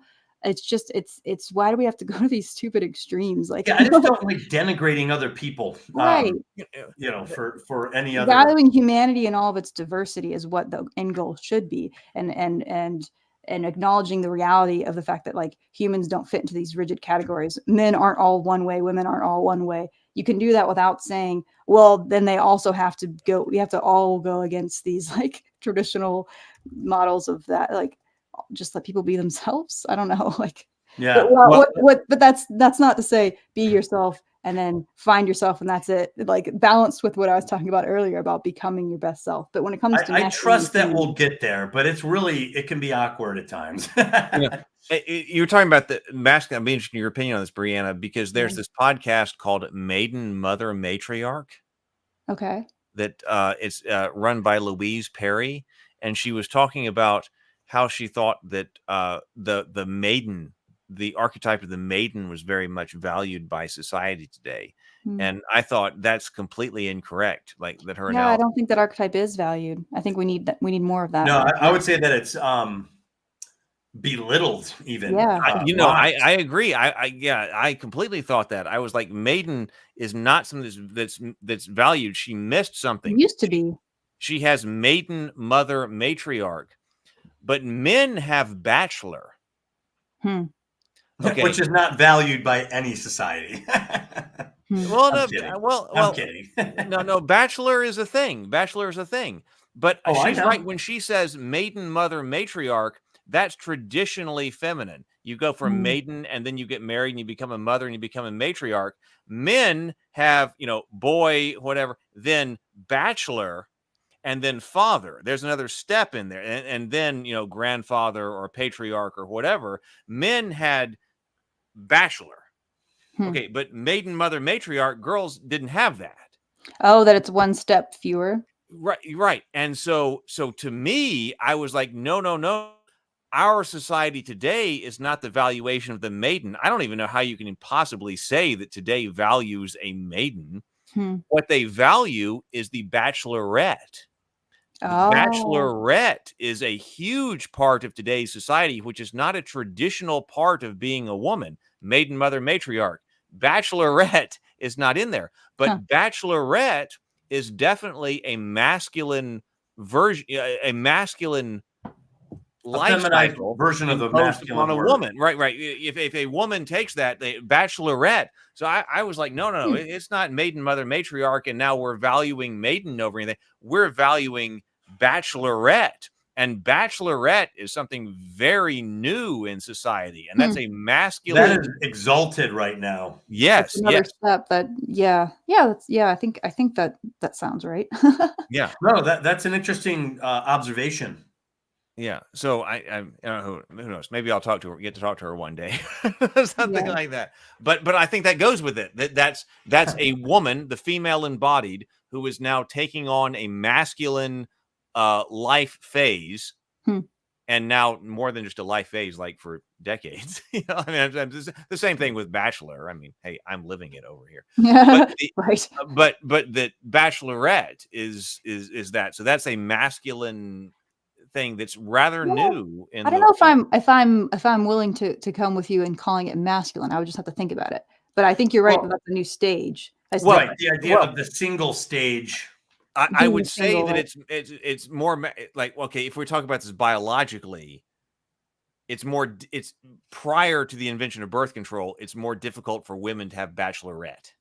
It's very difficult. You have less control Yeah. over what's going to happen.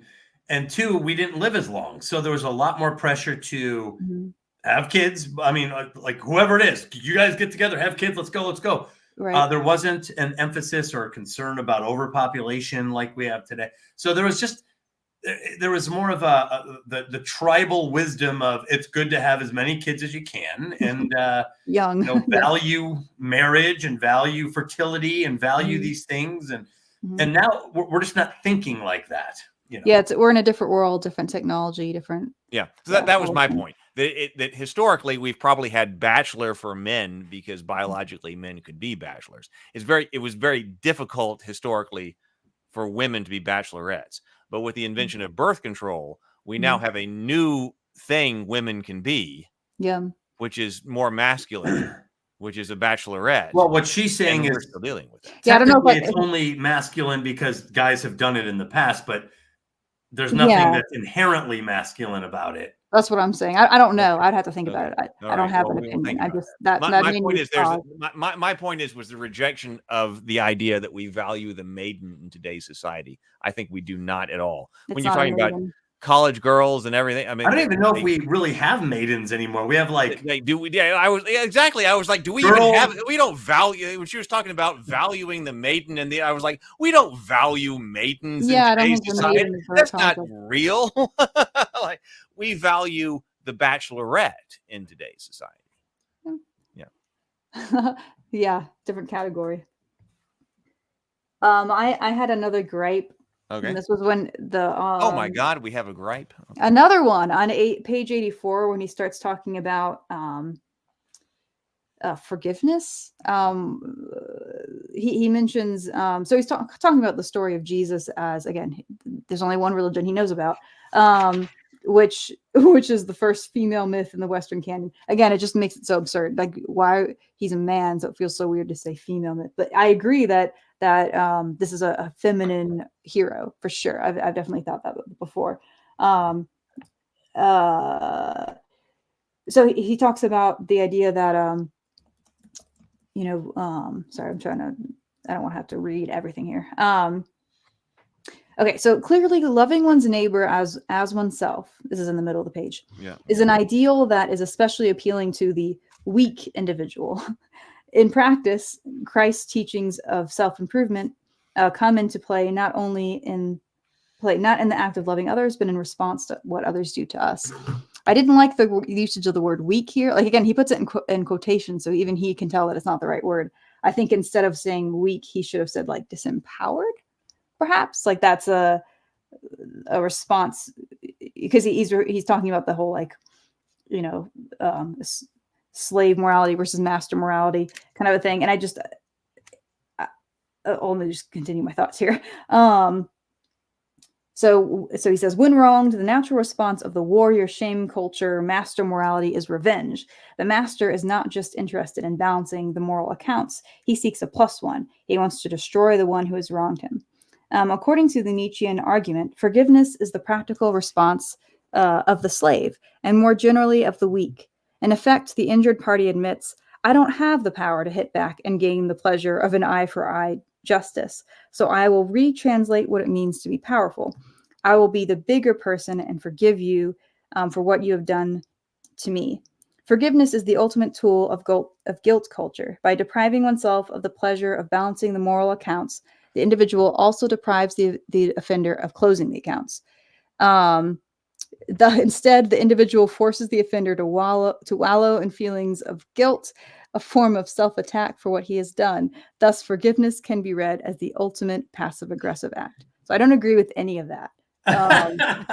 So why is it in this book? According to the Nietzschean argument, forgiveness is the practical response of the slave. So I'm like, yes, according to that argument, sure. But I think a better way of looking at forgiveness is that it's a choice someone can make instead of revenge, to have a sword, but to keep it sheathed, that kind of idea, right? Like to end the cycle of violence. There is genuine power in that, and strength. It takes strength of character to do that. And just so you know, he's paraphrasing Nietzsche. It's harder psychologically. Like lashing out is easy and weak. It's harder to say, I'm not going to do that. Go ahead. No, nothing. I'm just saying he's actually paraphrasing. Nietzsche came up with this idea that Judeo-Christianity is a slave morality rather than a conqueror's mentality of like Nebuchadnezzar, like, an eye for an eye kind of harsh. So he's paraphrasing it, but he seems to be endorsing it while doing so. Yes. But so then he talks about how forgiveness can be read as the ultimate passive aggressive act. I put some question marks. I said, what? No, it's not passive aggressive. It's a choice to step away from aggression altogether. So forgiveness is not an indirect attack. It's correct. letting go. Forgiveness.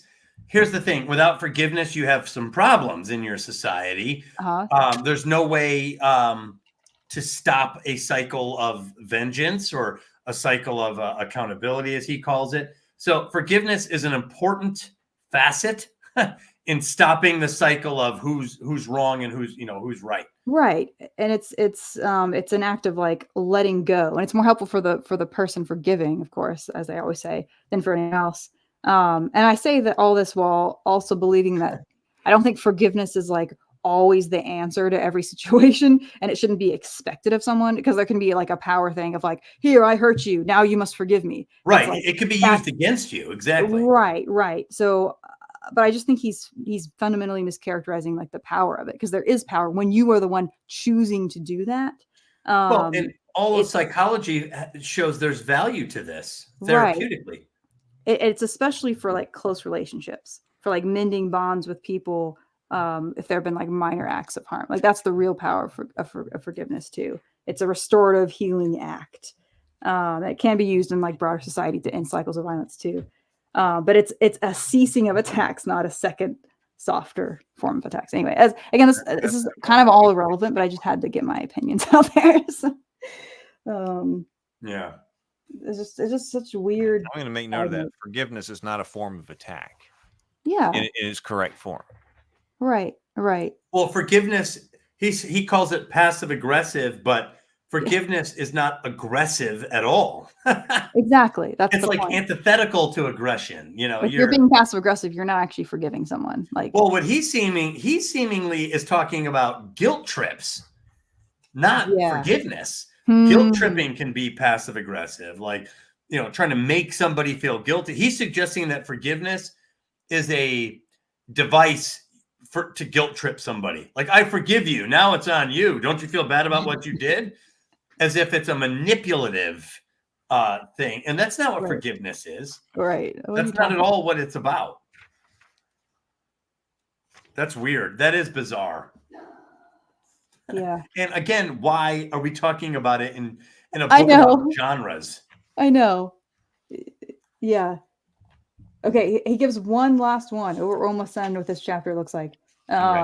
He mentions the ecological myth. Now, that whole thing, that whole section is like a page. He gives absolutely no examples of it, and I just felt like I could reject it outright. I was like, okay, the ecological myth, this is a really fascinating thing, but you haven't justified it with even a single example. I don't know if you guys had any thoughts on that, but I was just like, I did not get to this. So tell me about it. oh, because you didn't get to the end. You guys didn't. I did not get to about the last 4 pages. So this is Okay. on the very end. So tell me about it. Yep, It's that's very cool. short. It is very short. I guess, should I just read it? Sure. Or I don't know if this is even worth reacting to, because again, he has no examples. So I don't know if it's true, if he just made this up. So he tells you it tracks the innovation of the natural world by technological force and development. It shows how the world could overcome ecological disaster, balancing individual, family, and society and nature. See, that's interesting. Okay. It's potentially fascinating. It's potentially fascinating. Yeah, but that's very short, and there are no examples, so I don't know. Why even include it? So he does say, well, I guess I'll read the last passage for his. So since we're talking about that, so he ends in this way, because I don't think we need to go on further. It seems like, although I've loved this conversation, we'll talk about that in a moment. But it says, the next rung up the ladder. To discover what you were born to do is nice in theory, but there's also a fallacy implied here. As human beings, we're each born with lots of capabilities. The question is, which capabilities do we cultivate and how? Our next step in climbing the ladder of genres is memoir. So he's going to send you to memoir next. And the coming of age story. These related story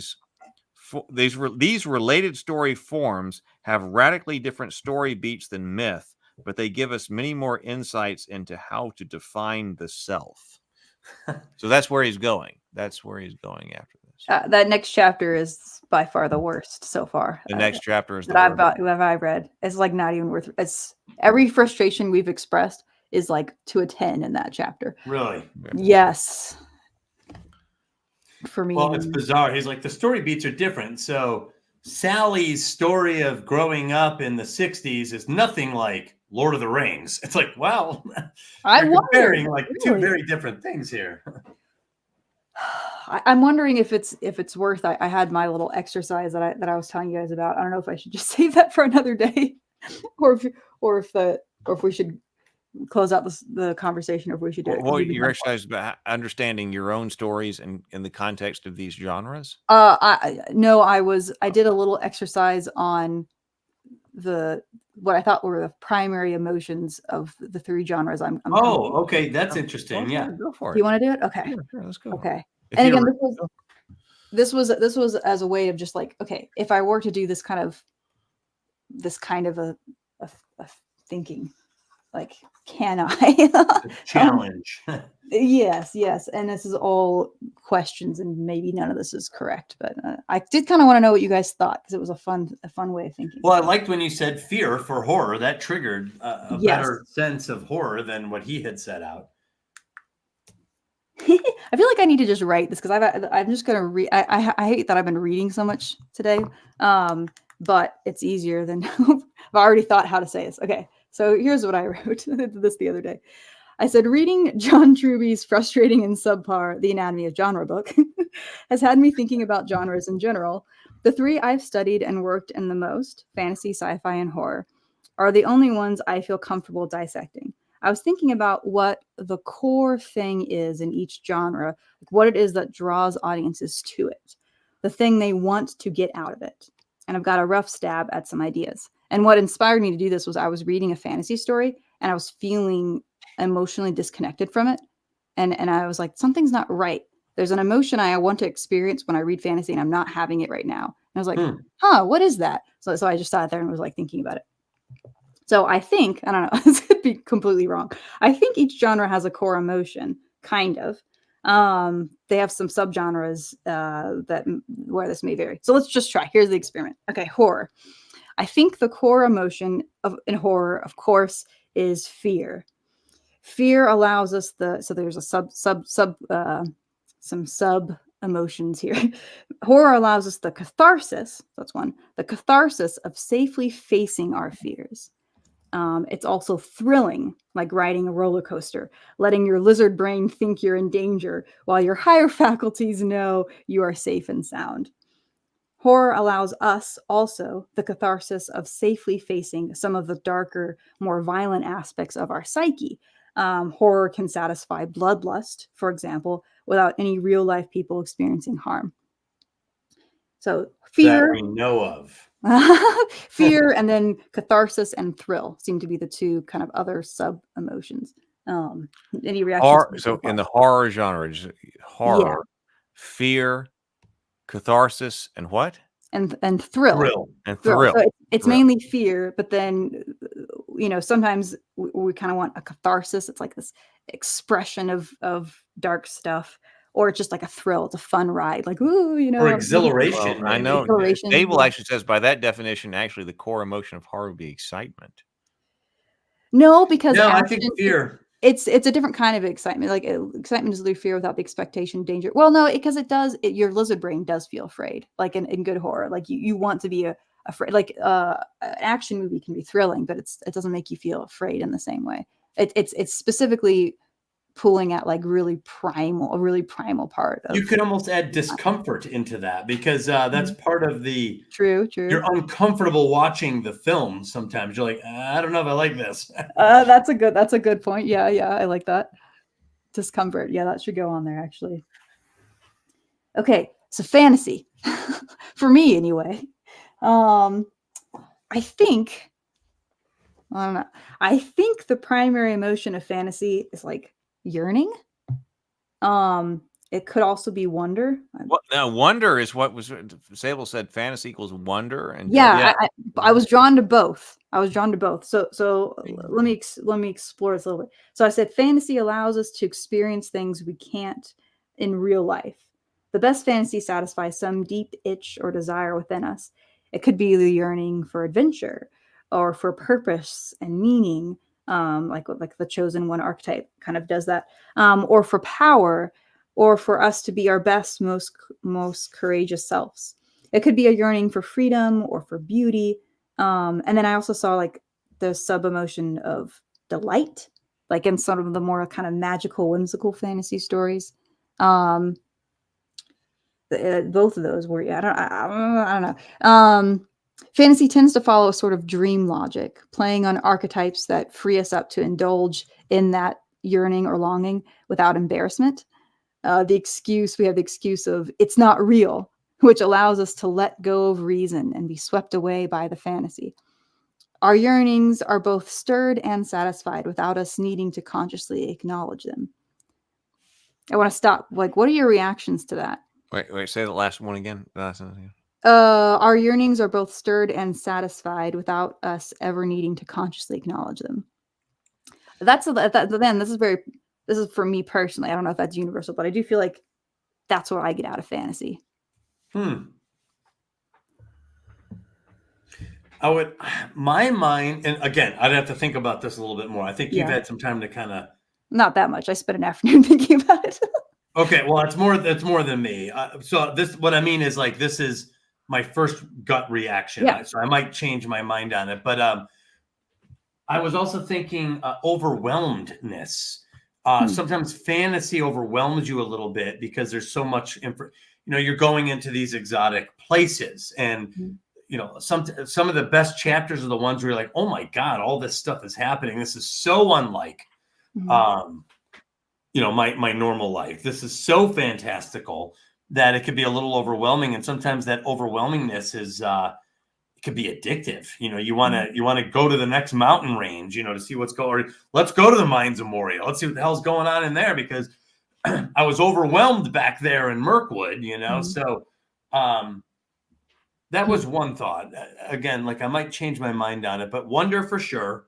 I want to read the pages of a fantasy story and be like, that's pretty cool. Like, wow, that's interesting. But I also like to be overwhelmed a little bit with the exotic and extreme. I think those tend to be in fantasy a little bit more than some other genres. I've got so much more, but Heath, what do you think so far? You're pondering over there. Yeah, I know. I have been pondering because this brings up what's the real difference between these things, and because I was thinking about I was trying to think about like King Arthur. Like when I'm reading some King Arthur, okay, so, I mean a lot of that's fantasy. That I mean I would say on the surface level, I would say okay, we're reading fantasy and we're reading King Arthur. Do I experience wonder when I'm reading King Arthur? Well, maybe some, but others not. Do you experience like a yearning, like a kind of want to be King Arthur, want to go on this adventure, like a vicarious experience, or do you think you get something else out of it? Well, no, I mean, yeah, that. Yeah. I mean, yeah, but I don't know that that's characteristic of fantasy because you probably also get that in action. Or you get that in a number of different things. So if you're like, man, I want to, the defining characteristic of fantasy is that I want to be that character, be King Arthur and, or a Knight of the Round. That would apply to another thing. So I can't say that's defining fantasy. True. Well, I'm not trying to do what John Truby is saying. And yeah, saying that defines it and no other genre has that. But well, I know. But at the same time, if it has a definition, then it needs to mean something. This is not a definition. I'm not trying to make a definition. Okay. I'm just trying to say what the core emotion is potentially, and I think it could vary from different people. Like it could be that this is just what I get out of it. It could be that. Sable proposes a couple: displacement, the sense of being out of sorts, and also curiosity. And I thought about those, and both of those also make sense. Now, I don't know if displacement is an emotion. Maybe he's going after like what's the word? Vigilance, maybe. On guardness, suspicion. What are the words there? Caught up in another world. What's the word? God damn it. Exoticism. I can't words right now. Nostalgia for home. You're talking about curiosity. You're talking about wonder. I mean, those things like, that's again, an Alice in the Wonderland kind of thing. I mean, those things are experienced there. Fantasy is an escapism. I was trying to say that was the word I was looking for, is escapism. Escapism. Okay, but see, because that is different, because I feel like I don't get escapism out of fantasy. That's not like really? But a lot of people it is. For a lot of people, it's escapism. Well, like when the wizard's pupil starts messing around with magic, I mean, you're like, oh wow, this is different. I mean, to me, that's wonder, and that is escapism. You're seeing people behave in a way that can't happen, but these guys are doing it, and they're levitating, or they're using telekinesis, and fascination, maybe. I know, but then again, like with an escape from reality, like how are you grouping Star Wars? Well, I haven't gotten to science fiction yet, because my question is. That's science fantasy. So it's according to a particular definition, is it science fiction or is it fantasy? I would say it's more fantasy. It's definitely. But it's science fiction, but it's probably more science is pretty, fantastical. It's a science fantasy space opera is how you would categorize that. So it's definitely more fantasy than science fiction, I would say. So there's some overlap. Okay, so I'm going to include some other ones here. Escape from reality. I was saying fantasy pairs really well with the romance genre, like fantasy romance. And I think it's like because they both are playing on very similar things psychologically. Like in romance, you've got that yearning for intimacy, desirability, the desire to be desired. Combined with some unreal elements like monsters or fairies or vampires or whatever it is, it kind of frees you up more to like let go and relax deeply into that, whatever that deep primal longing is, they complement each other pretty well. And then I was saying you can combine fantasy with horror. So if fantasy is like a dream, then fantasy with horror is the nightmare. So things that fantasy horror would be things that you hope to never experience. And then like horror fantasy, so like a dark fantasy, if it's more fantasy, would be like exploring dark desires you don't want to acknowledge. So here the yearning combines with catharsis or wonder with fear. So I'm thinking about like Death Note, which I'm reading right now, which I feel like fits into that category. It's like, I think I was saying this earlier, it's like a fantasy horror crime. But the fantasy element is definitely like, fantasy horror element is like, we're dealing with what would it be like if you had the magical power to kill anyone, almost anyone.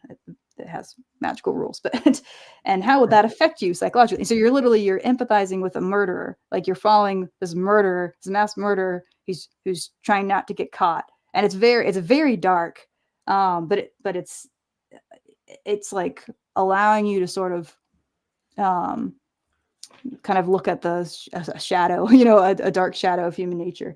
I don't know. That's, again, this is very very loose.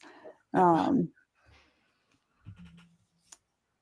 did you think? Science fiction? You want me to go in science fiction? Yeah, I was just my mind was just there. So yeah. Let me go ahead. So I wrote, this one's a little trickier for two reasons. Maybe partially it's because I'm less deeply familiar with science fiction as I am with the other two.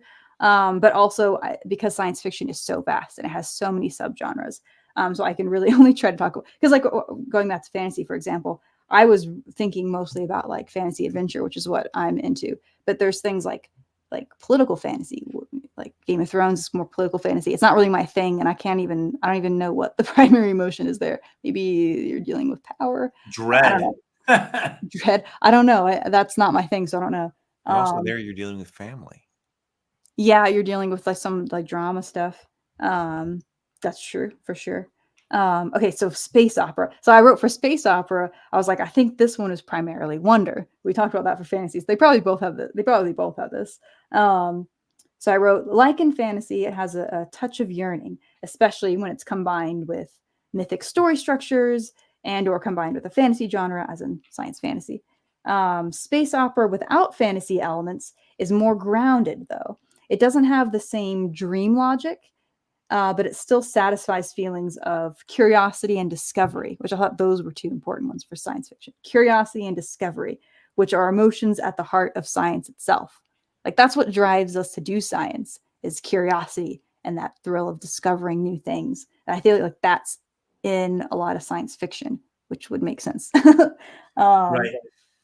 And I thought this was probably a key contrast that I thought was helpful. While fantasy invites you on an inward psychological journey, science fiction invites you on like an outward mind expanding journey. Well, I feel like problem solving Broadens your horizons. Yes, go ahead. is a part of science fiction.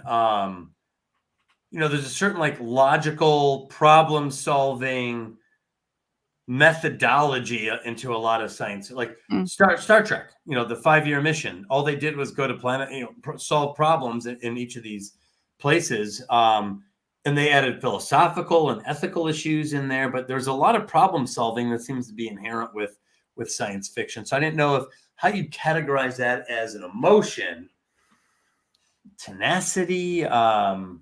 Like what is it that you want to feel when you go to that genre? Like I'm in the mood for some science fiction. What are you in the mood for? That's kind of what I'm asking you. I'm in the mood for some horror. Like what is that? What is that? I'm in the mood for moral confusion. Because like when I started watching Deep Space Nine. So every time I start the episode, it's like, okay, how are you going to morally confuse me? And then I'm going to watch these characters work it out. And that's sometimes the allure there. I don't know if that's universal. But that's just, and again, round one out loud thinking. Right. But that's come to mind. The idea of being this is already so difficult. What's that? I said, you see how this is already so difficult? Yes. It's difficult, but that doesn't mean it's impossible, and it doesn't mean that it can't be done. I'm very big on that. Because I think we've come up with some things that are obviously not correct. Mm-hmm. And I think they're potentially correct. Like that, and I would be interested in looking more into this. Because like what we're talking about, there was one thing that we're talking about. I forget. Like escapism. Like I don't think escapism is definitional in any of these. Yes. Mm. Like that doesn't work to me at all, because I can definitely doesn't work.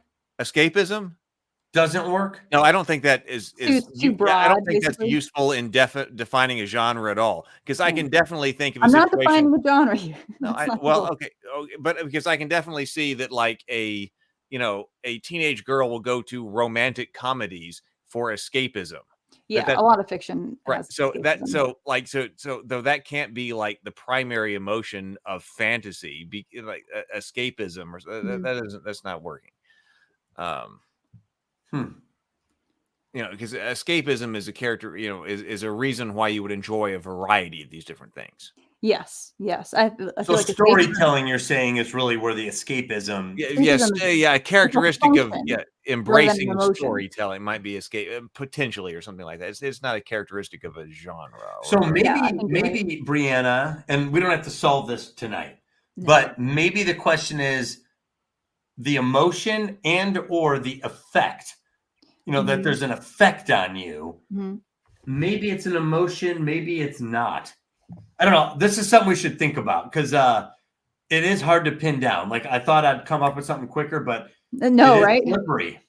Yeah, and there was a book that we read about this. I mean, there was, and I was trying to figure out which one it was. There was something that we talked about that was talking about grouping stories by genre, and it was very much about that was very much about what the audience is expecting when they go to that film, and which I find more useful. Like this is like a. I don't want to say that's a more useful, but well, maybe I do. Like, I mean, if you told me, hey, let's go see a science fiction movie, I said, let's go see science fiction, and we watched The Fellowship of the Ring, I would not think that was correct. And likewise, I'm like, hey guys, let's go see a rom-com. Maybe nobody comes because they're expecting that to not be worth their time. And likewise, if you said, let's go see a fantasy movie, like if you told me, let's go watch a fantasy movie, and we sat down and watched Star Wars, something about that would not feel right. At least that's where I'm starting from. I mean, I understand a deeper intellectual argument, but if I'm like, hey, yeah, no, I totally want to go see some fantasy tonight, and you showed me Star Wars or Aliens, I would think there was something wrong. Even though perhaps on some intellectual level you could argue that. I have a little bit more. Should I share a little bit more? Yeah, sure, go ahead. So I was talking about how what's that? Real quick, James brings up maybe we're discussing what we're in the mood for, and I wonder if there's some truth to that. You have to be in the mood for a certain type of story as well, especially today where there's so much available. Because I'm thinking, when I think about that, like at night, like after this stream, I might go over, like, what do I want to watch? I want to watch, or maybe that's the first half of the question. The other half is, the answer is Star Trek, because I want to feel this way, which is what Brianna's getting at. So I wonder, maybe it's a 1-2 punch there. No, I like that, James Bacon. That's kind of what I'm getting at. It was also like what it was that I was not experiencing, which I found in this particular fantasy story. There wasn't a sort of archetypal emotional thing that it was a craving that it was satisfying. I was like, I want to experience, I want to be in the mindset of this warrior going on an adventure or whatever it is. I wasn't getting any of that. Okay. So I was talking about how science fiction broadens your horizons. And I said, do this so I can have better posture. For this reason, science fiction can combine very neatly with the Western, which has its own brand of freedom, adventure, and commentary on societal systems. The Western, of course, emerged out of discovery / expansionistic periods of history. I don't know if that's exactly right, but there's a feeling of wide open space, the invitation of distant, unknown lands and peoples, and rebellion against old, strict social structures in favor of new, inventive ones. In some ways, space opera is the modern Western, as all of our planet is now discovered, kind of putting aside the problematic ideas behind that word. The collective consciousness / imagination of the human race today turns our attention to the stars, which is our next frontier. So that's like combining some stuff. And then dystopia, I think dystopia is like, you could say that's the combination of science fiction with horror. You could have a cautionary tale about the kinds of societies we wish to avoid. So fear combined with dark wonder at this new, foreign, terrible world that we get to explore and discover. Dystopia, of course, is always actually a commentary about society as it exists at the time the story comes out. It's an exaggeration of current realities, a projection of what may occur if we don't change our current trajectories. Dystopia forces us to look at our societal fears and reckon with them. The most haunting dystopias deal with evergreen fears like government overreach, loss of autonomy and identity, etc. And then I briefly was like, I was like, well, what about apocalyptic or post-apocalyptic? I feel like that's kind of a science fiction / Western / horror combination, but I'm not sure. And then I was like, there are many, many more, but I don't feel confident enough in my familiarity with other subgenres to even attempt to dissect them in this way. Still, wonder seems to dominate with science fiction. You associate wonder with science fiction. I do. And again, I don't know how much of that is just my own personal bias. Could be entirely my own personal bias. And maybe we all kind of experience different things. A lot of people seem to go wonder with fantasy. Yeah. I mean, I thought about that too when I was thinking about fantasy, but different priorities, they all have different subgenres too.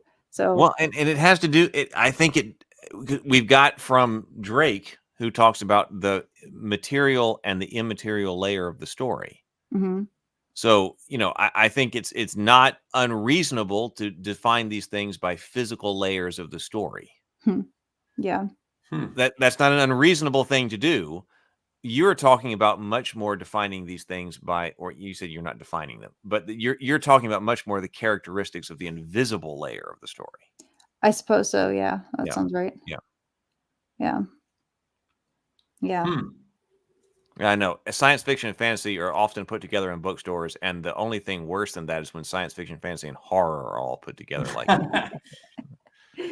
But for $10, Sable Phoenix says science fiction equals longing. Herman Melville in Moby Dick spoke for travelers in all epochs and meridians. I am tormented by an everlasting itch for things remote. I long to sail forbidden seas. That's so fascinating because you're reverse. Like it's a reverse. Like I'm putting longing, yearning with fantasy, and then wonder with science fiction. It seems like you're Robert doing Owen opposite. Butler says all writing must capture yearning. True. That there must be a yearning in these stories, and in some ways. Well, he's talking about the yearning of the character, and I'm talking about my yearning as an audience. Oh, okay. Well, yes. Well, now that's important too. Are you talking about the emotion experienced by the characters or by the audience? I'm talking entirely about the audience right now. What do I want to feel? What am I in the mood for? I think there's a relationship there, though. Like if the lead character is put into a hostile environment where, there's a predator hunting them down or something, and they're afraid, that's kind of what we're supposed to be feeling in this adventure story, But that's a tough one. That's something that I would definitely have to think a lot more about. Right. Because every time I thought I had it, I felt like it would slip away. And I was like, I don't know if that's right. No, I don't feel confident about any of that. I feel confident about what I put for horror. I think my horror analysis is right. I think just because horror is a little bit simpler. It's maybe science fiction and fantasy scratch very similar itches, but it's just in a slightly different way. Yeah, again, I keep thinking about science fiction and problem solving. I feel like every time I'm thinking about a science fiction movie, I picture people like, okay, what are we gonna do? Let's do this. Let's try this. Even Alien, which he just said Sable says strikes him as horror. Totally. It's a horror film. Alien, we were saying was horror, But it does have the science fiction attributes because it's got a science fiction setting and scenario, but there's a lot of problem solving. I think there's something in here about I am big about classification and definitions, but I think there must be something in here about the physical versus the immaterial layer of the story. I think I would start to approach it that way. So, but James for $5, thank you very much. James says, I disagree. Aliens is sci-fi. It's horror, but it's undeniably sci-fi. It evokes terror, isolation, and despair. This is more complicated. No, it's both. It is definitely both science fiction, but it's also horror. And I feel like horror is the dominant part of it because it's mostly a terrifying experience about this alien being, and it's hunting you down. it seems to fit the horror problem there. It's structurally and emotionally horror. James says, I completely disagree about Alien isn't primarily horror or science fiction, it's both. Is this a situation we're talking about when you're talking about the physical layer of the story, it's science fiction? When you're talking about the immaterial layer of the story, it's horror. Is that what we're talking about here? Because I mean, is it more, or whatever, but on a physical layer, like if you ask me, is Alien fantasy? I would never put Alien as fantasy. No. I would say, why is the science fiction? It has to do with the physical layer of that story. But if you ask me, what is is it I don't know, something, is it horror? Yes, it's horror. It's because of the immaterial layer of that story. Right. Emotionally and like structurally, it's horror. But then, yeah. So I think there's something there. I think I don't have the complete answer yet, but I think there's something to that because I love Drake's division of the physical and the immaterial layer. Yeah, that's fascinating. And so because if I want to go see a science fiction and you show me fantasy wizards, something about that tells me it's wrong. Yeah. And if you I'm gonna go watch a fantasy movie and I see laser beams and starships, there's something wrong. And so here we're talking about the physical layer too. But that is on the physical layer of the story. Right. So that's but Alien, layer. Like if I want to watch Alien tonight, like I love the opening scene. Like you're like if I hit play, I'm in the middle of nowhere space, man. Like indistinct, unremarkable space, and space is a hostile place. And you're waking up and you're in this ship. And so it's clearly a science fiction scenario. But once they bring that alien in, that's what I'm anticipating. I'm anticipating that horrifying stalking one by one by an organism that is superior to you, And it's terrifying and it looks horrifying. It's a nightmare. And it's in the hallways. Oh my gosh, this is such a good table talk. This is great stuff. I'm glad you enjoyed this. This was definitely. I'm glad. I've really been enjoying this conversation too. I thought this had the potential to be a great conversation, despite the fact that it was like, okay, it's Truby again. But I already had material on this. Because of the material, I thought this actually had the potential to be a really good conversation. So thank you very much, Sable. Yeah, that was you awesome. rock too, Sable. Right. Yeah, well, I'm trying to bring out complexity here because I do think that it can be. James Bacon says this is more complicated than we're allowing it to be. We need to open this up. I'm trying to introduce some complexity, but I still think there is less ambiguity. Yeah, in my attempt to be like, okay, here's the primary emotion. I don't want to do that as like to simplify. Like that's an exercise, and it's quite possible, as we were all talking about, it seems like maybe there isn't. It's probably that there's multiple things that we are wanting to experience with these genres, and that's probably more accurate to have like that's probably correct. It's important you're talking about these, but it's also important if you're talking about commercial today. Like if somebody walks in and I want to buy a sci-fi book and you're offering them a wizard and a magic rock, it doesn't matter what the invisible layer and immaterial of the story is. There's something wrong. They're here. I want a sci-fi film or sci-fi book. They don't want a wizard and a magic rock. Likewise, if they're coming in for a fantasy film and you're like, hey, I got a starship and some laser beams, you're a mismatch with your audience. Right. Well, and unless you are intentionally combining them and you are from the outside letting them know, this is going to have like one of my favorite, where is it? I don't know. Oh, there it is. One of my all-time favorite books. Oh, it doesn't say it. Never mind. I thought they said on the front. Everyone calls this book, they say, lesbian necromancers in space. So you just know. I like it already. This is fantasy. This is science fantasy. It's actually more fantasy than science, but it's like when you go from the outside, you just say that, like, okay, this is going to have spaceships and magic. It's like, oh, okay. And then you have the right expectation. Well, it's true. Cause like you say sci-fi, like if I put on Alien tonight or Star Trek 1, it's not the same. Like Star Trek 1 to me is like serious, sober problem solving, deep space.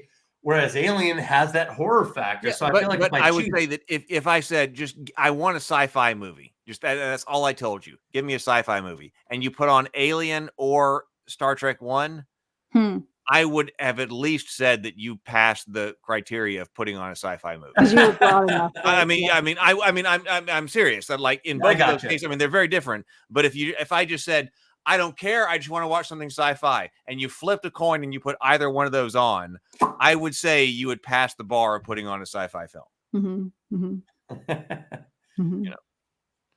We're losing Sherry Lee. Maybe so. Oh, maybe so. We'd have to figure out how to define the further conversation, because I am big on definitions and what things mean, and I think that a lot of things can be defined. Well, it's fun to try to define things, right? But they're slippery.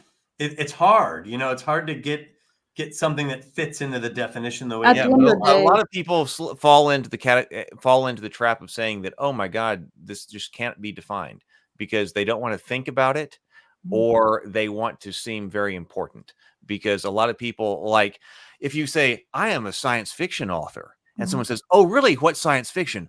Oh, my God, it's so complex. It's not even possible to articulate in human language. Oh, well, that makes you sound very important, right? Yes, you're like, because if you say, oh, it's science fiction. Oh, it's this. Oh, it's much more important. Like if you say, I study biology. Oh, really? What's biology? Oh, biology is so complicated. It's not even possible to be articulated in all of science.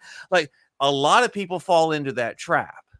Well, yeah, I call it the retreat into the immeasurable. You just descend into this. Nothing has definition. There is nothing that. Yeah. And it's easy to be there, but I think much more difficult to try to nail things down as best you can, and then deal with the consequences of that. And James Bacon brings up a good point. This is proving to be much more difficult than we thought. Like when Brianna's like, hey, I thought of emotions for each genre. We're like, yeah, go for it. I'm like, no, okay. my whole point in that exercise is to show that it's difficult. Like, oh, well, that's mission accomplished. Yeah, that's the whole point there. Is like, I was like, okay, I spent an afternoon doing this, and I was still like not sure about any of these things. You tricked us, Brianna, because horror was so easy. We're like, oh, horror, fear. Okay, let's rip through these. Yeah, that one might be accurate, but the other two, as we can see, are more complex, and it is. And I think that is what I don't think he acknowledges in this book, is that he's dealing with very complex topics, and he treats them like they're simple, like they can just be neatly categorized. And it's not, to Heath's point, that's not to say that you can't define these things and you can't categorize them. I think that if you're going to, you have to acknowledge that you're probably going to have imperfect definitions and they have fuzzy edges, and you can acknowledge that nuance. It's kind of and then also that's not a problem at all. That's not a problem. That's normal. And give yourself space to update. Fuzzy sets and fuzzy boundaries. Yeah. And that has been dealt with in academic literature for 100 years and more. So if you say, I can't define this word because there's a fuzzy boundary. No, we've got life is decades of understanding of fuzzy boundaries. Right. So if somebody comes up to me and goes, no, I cannot possibly define this because it's fuzzy, like, you don't even understand the literature, the academic literature in which you're talking about. So so that's not so yes, if there is a fuzzy boundary between things, trust me, the philosophy over the past 500 years has a way to handle fuzzy boundaries. We'll be fine. We'll work through it. And one of the ways to handle it is, instead of like having a sentence that defines things, is to have like a list of attributes, right? Like you see that in, what does it mean? What is life? Like we say life has these attributes, tends to, or like religion. That's a very common, like when I was reading about comparative religion, like people argue about what a religion is. If you don't define it and you instead say religions have these attributes, you get less arguments. Because sometimes that can be one solution for a fuzzy boundary. Like They usually That'd have be one solution. But my point is, if you're arguing that something can't be defined because it has a fuzzy boundary, you don't understand philosophy or language. Almost everything, if you think about it enough, has a fuzzy boundary, because like the way we humans categorize things is it's a function of us existing in the world and how we understand things, but like reality is way but it's more also complex. it's important and useful for communication. Exactly. Like I want to communicate with Brianna. How am I going to do this? Well, I'm going to take the best fuzzy defined words. And I'm going to do my best to and she's going to listen to that and she's going to respond. We're going to do the best we can. And even in that process, we're going to have some wiggle room and adjustment. That's communicating. And I love that. Yeah. And I'm fine with that. my favorite example is that Wittgenstein, the philosopher Wittgenstein, famously said that it was impossible to define the word game. A game, it is impossible. He famously said that it was impossible to define the word game. And he used this as an argument against definitions. He was like, it's impossible for anyone to tell you what a game is. No one can do this. And yet, Wittgenstein says that we can all use the word game in conversation and understand what it means. And so this is nuts. There's a definition for game. Yeah. I know. Well, because Wittgenstein said it was impossible to do this. And then John Searle, my favorite philosopher, was like in one of his books, just as a footnote, he was like, here's the definition of game. And like he gave it as a footnote in one of his books and like dismissed like the entire Wittgensteinian argument of definitions because he was like, oh yeah, here's what it is. And by the way, that's just a footnote in one of my books, Wittgenstein. So, so that people can do that. Like that's a Wittgensteinian argument of definitions. That, oh my God, what is horror? What is a game? Oh my God, it's so complex. I can never possibly articulate it until someone, as their footnote goes, oh no, here's what it is, and just does it and then moves on. So I'm much more pro definition. I'm pro definition too, and also pro flexibility. I think you adjust, you do the best you can, you adjust, and otherwise we can't communicate with each other. It's all for naught. Yes, I guess I'm pro practicability. Like, how can I use this practically? And that's usefulness. Yes, right. Usefulness is part of to me. It's useful for communicating. Mm-hmm. If I can communicate with you using these imperfect words, then I'm that perfect, because otherwise I'd be cut off from you. So I'd rather communicate to the best of my abilities, And bringing this back to storytelling, it's like the entire point of reading a book like this or not reading a book like this is like, is this going to give me something that is helpful and practical for me as a storyteller to solve problems? Well, for all the flaws this book has, it really triggered a lot of serious thought. Mm-hmm. He got us thinking. In fact, my wife was like, how long do you think you'll be on? I was like, maybe like 2 hours. Oh no, this is wrong. Yeah. I know, because I realized even having this discussion tonight was controversial. I mean, I already had notes on it. I know Brianna had notes on it too, and things like that. And so I was like, well, we should take advantage of this. But I thought this is one of our better conversations. I mean, really absolutely. So I think this is an example of a situation where we are not overall with Truby's work, we are not positive. But we've been very constructive in our criticism. I think like we've had very, very constructive conversations. I think that have advanced things over the past 3 conversations that we've had. Yeah. Well, and it did that thing that I love. It got us all thinking, and we're thinking together. It's not just me, but in a room going, that's interesting. I'm thinking out loud with Brianna. I'm thinking out loud with Heath. The chat is chiming in, and we have a very intelligent group of people chiming in here. So it got us all thinking, and that's worth something in and of itself. For sure. There's intrinsic value in that. Sometimes I go out of my way to read books that I know I'm not going to like or agree with, just because I know it's going to make me think. Oh yeah, and those are the dangerous ones, because you're going to read a paragraph and be like, and go right into like rethinking it, and all the margins are all marked up. Yeah, totally. Yep. All right. Well, I have loved it. I've loved it. Like I said, It was a great we may not. We've got a ton of things to talk about when we return. We got, and I'll put this out on Discord as well. We got Paradise Lost. We got City of Reckoning coming up. We got the Q&A with Doug. We're going to do a watch party of The Cultist season 1. We're going to do Paradise Lost. Did I already mention that? I'm not sure. Paradise Lost. We get Doug's going to interview me. We still have to do the British accent. In a British accent. We still got to do Picard season 3. I want to watch that one. That will conclude our Star Trek, I think. Vic Mignogna said that he was interested in coming back, so we're going to do some Vic Mignogna. I know we've got some other things that we got to talk about. I'll put them out, but we're coming up on 100. But I think like tonight's table talk is when we were at our best. Like this is the kind of thing that I think table talk is all about. So, Well, because it was about ideas. yes. And that's awesome. So, I enjoyed this.